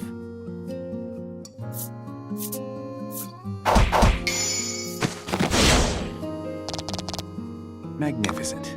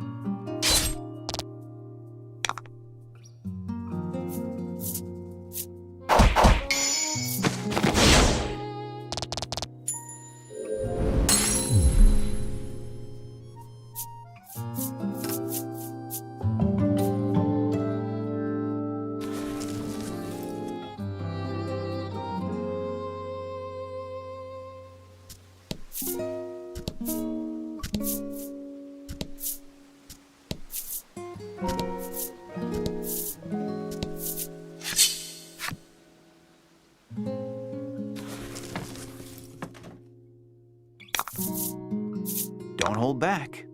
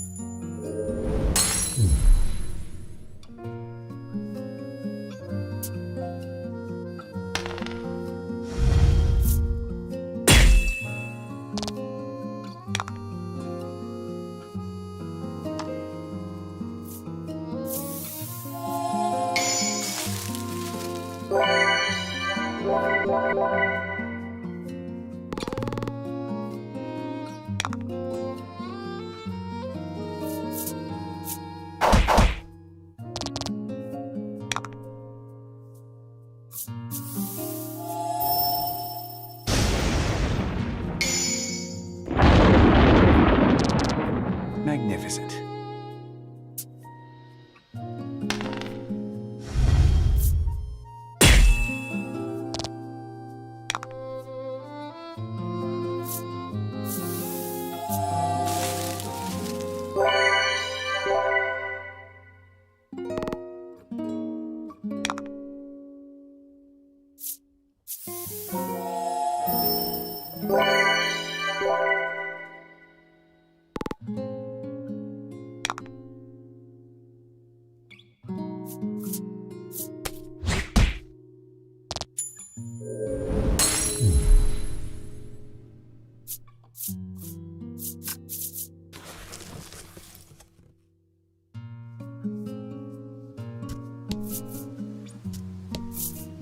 Ah, the great open sea.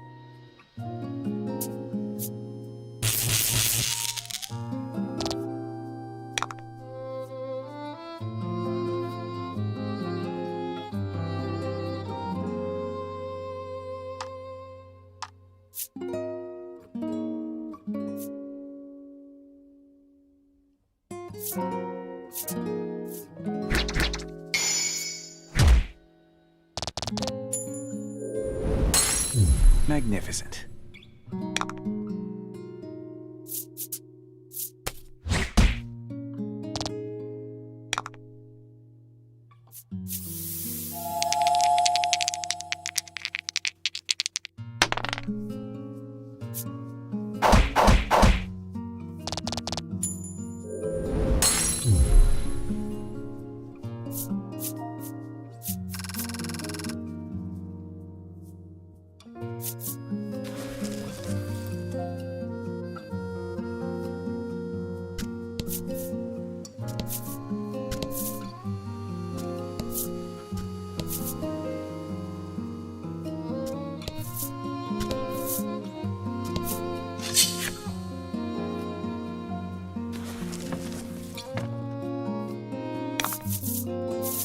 Fight him off.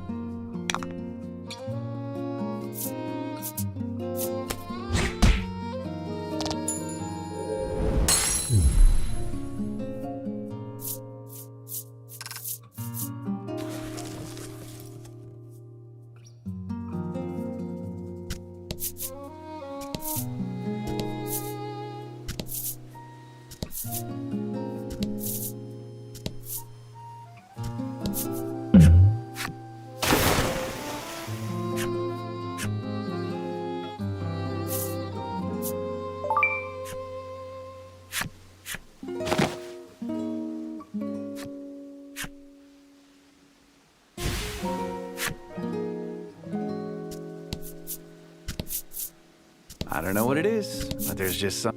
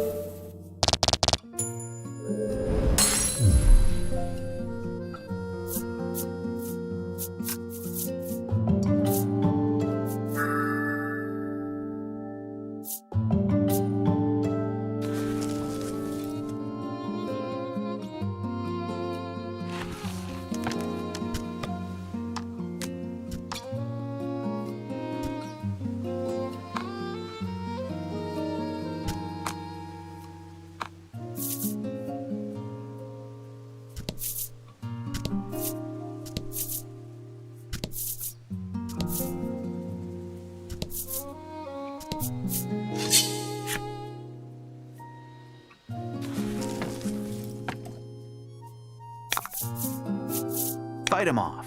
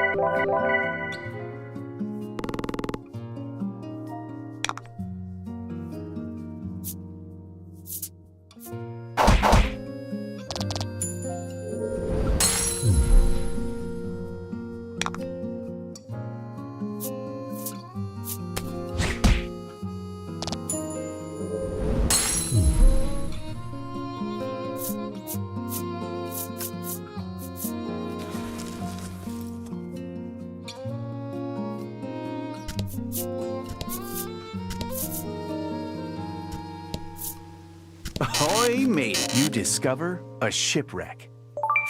You climb aboard and begin searching for anything useful.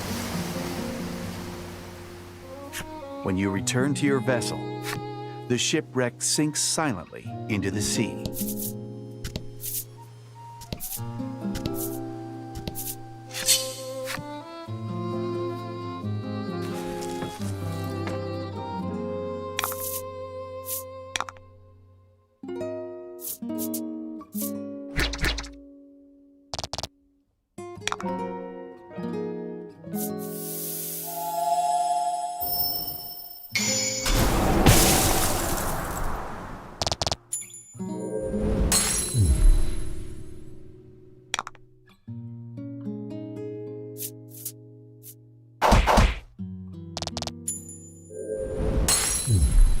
You did great.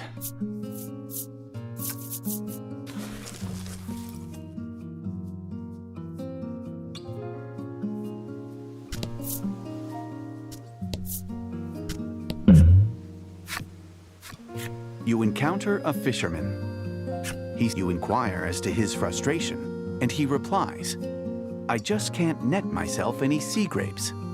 The forlorn fisher has evidently only had them once, but has never... He returns to his net, muttering to himself, "Oh, I just want some nice salty sea grapes."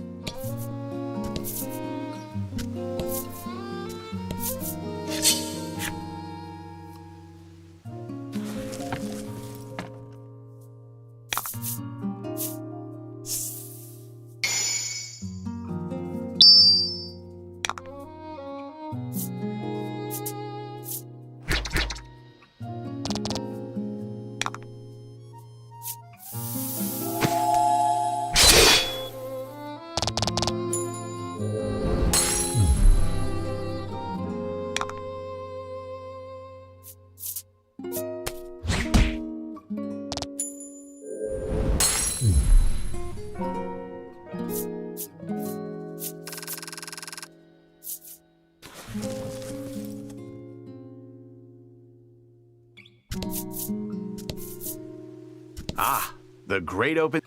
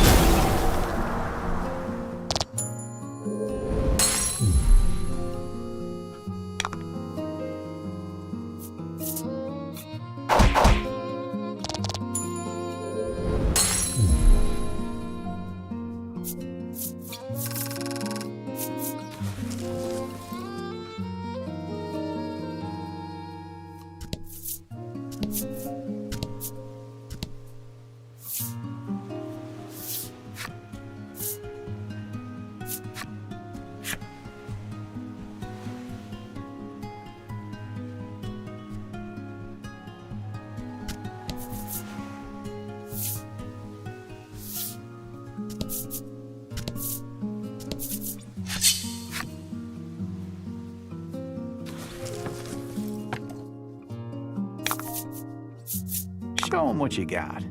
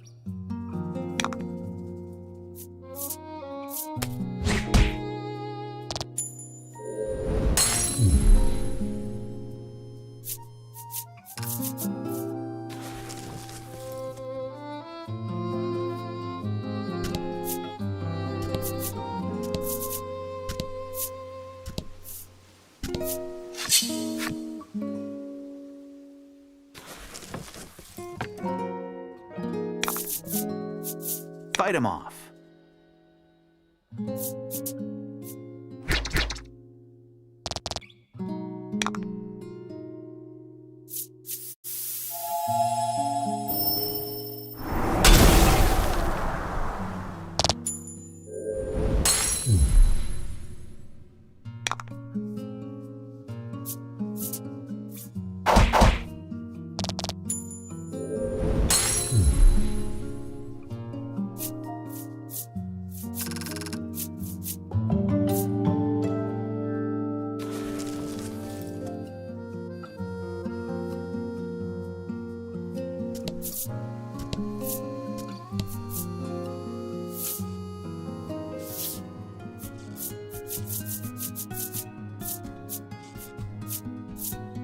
After a long voyage, you happen upon on the North Isle. You will hear the tale of a maiden in white.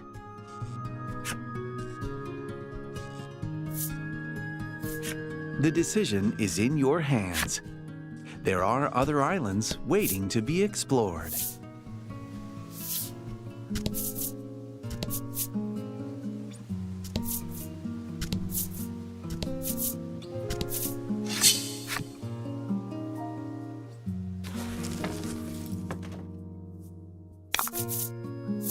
Show 'em what you got.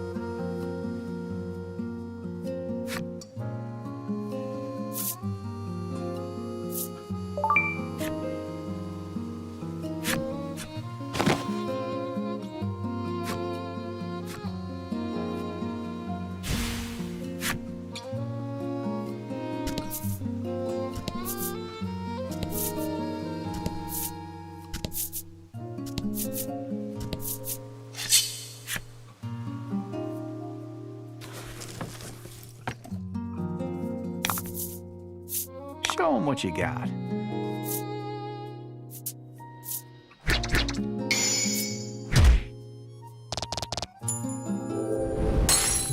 Excellent.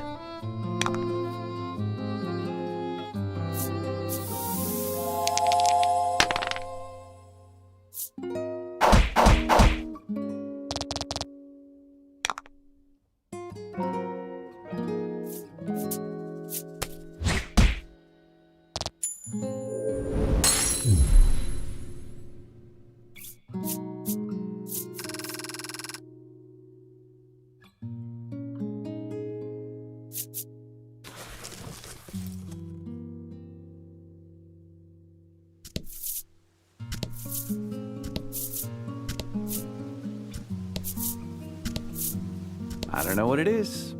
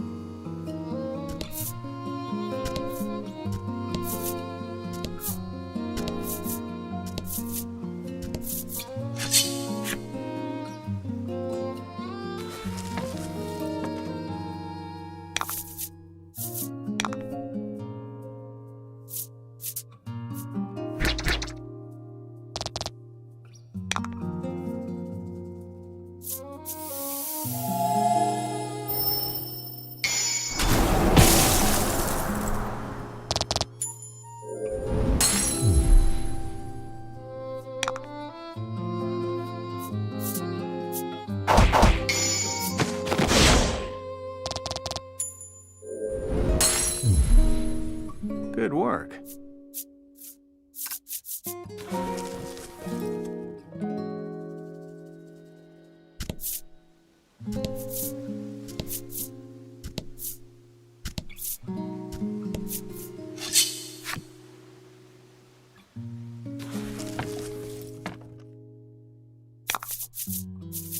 Fight him off.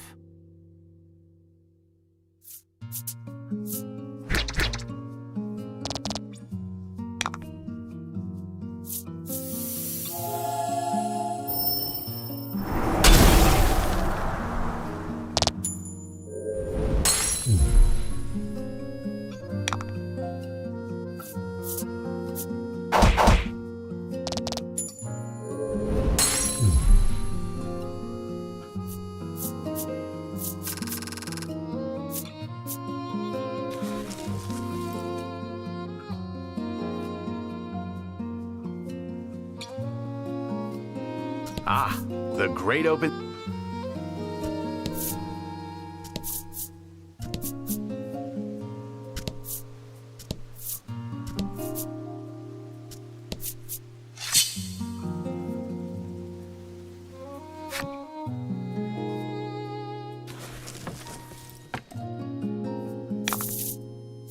Fight him off.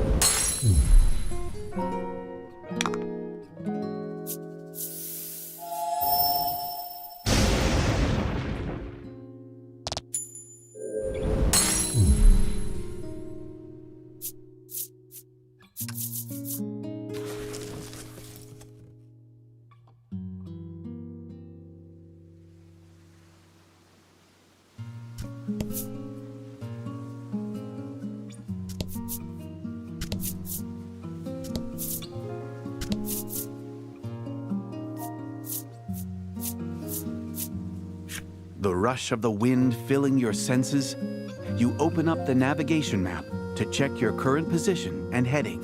In the eastern region of the sea, there is supposed to be an island with a maiden living on it. However, the present look of the skies makes it clear that those waters will soon be battered by a storm. You could still turn back now if you so choose. You change the ship's course to steer well clear of the storm.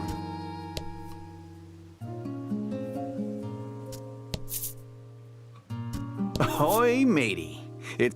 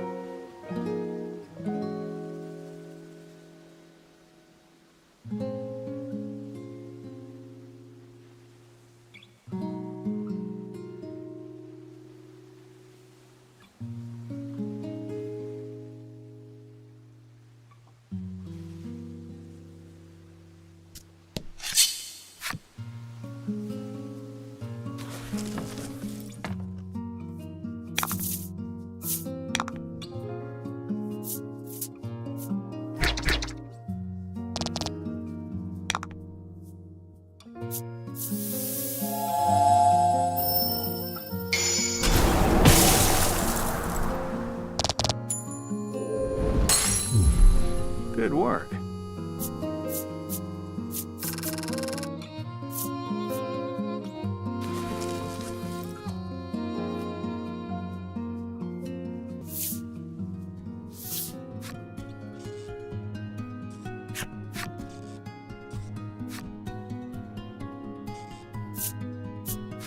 Very well, then. Prepare to go ashore.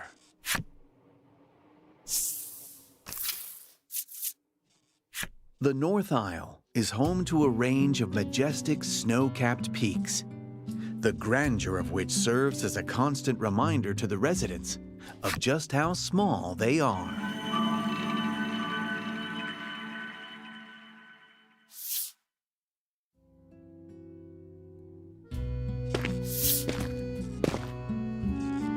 Having grown accustomed to life on the ocean, Laddie helps you prepare to moor the vessel. Lack, meanwhile, continues to laze about within the confines of Looks like Lack won't be needing dinner tonight, you muse to yourself as you, from the wharf, extends a well-maintained road, which no doubt leads to civilization.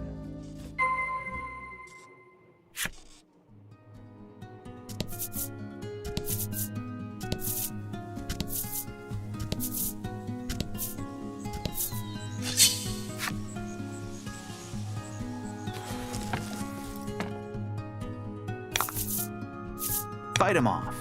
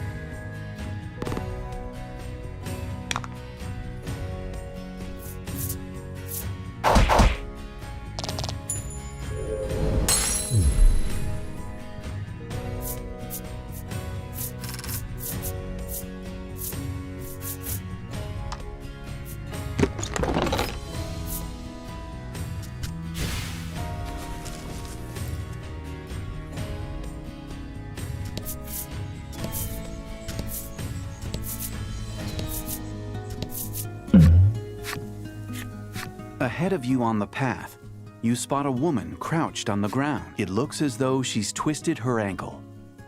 She looks up at you and asks, "Unfortunately, you have no salve." The woman rubs her pained leg and hangs her head, lamenting, "Oh, poor me."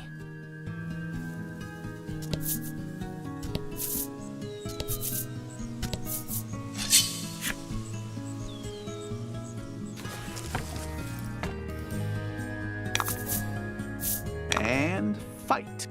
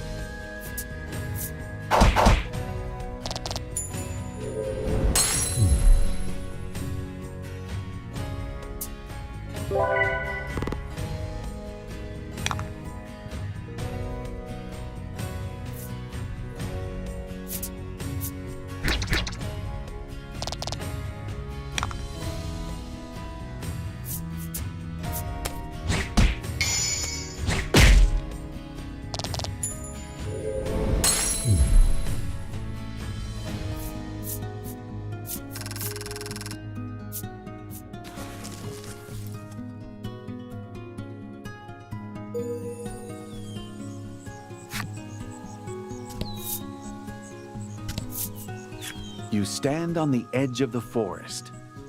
As you lift your foot to step beyond the tree line, an ominous, rumbling voice, the trees rustle ominously. Perhaps it is best not to tempt fate.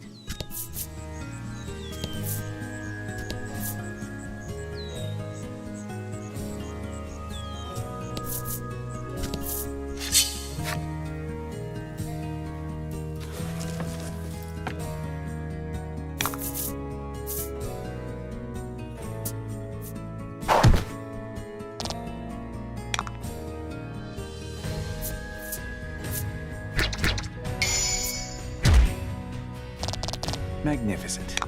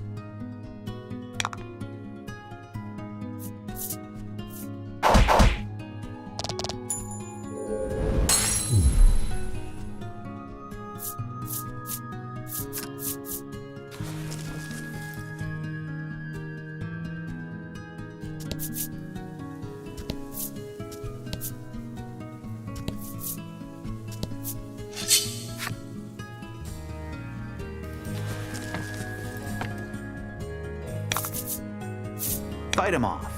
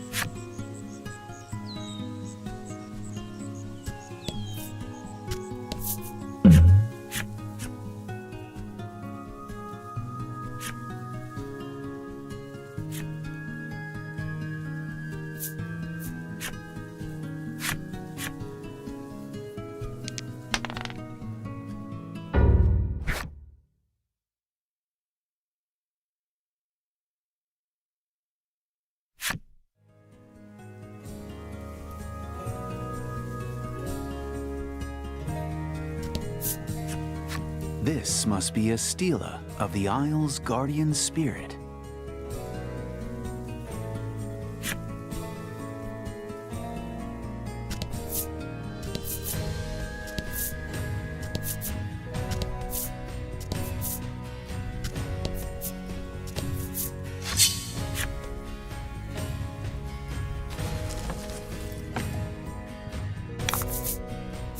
Show 'em what you got.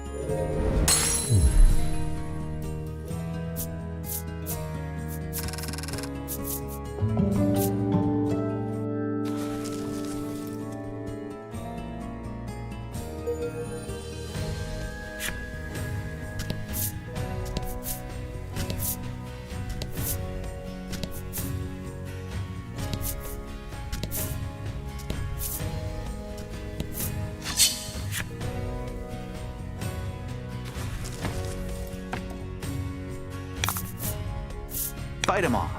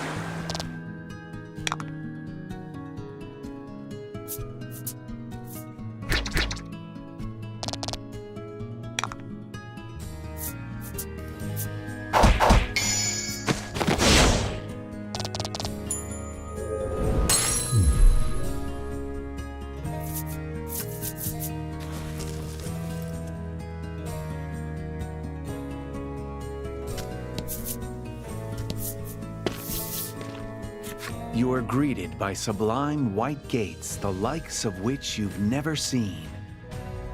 As you attempt to pass through them and enter the city,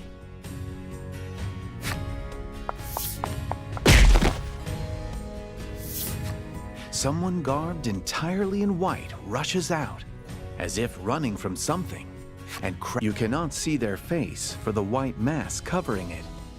But the fact that they have a weapon in hand makes you think they're a city soldier. You extend a hand to the soldier, who tumbled to the ground after your collision. "Out of my way," the soldier shouts, their voice muffled by the mask, before charging at you. Apparently, they want to fight.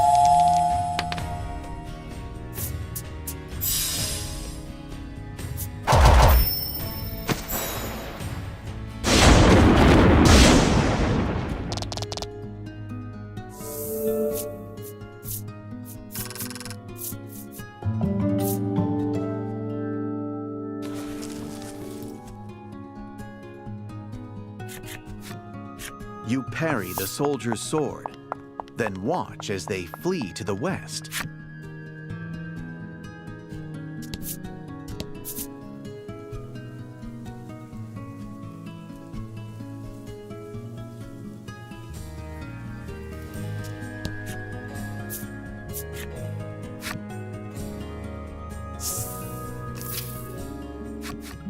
Crystal clear water runs through canals in the white-wreathed city. This place is welcome to Alabaster City, the soldier at the gate greets, though his eyes don't even glance your way. As you look around, you see soldiers gathered in a ravaged corner of the city. You can't help but despite that, the other residents carry on with their daily lives as if nothing is amiss. The contrast, Alabaster City seems intolerant of impurity. It makes you wonder if its history is as spotless as its appearance. Welcome to Alabaster City, the soldier bellows in unison with their colleague to the right of the city gates.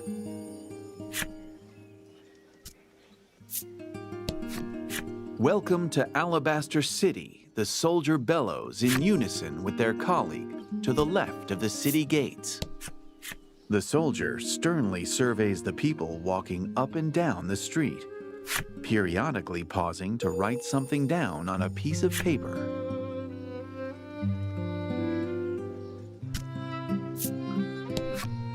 The city is safe thanks to the maiden and the soldiers, the girl exclaims. She seems to have not a care in all the world.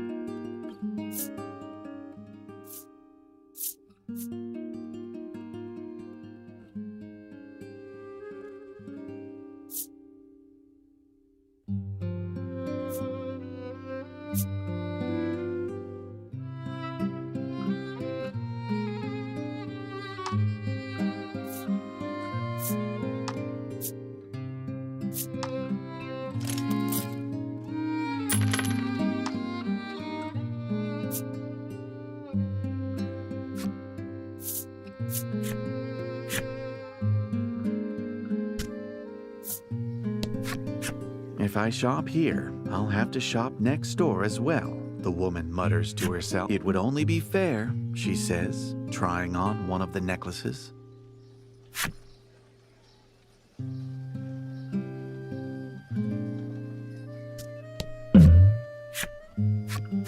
Your group enters a frightfully disordered armorer.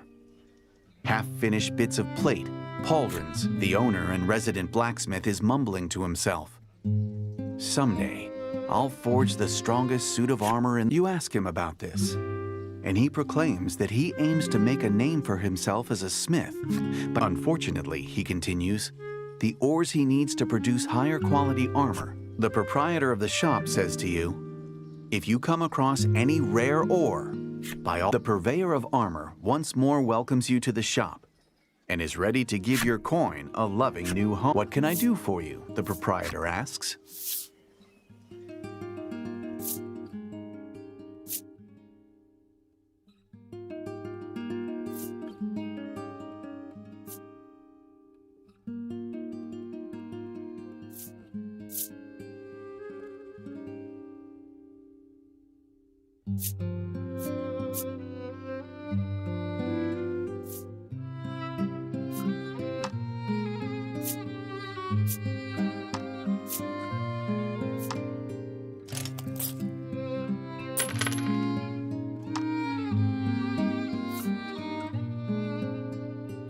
Will that be all? The proprietor asks. Do your part to keep Alabaster City clean. The soldier holds out a bag, hoping to collect the refuse of passers-by. What a thankless task protecting Alabaster City's image must be.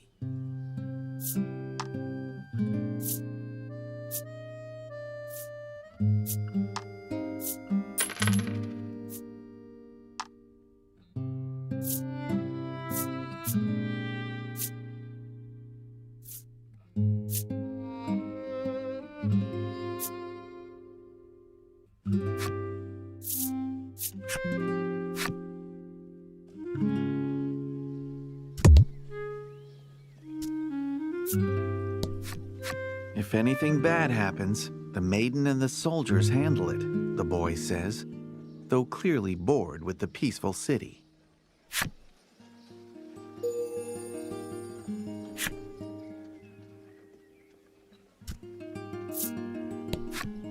This area is off limits, the soldier says, stopping you in your tracks. You know what happens to those who enter the shrine unbidden, warns a paper pasted to the gate of the shrine. Alas, you don't know, and are left to wonder and despair. Among the townsfolk peacefully going about their day, you see two young women making quite the racket. It's all your fault, one woman shouts at the other, whose eyes run with tears. They appear to be fighting. No fighting, Lack exclaims in a rare bout of righteousness. Get out of my sight, you weird puppet, the woman retorts. Lack is shocked. She may be right about Lack being strange, but you admittedly feel a bit bad for it. The self-assured woman is Lanka, the Ivory Maiden and keeper of the island's destiny. The woman being berated is Krim, the Ivory Maiden's attendant.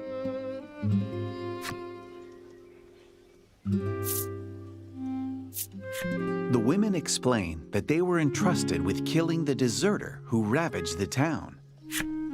Lanka claims that the deserter escaped because of her bungling attendant and noogies a fist against either side of Krim's head. Lanka gives your group a long, appraising look before whispering, "You'll do." Consider this a great honor, she continues, then orders you to help her in the search for the deserter. You had wanted to ask her about her maiden's relic, but now it seems you have no choice but to obey her command.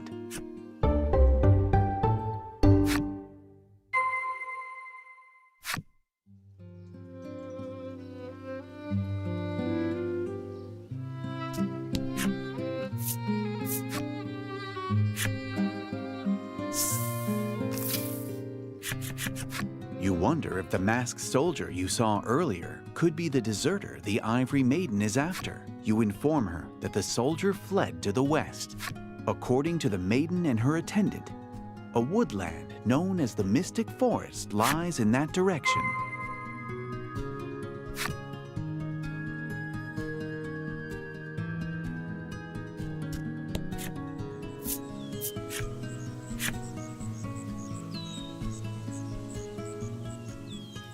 The Mystic Forest is a dense wood.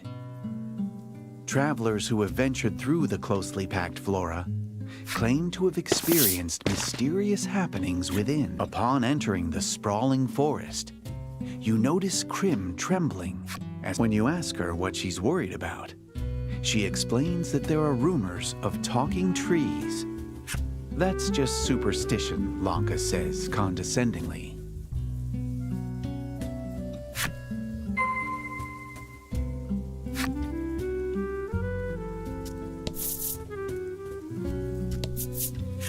A somnolent tree. A somnolent tree looks in your direction.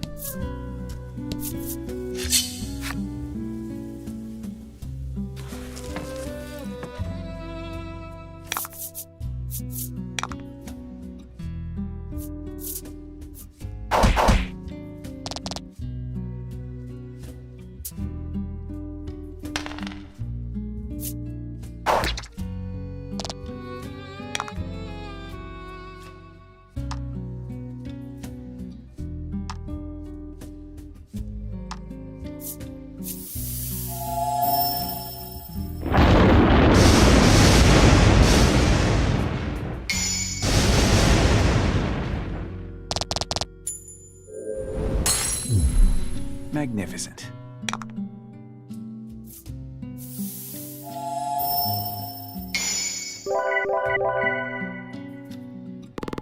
Fortune favors the bold.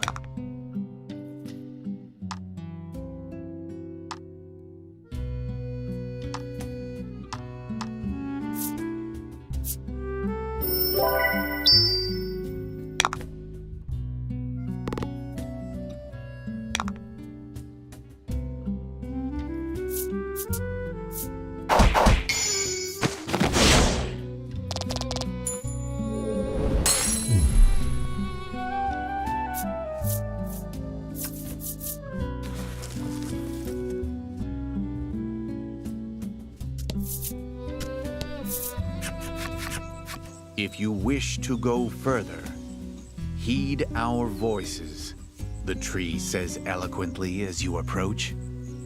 Lanka, who had claimed talking trees to be mere superstition, shrieks loudly and holds fast to Krim. Thinking at the attendant's chance to lord this over the maiden, you glance over. But Krim, in her surprise, has fainted. Her eyes rolled back into her head. The tree continues to speak, unbothered by your party. Healthy trees are rooted in honesty. You wonder if the tree's enigmatic words are some sort of hint to get through the forest.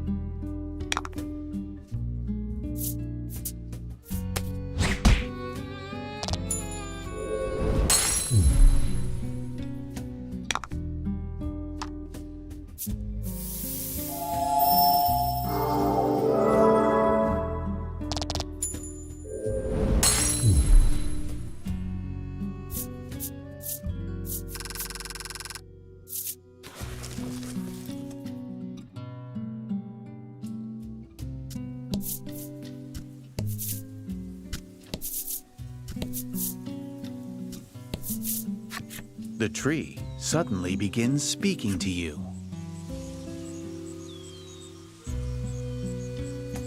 The tree speaks in a weak voice, as if it might fall over at any second. The tree suddenly begins speaking to you. You feel an energetic aura bursting forth from the talking tree. As you walk through the tall grass, you hear a weak voice calling to you from behind. Immediately afterward, you are assaulted by countless pebbles and make a swift retreat.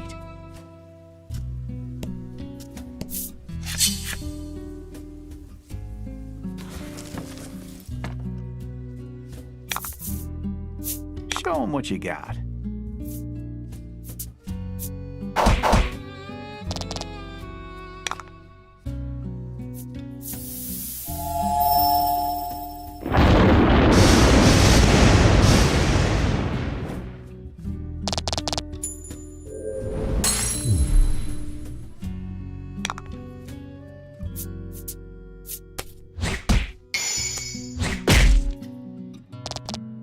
Excellent.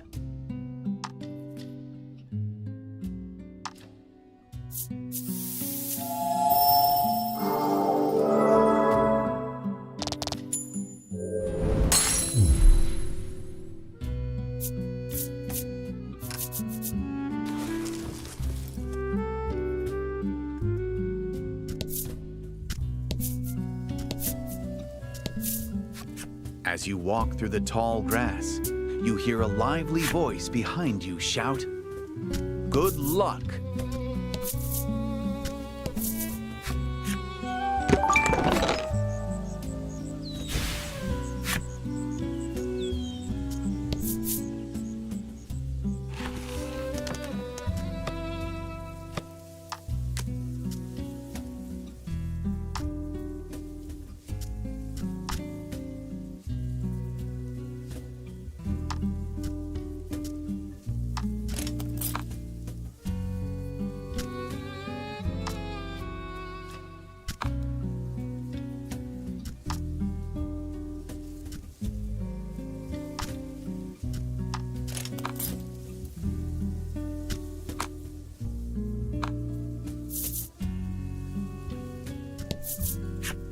It seems that the tree near the entrance spoke true.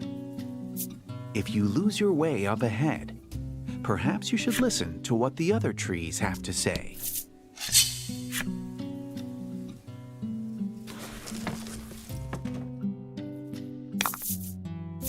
Fight 'em off.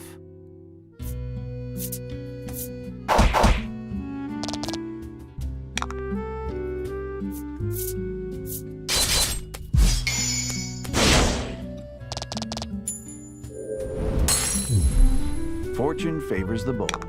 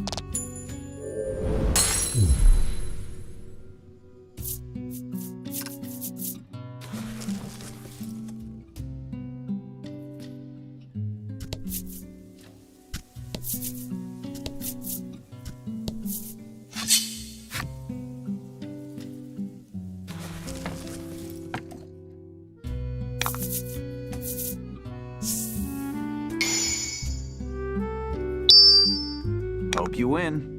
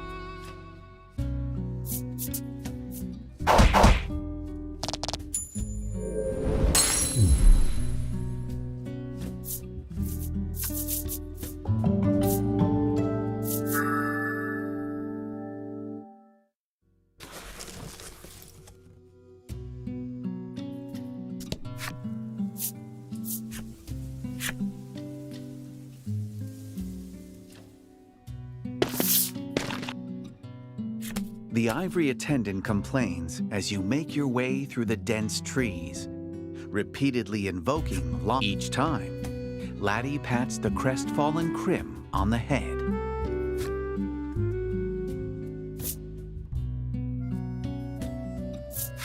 You hope to pacify Lanka, but rather than being soothed, she simply pouts. I'm a brilliant maiden. She explains that in Alabaster City, maiden and attendant are decided by national decree. It appears each island's maiden and attendant have a unique relationship.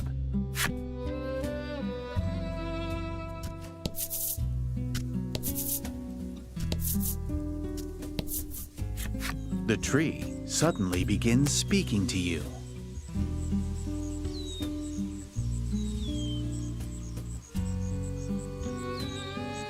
The tree enthusiastically teaches you the way. The tree suddenly begins speaking to you. The tree directs you one way in a frail voice. You hear the whispers of a small tree's voice in your ears. The voice is frail and followed by a sigh. It sounds like the tree really hates travelers.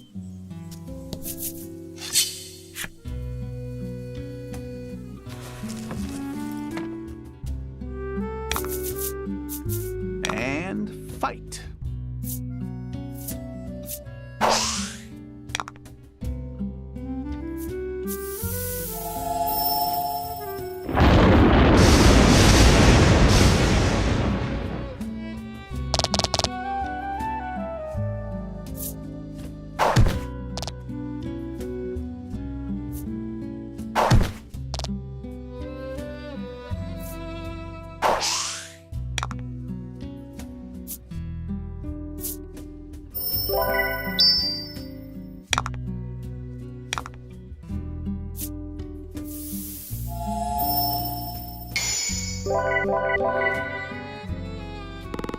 Fortune favors the bold.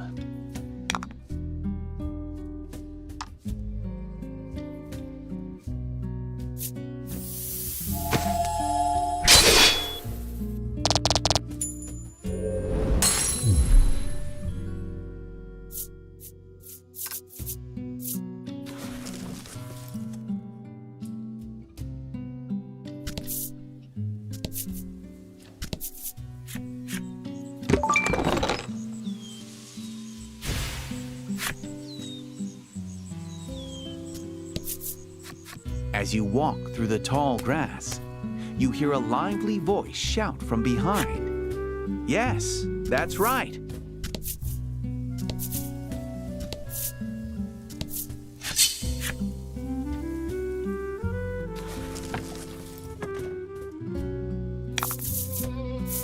And fight.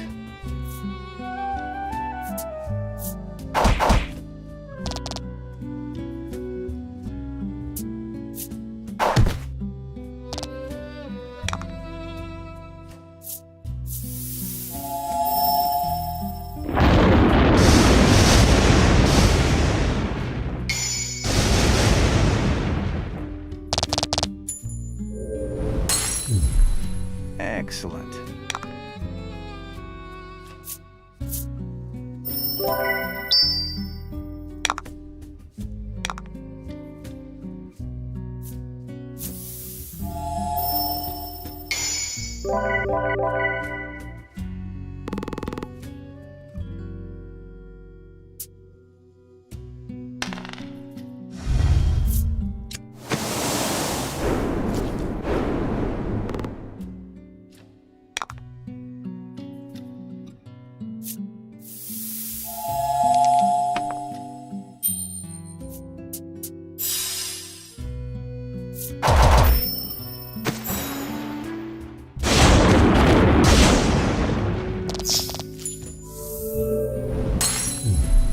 Two fight as one.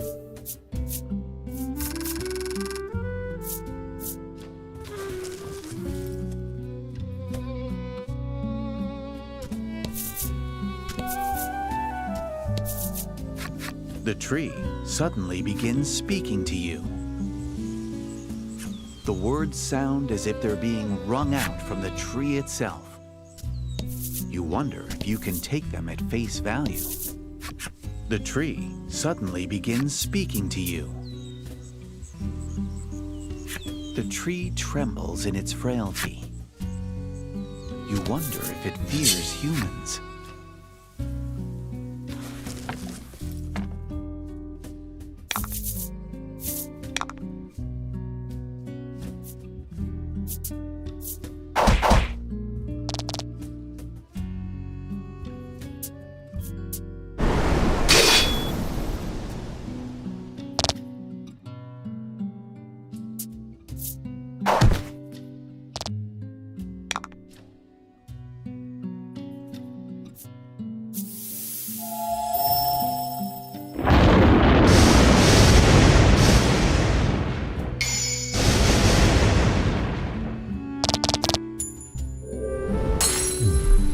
Fortune favors the bold.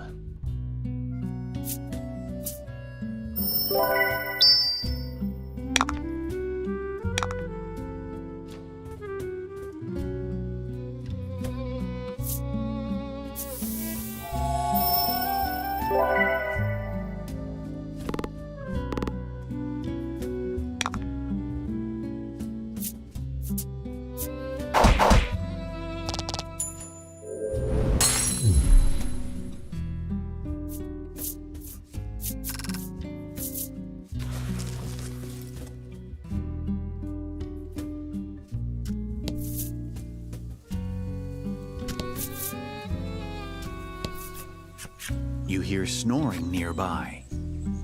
When you look, you see what appears to be. You gently shake the tree, and it opens its eyes. Despite having just awoken, the tree speaks in a lively voice. "My apologies," it exclaims. Then lean. When it does, you see a path on the other side. Apparently, the tree is allowing you to pass. As you walk through the tall grass, you hear a gloomy voice calling to you from afar. "You think you're so clever," it says.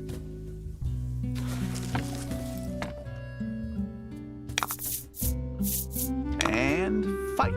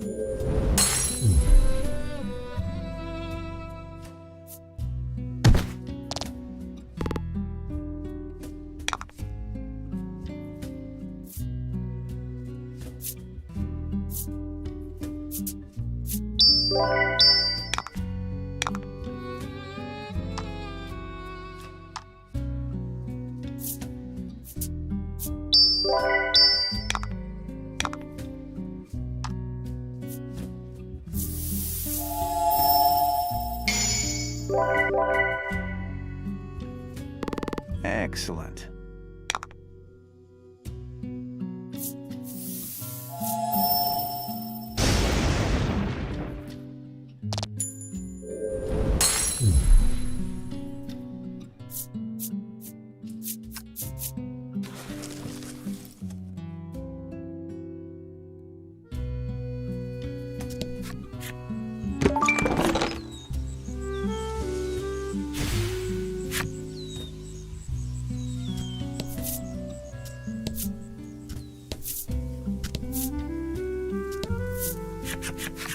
At last, you corner the deserter deep in the forest. You won't get away, Lanka shouts. Pressured by "Leave me alone," the masked soldier pleads. But the Ivory Maiden pays their words no mind and charges into battle.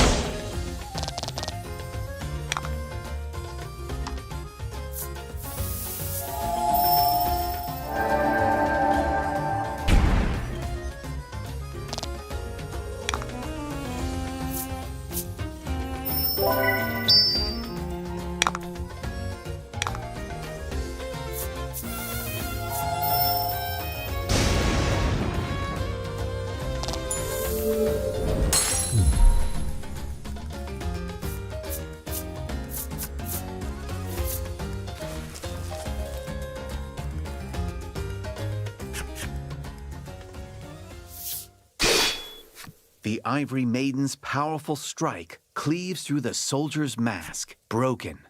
The mask crumbles to the ground in pieces.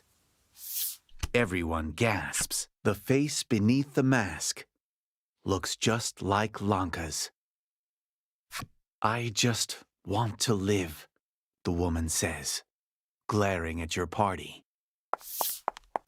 Realizing that everyone is taken aback by her appearance, she seizes Lanka, absorbed in her own thoughts, hasn't an ear for Lack's words.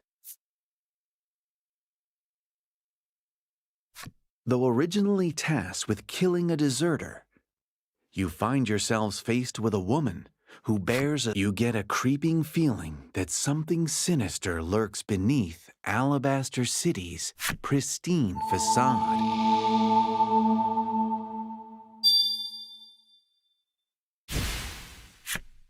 Okay, want me to take you to the exits? You make your way toward the forest exit. By the time you make it out of the woods, Lanka has returned to her normal. You explain that you're on a journey to help Laddie become a maiden and need the maiden's relic. Lanka tells you that the relic is proof of her maidenship and more precious than life itself. Then promptly however, in honor of you helping her on her nationally decreed mission, she agrees. A maiden must always be benevolent, she says, her eyes shining with pride at her lofty position.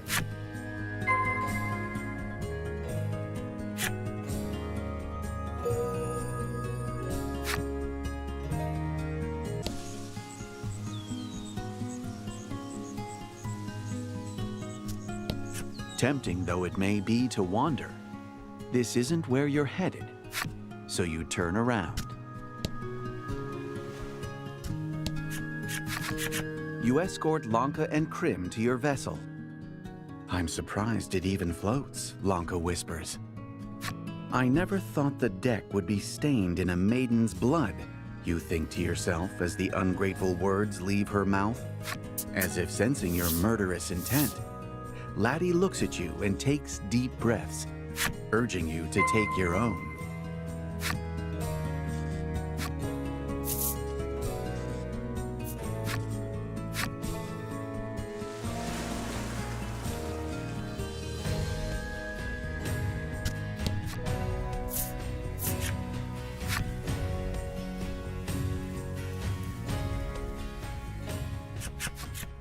"What a desolate place," Lanka murmurs. You suppose it is, especially compared to Alabaster City.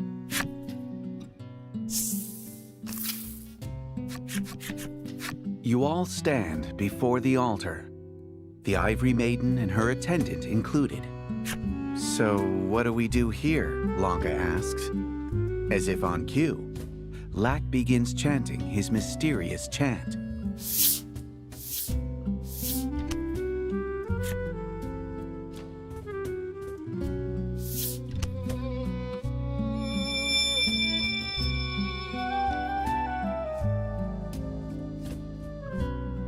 As the screams of Lanka and Krim fill your ears, you surrender yourself to the dazzling light. After passing through the altar and entering the heart's domain, neither the Ivory Lack, wise in the ways of this world, quickly briefs them on the situation. After digesting Lack's words, Lanka turns to Laddie and says, "Your heart is quite a dark place." Laddie hangs her head heavily, tears in her eyes. Your mission remains unchanged. Somewhere, there is a heart scar that must be healed. "There's a heart scar to the west," Lack says. Trusting in his words, you head that way.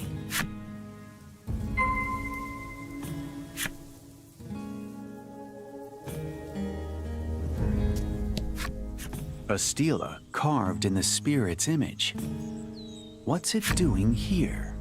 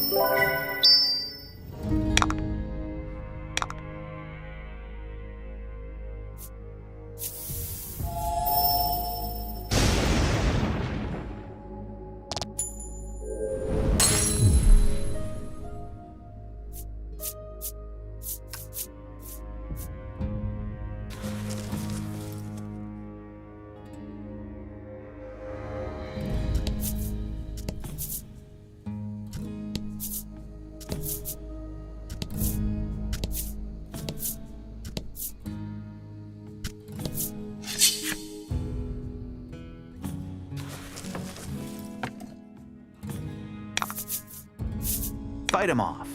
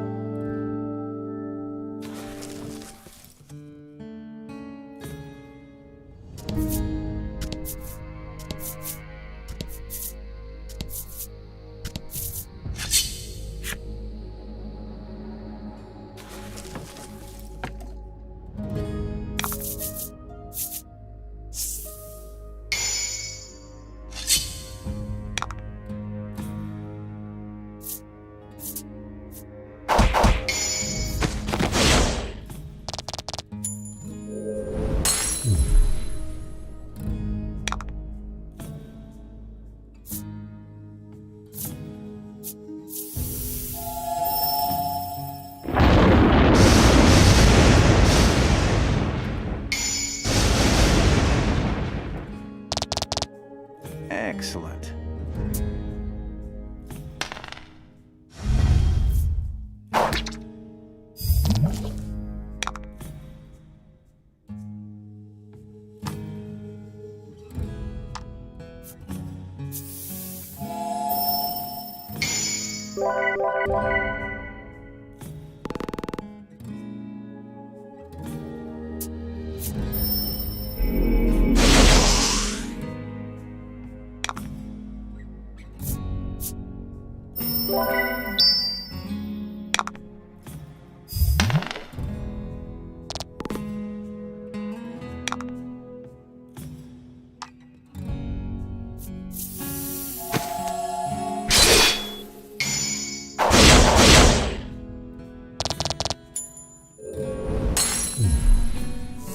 Good work.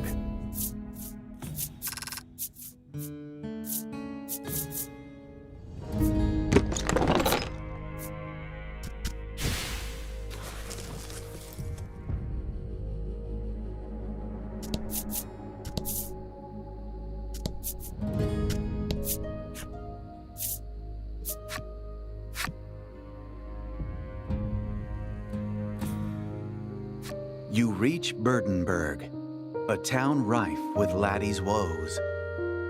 The residents here cannot help but hate those who lay bare. As soon as you enter the town, your nose is assailed by a strange odor. It appears a muddy marsh has inundated the place.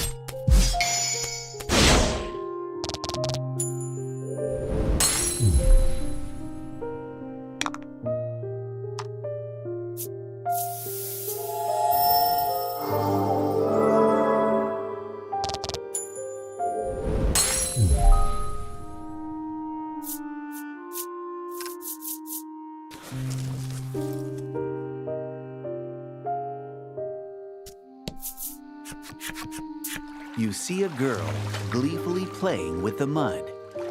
Upon closer inspection, you recognize her as Fila, the Azure Maiden. When you introduce Fila to Lanka, the Ivory Maiden responds sardonically. "You seem to be having a lot of fun for a maiden," says the one who looks like she's itching to have a good time. Fila replies playfully. It appears she hit the nail on the head as Lanka's face reddens. "How dare you?" The Ivory Maiden. "Don't cause trouble." You hear a familiar voice. It sounds like suddenly, Hyde appears, splashing around in the muddy marsh.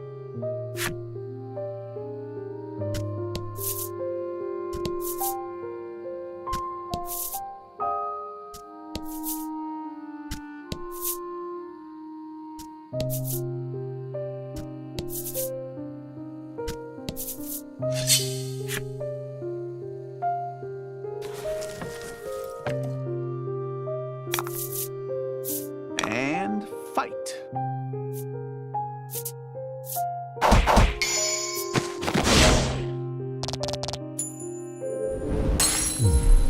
Fortune favors the bold.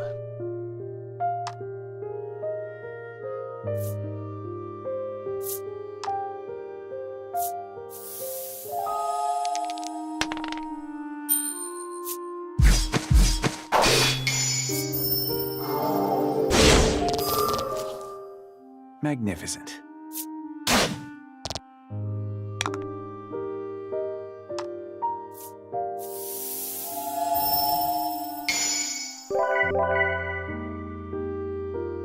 Magnificent.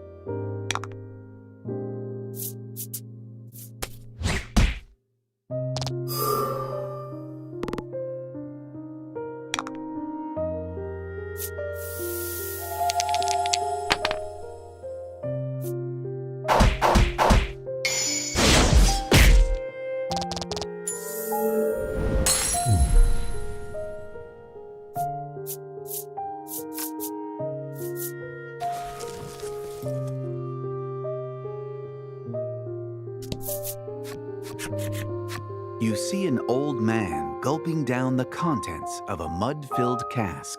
When he notices your party, he suddenly asks, "You young'uns up for a challenge?"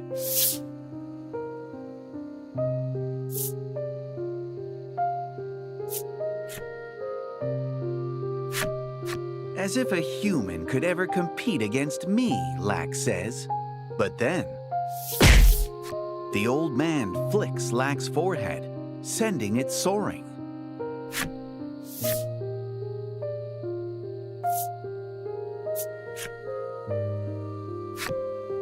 "Don't overdo it," you caution him, well aware of his age, when suddenly his fist comes flying at you. Despite his elderly appearance, he moves swiftly. He can easily hold his own against you. "You've got a long way to go," the old man tells you as he drinks mud from his cask.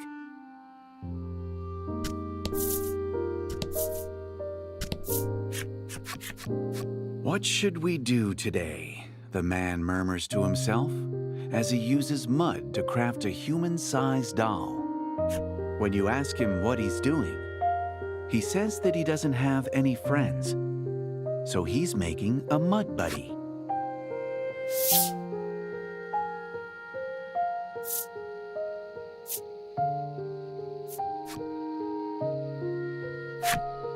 You introduce Lanka to the man, and he extends a mud-caked hand for her to shake. "As if I'd let anyone so filthy touch me," Lanka shouts at him, contempt in her eyes. It looks like he's out of luck with Lanka. Even so, you see the man's cheeks turn red, as if he's realized something in the process. You introduce Krim as a potential friend. "Nice to meet you," the man exclaims. Krim gives a strained smile, tears running down her cheeks. She's got some heavy baggage.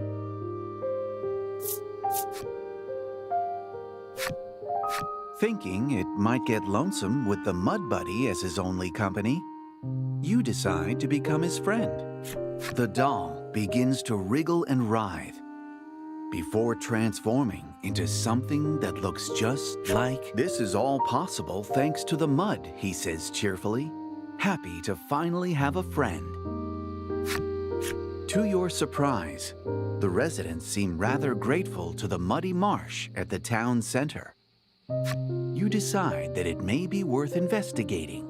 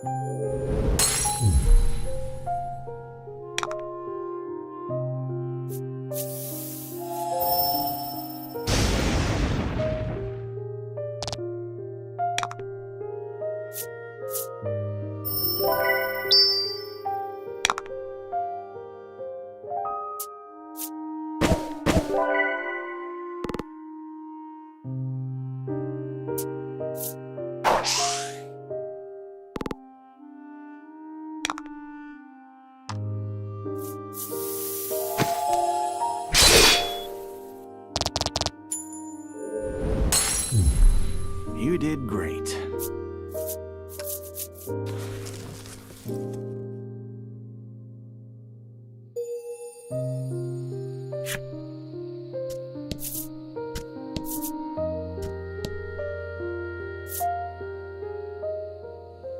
It appears the volume of mud in the marsh has decreased, perhaps because of all the uses the villagers have found for it. From within the marsh, stairs appear.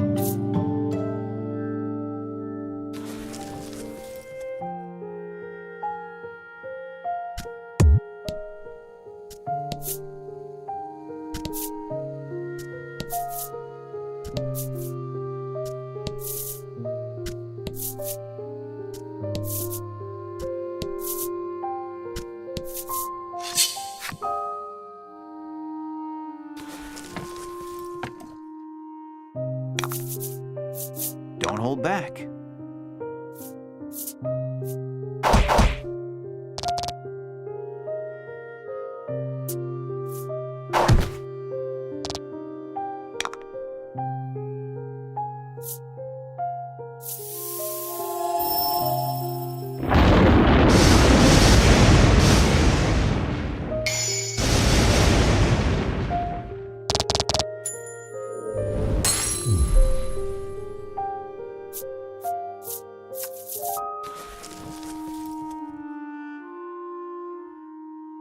You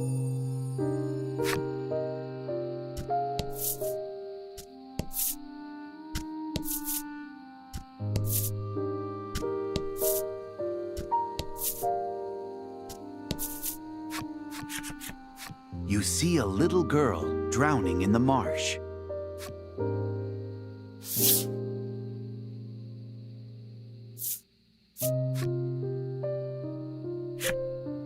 Without a moment's hesitation, you leap into the marsh to save the girl. You swim to the girl and grab onto her, but she smiles as if her drowning had been an act and praises you. You really are a hero, aren't you? The girl then gets sucked into the marsh and disappears.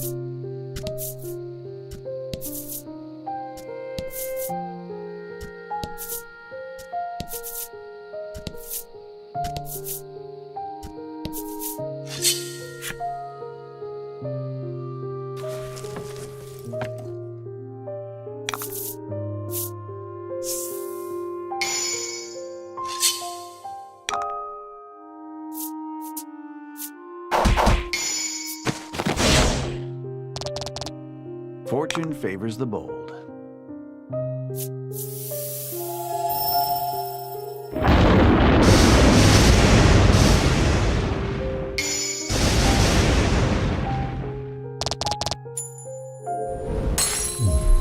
Magnificent.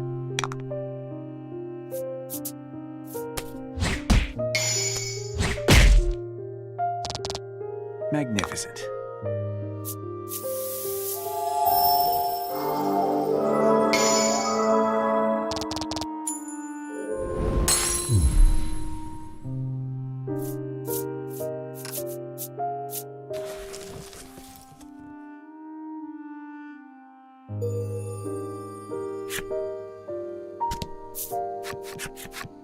You see a familiar figure in the center of the marsh. In the depths of the strange mud-filled town, you find yourself. As you look closer, you realize that mud oozes forth from his feet. It appears with an ecstatic expression. He scoops the mud at his feet and calls it talent. The talent for fighting. The talent for making friends. You have used your various talents to lead Laddie on this journey. The shadow points at Laddie and speaks. Talent, yes. Something you lack, he tells her with a haughty laugh. That's not true, you say, objecting to your own shadow. The shadow just laughs and sinks to the bottom of the marsh.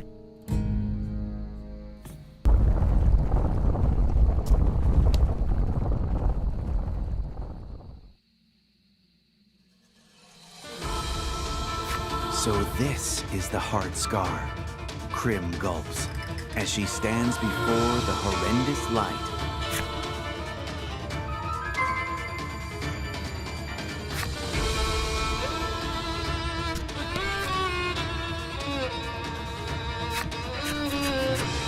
Along with the voice, a giant shadow emerges from the scar. You stand ready to fight the monster.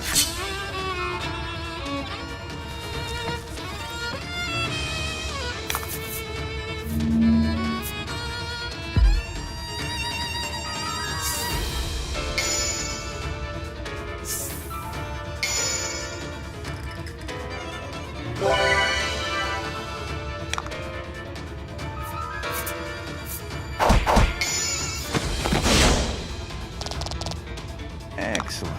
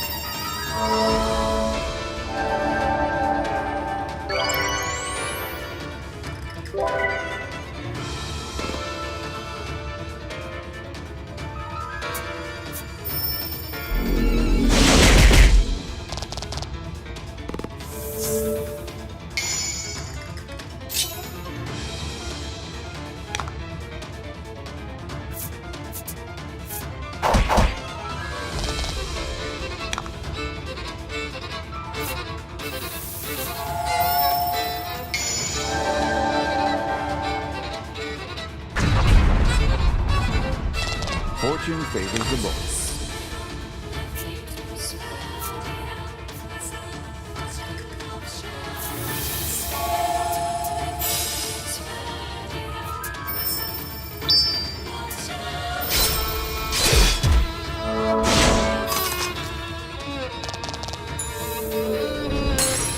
Teamwork makes the dream work.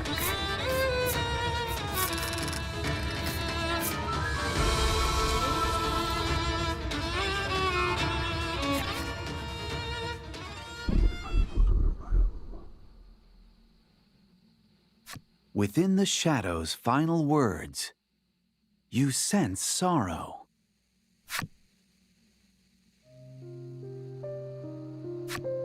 Laddie was entrusted with the duty of becoming a maiden.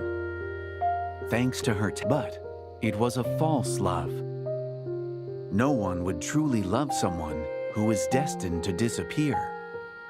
When people discovered she hadn't the makings of a maiden, they stopped caring for her, and she descended into the darkness of desolation. After defeating the shadow, you use the maiden's relic to heal the heart scar.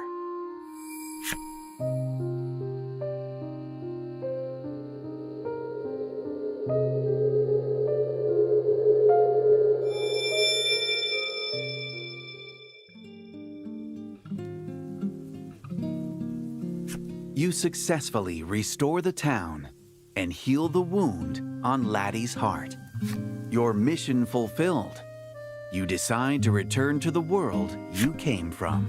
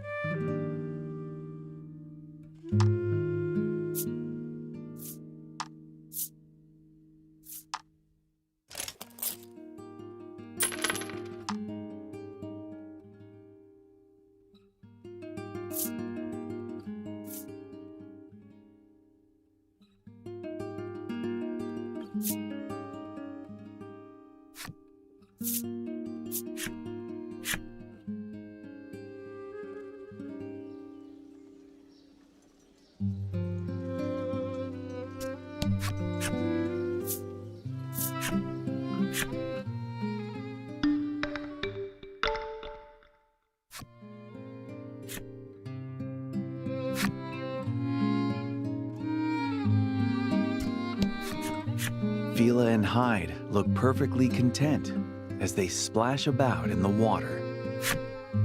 Such a sight is no longer possible anywhere but this world.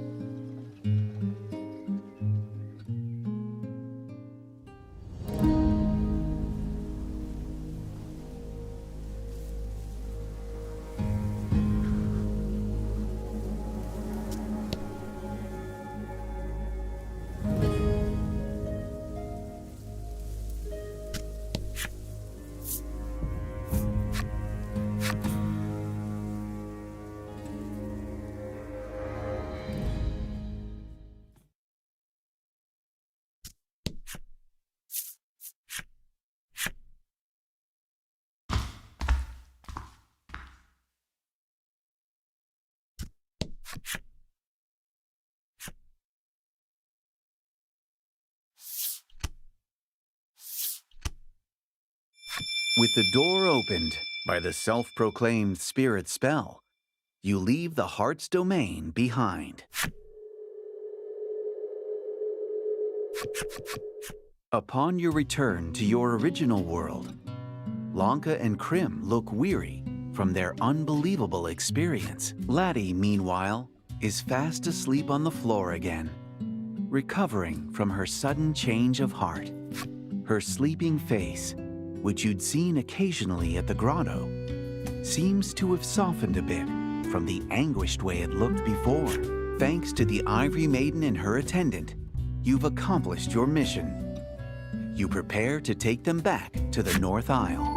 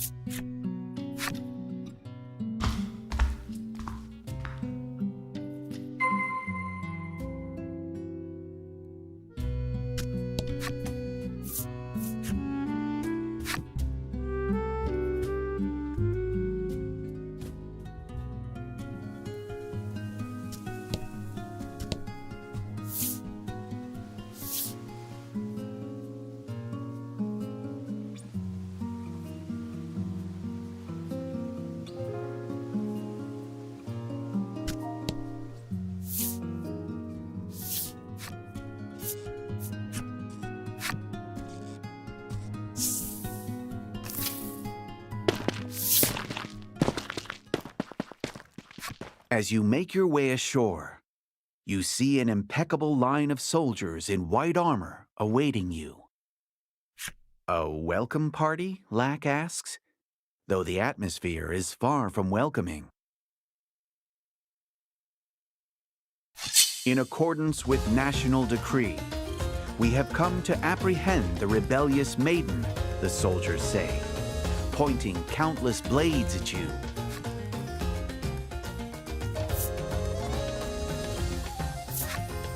According to the soldiers, allowing the masked soldier to escape in the forest was a huge infraction of national decree.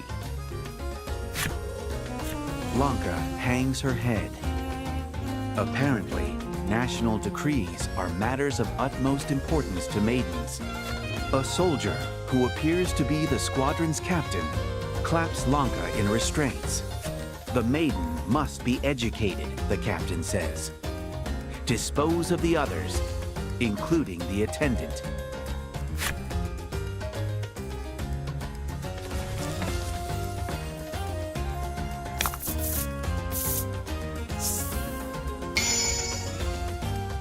And fight.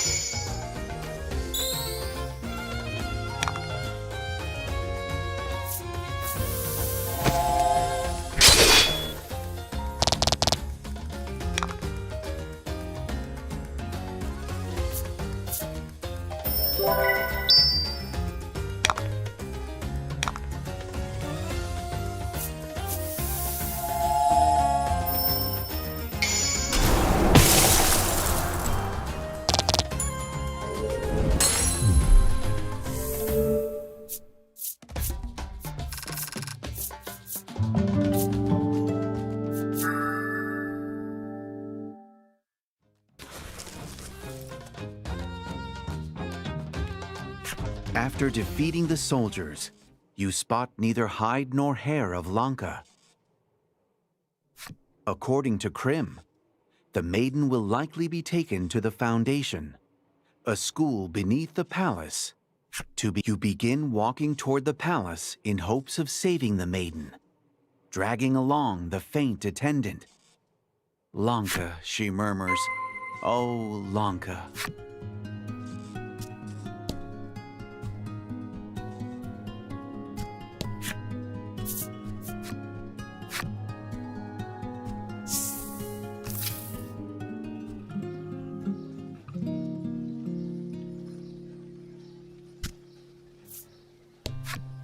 The man gazes out over the pristine city. Not the easiest place to explore with some snacks in hand. Too clean, he muses. The palace gate that leads to the Foundation is blocked by a burly soldier. It doesn't look like you'll get past easily. You place your hand on your weapon, but before you can strike, Krim beckons you over to a different route. According to her, there's a hidden passage leading from the Maiden Shrine to the Foundation.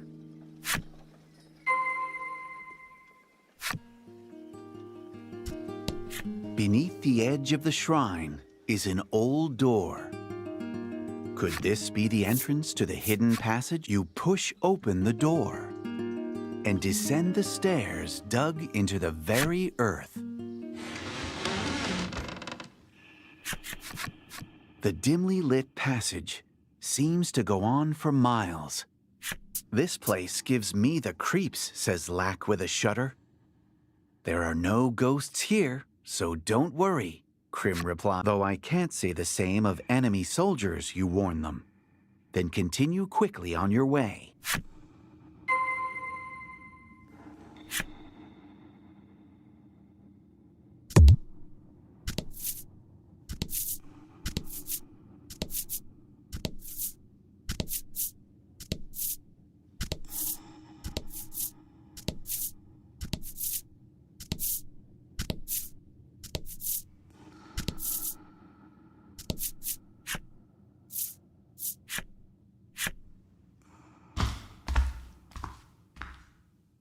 Beneath the Alabaster Palace lies the Foundation. Within the sunless corridors echo the sounds of writing, day in and day out. It appears a diary of sorts has been left on the desk. Within its pages, you read orderly lines of text that say the following.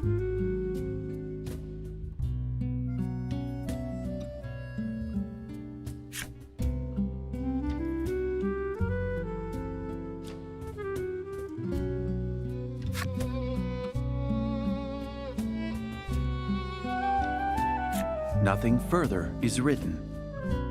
You replace the diary atop the desk.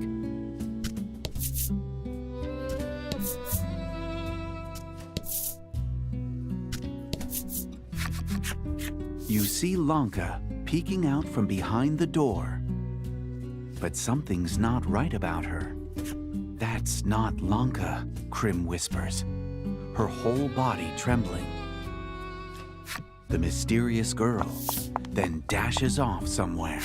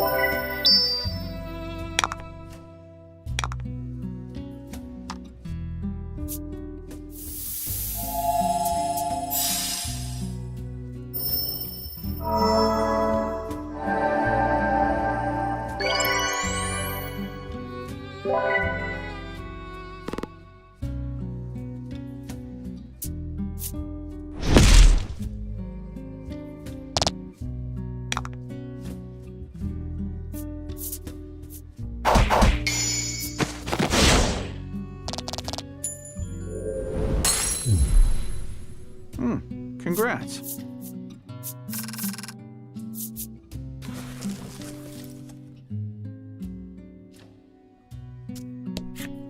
You hear a soldier's voice from the other side of the door. You decide not to press your luck and leave the area.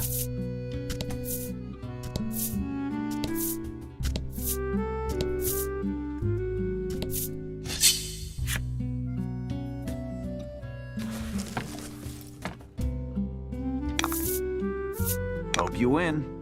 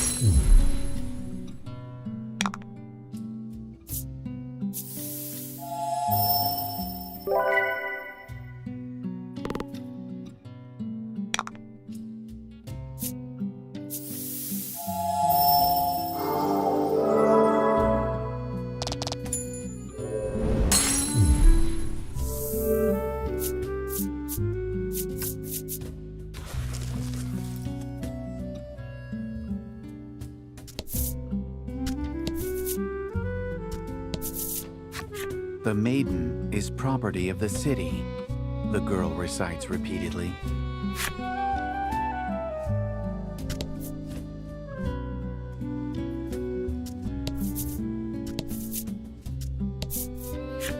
The maiden shall not ask for anything, the girl reads aloud.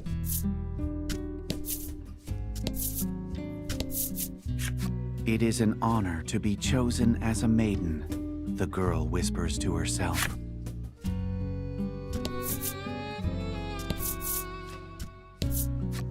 The maiden's actions are managed by national decree, the girl writes.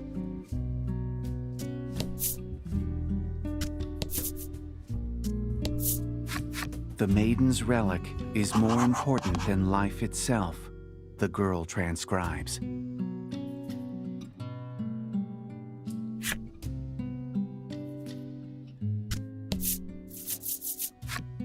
An empty basket lies at your feet.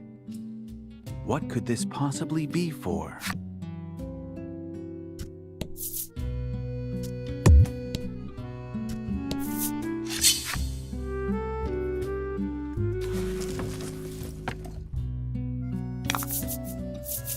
And fight.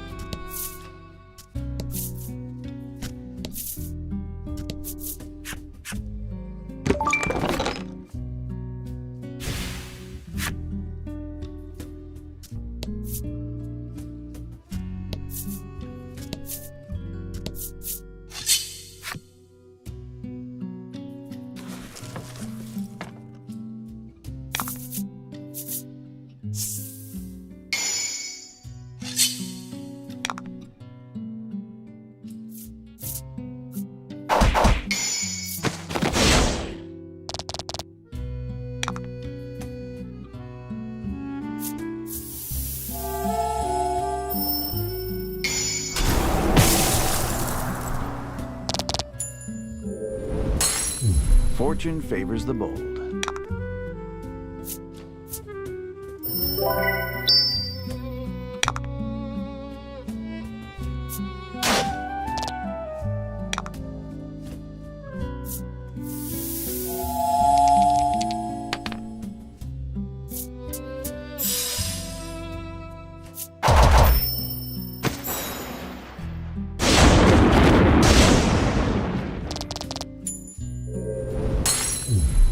Teamwork makes the dream work.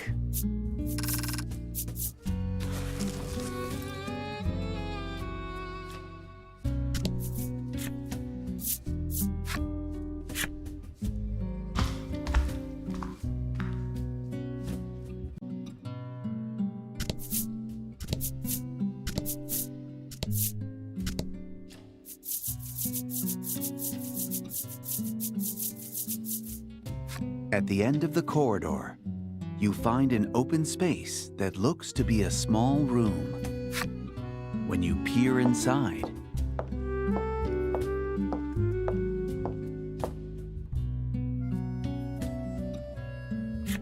I doubt he'd notice an intruder until they slapped him in the face, you say in astonishment.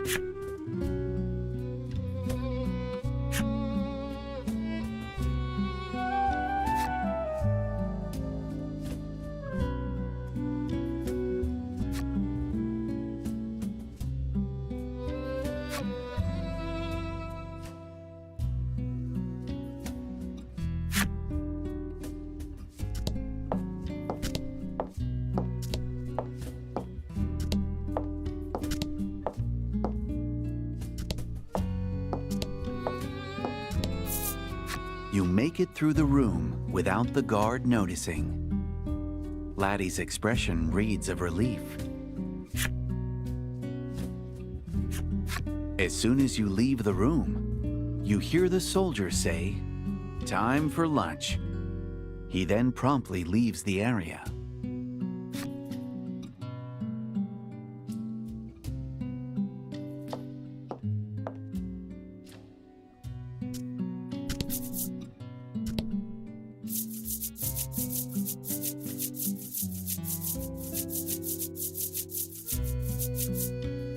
Two soldiers survey the area.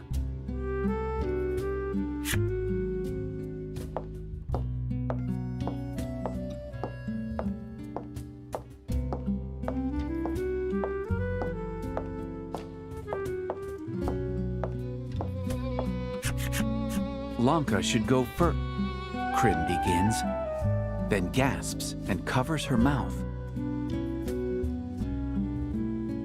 "I'll go first," you say in the stead of a speechless somebody. Then take the vanguard.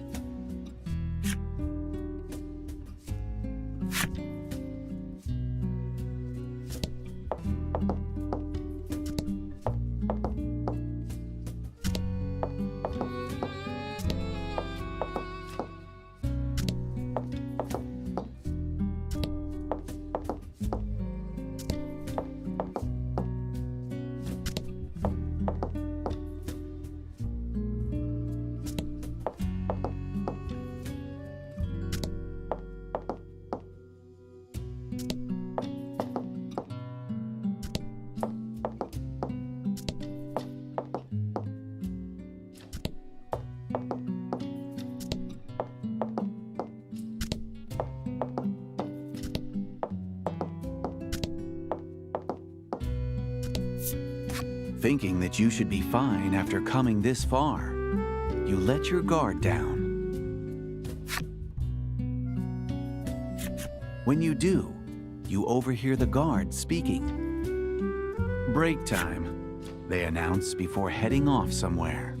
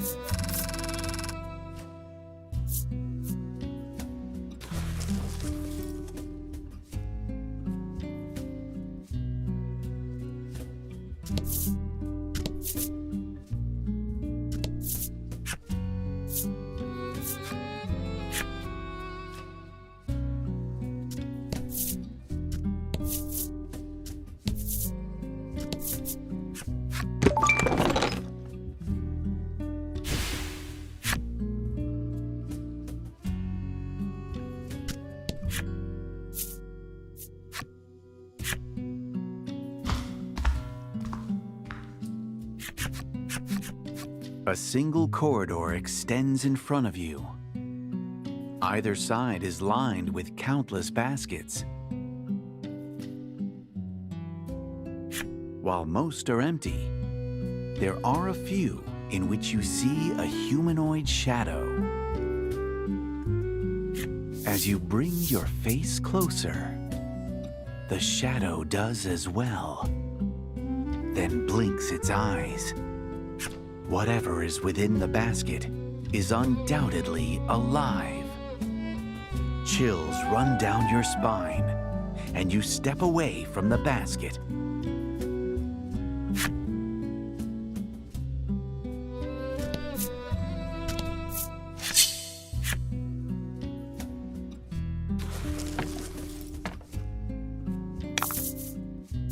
Hope you win.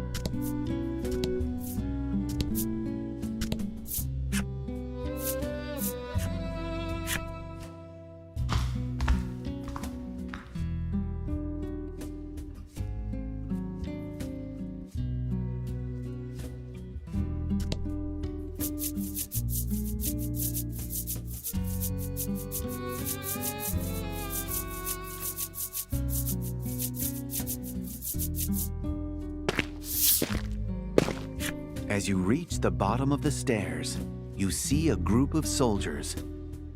You quickly conceal yourselves in the shadows to take stock of the situation.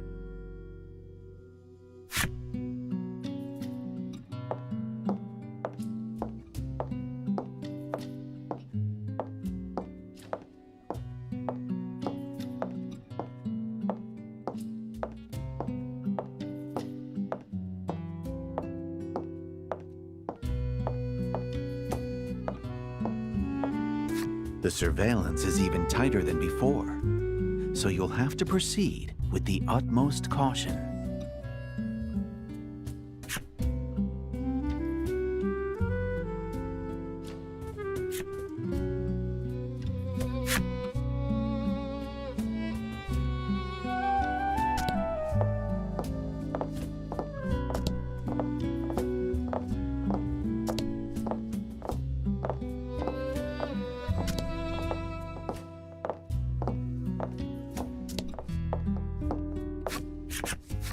That guy is always slacking off, the guard gripes, as he makes a run for you. Flee quick as your legs can take you.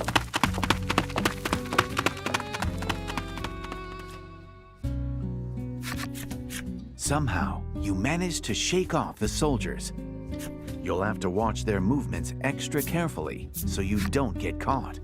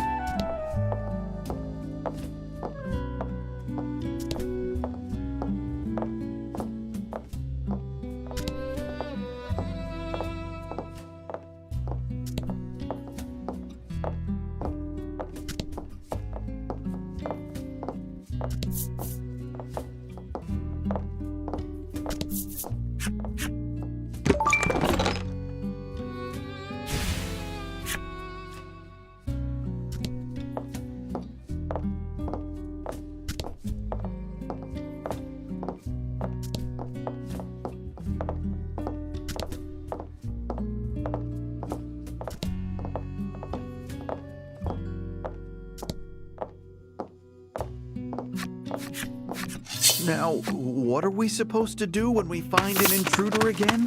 The guard asks, flustered. He then readies his weapon and rushes at you.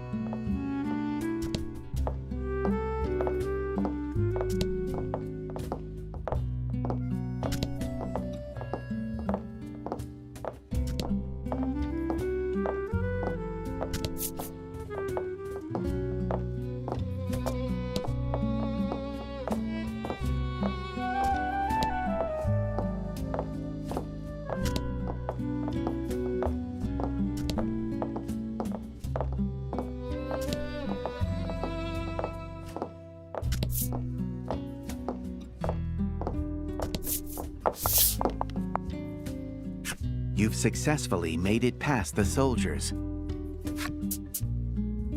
Then, Lack starts to sniffle and snuffle, clearly about to sneeze. But Laddie swiftly covers its mouth and nose, stifling whatever sound threatens to escape. Lack, practically smothered by Laddie's hand, looks like it's having trouble breathing. Just then, you overhear a messenger informing the guards that they've found evidence of an intruder. All of them hurry upstairs.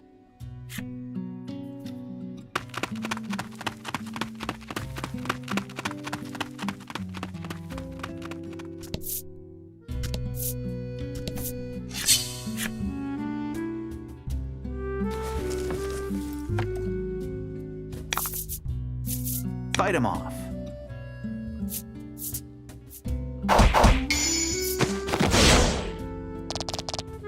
Fortune favors the bold.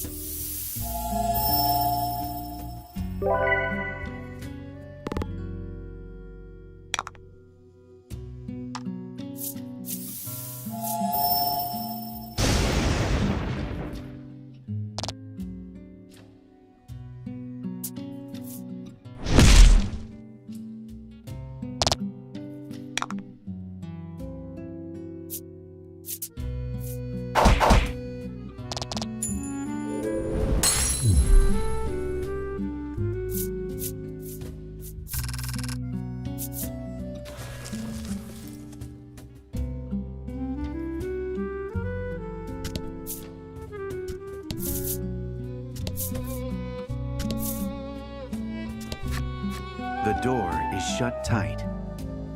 You see what appears to be a keyhole. You might be able to use the foundation key here. You insert the key and turn it. You're rewarded with the sound of the lock coming undone.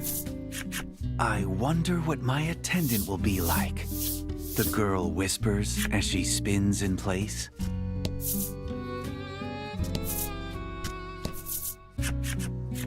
Please endorse me as the next Maiden, she says, then offers you something.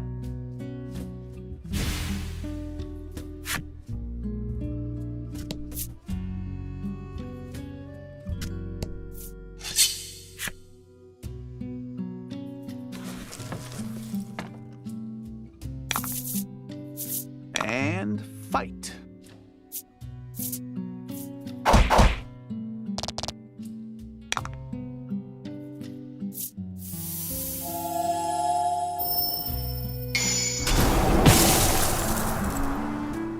Magnificent.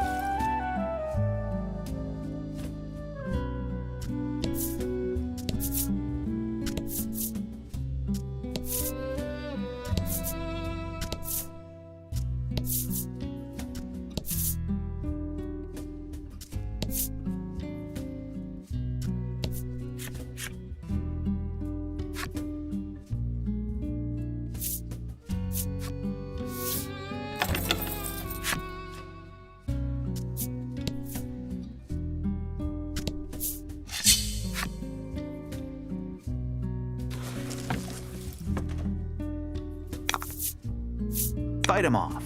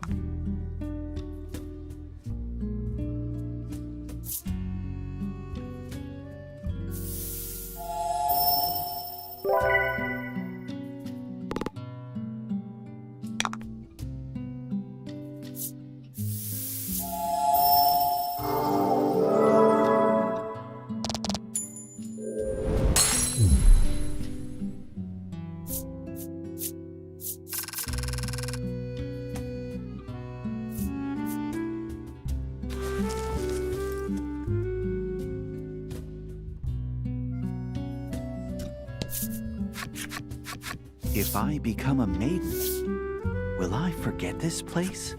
The girl asks, then hands you something. The girl sobs. I'll do my best, she wails. So please, spare me.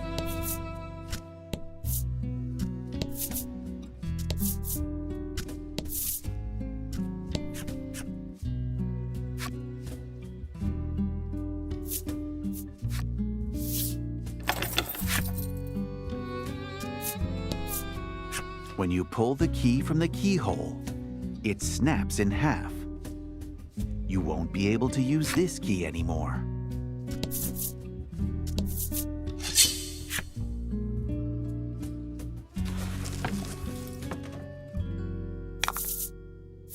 Hope you win.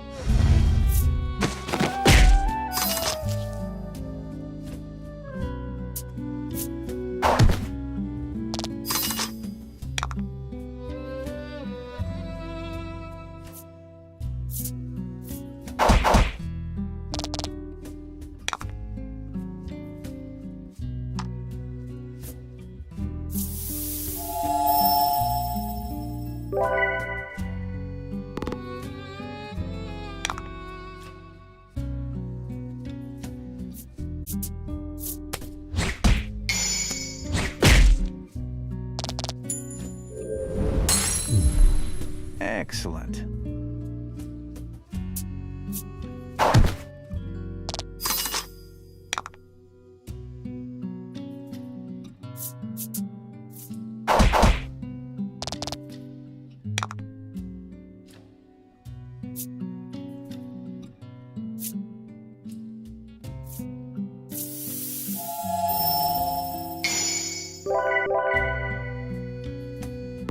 Fortune favors the bold.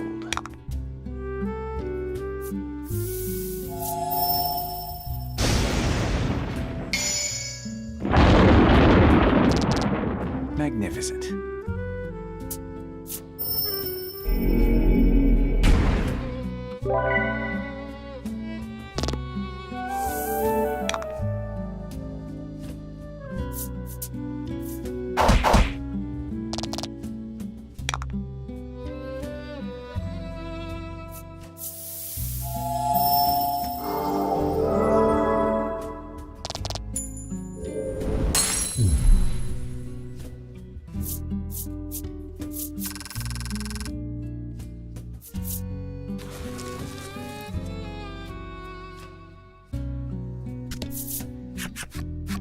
As you approach, the girl smiles at you gently, then bows elegantly. Through this door are the school depths. You can hear someone crying on the other side. "That's Lanka," Krim exclaims. You and Krim both take a deep breath before kicking down the door.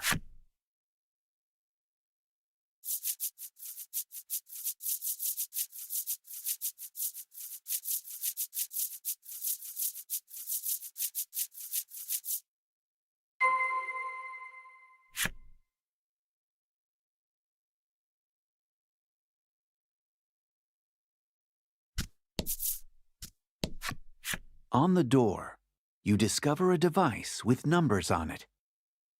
It looks like you need to input the right combination of digits to open it.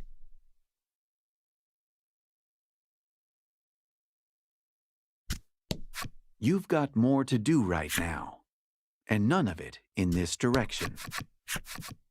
You find yourselves in a dimly lit room. You feel the eyes of the shadows upon you. Lanka, surrounded by the shadows, has her gaze downcast. You suppose she's referring to all the girls who look like her in this school, and the shadows that exude her aura.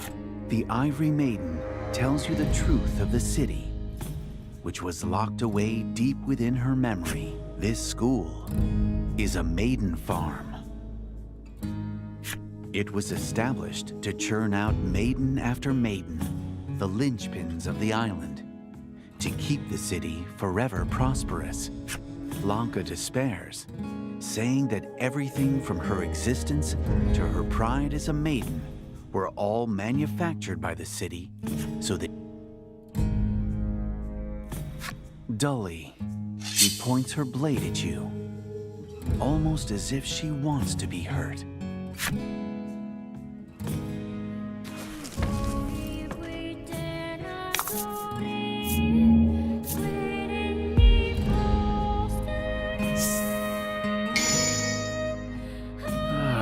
Guess you can't settle this without fighting her.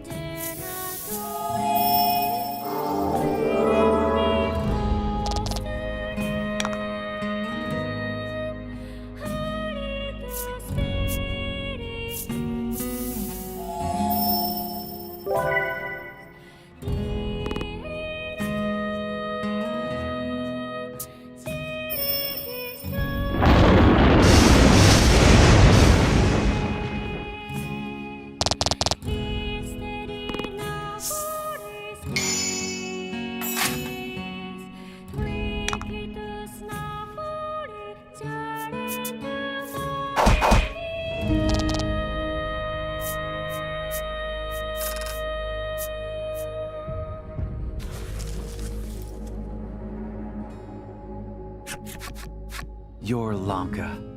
I know you are, Krim whispers as she holds the fallen maiden. Krim confesses that she's grateful to Lanka for spending time with a fool like herself and treating her kindly from time to time. She continues to say that she would serve Lanka of her own will, even if it went against national decree. You see the two acting like you've never seen them before. This time, Lanka is the one crying, as Krim comforts her. Having reopened their hearts to each other, the Ivory Maiden and her, I must say, this was a splendid rescue, Lanka says, looking a little more like her old self. You have successfully saved the Ivory Maiden. Now, to escape the school. If you make any noise, the soldiers will find you. You must flee as quietly as you can. though it looks exactly like any other altar you've encountered thus far. Touching it does nothing of note.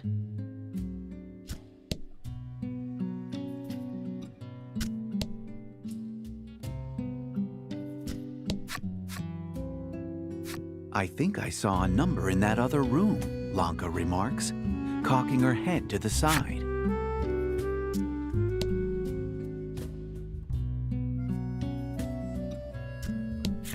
Atop the desk, you find an evacuation route guide. It appears you can escape through the door going straight. Someone has scrawled the numbers 5731 at the bottom of the page.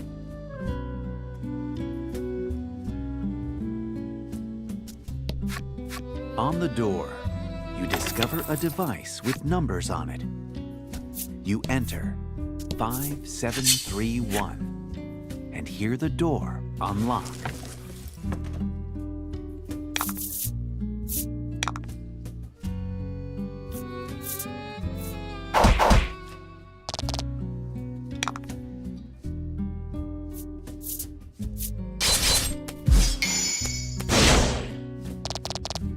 Magnificent.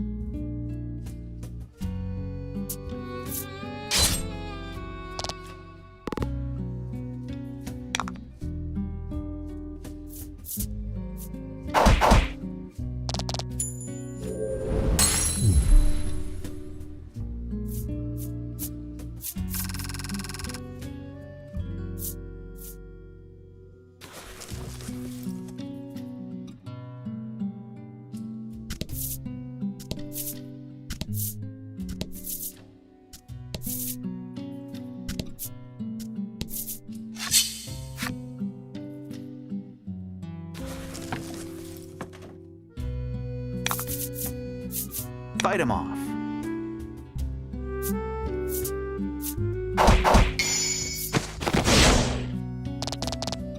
Magnificent.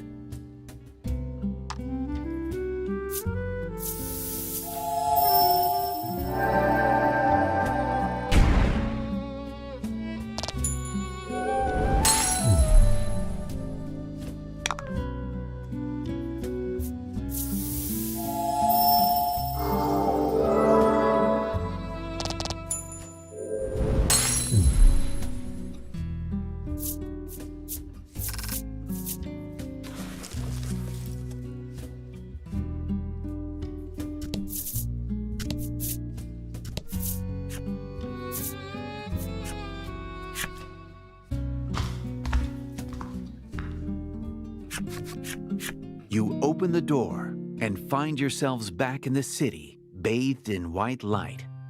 You rejoice, having escaped from the heavily guarded Foundation.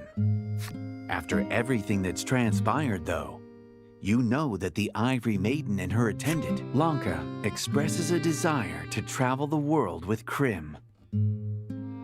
I think that's a great idea, Krim praises. Of course it is, Lanka replies somewhat bashfully.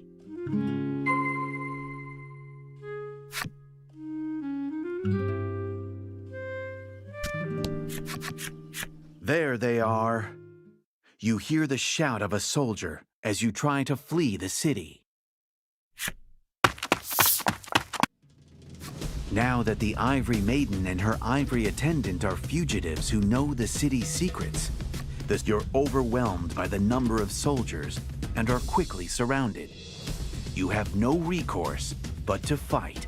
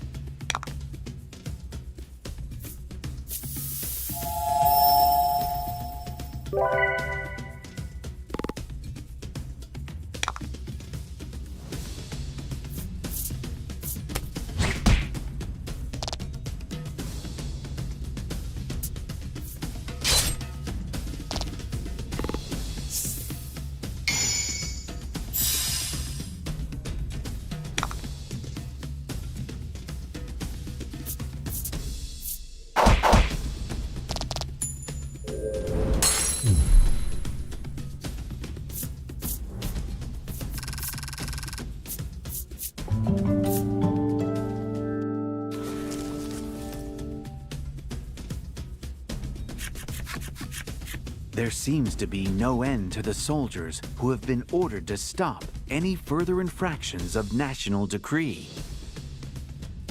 Your party is reaching its limits.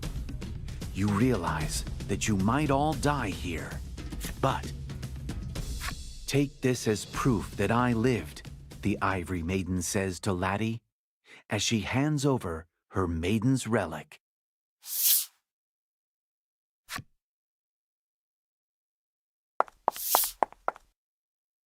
After briefly speaking to each other, the two rush into the crowd to save your lives.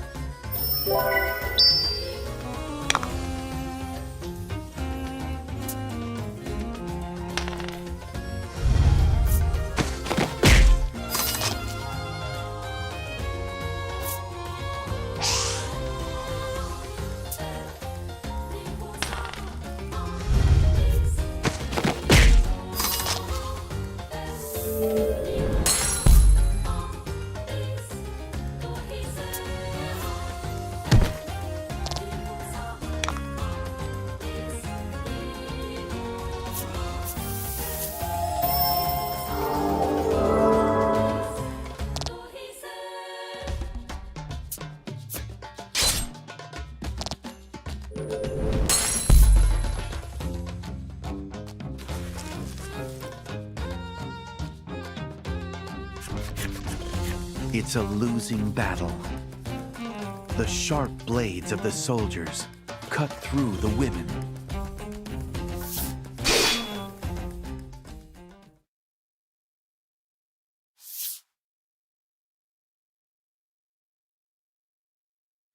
The two gaze at each other as still warm blood flows from their bodies.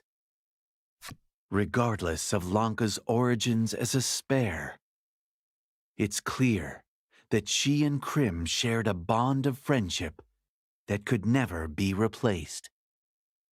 You realize that if you don't move now, their deaths will have been in. You take Laddie, who screams silently at the death of her friends, and flee the city.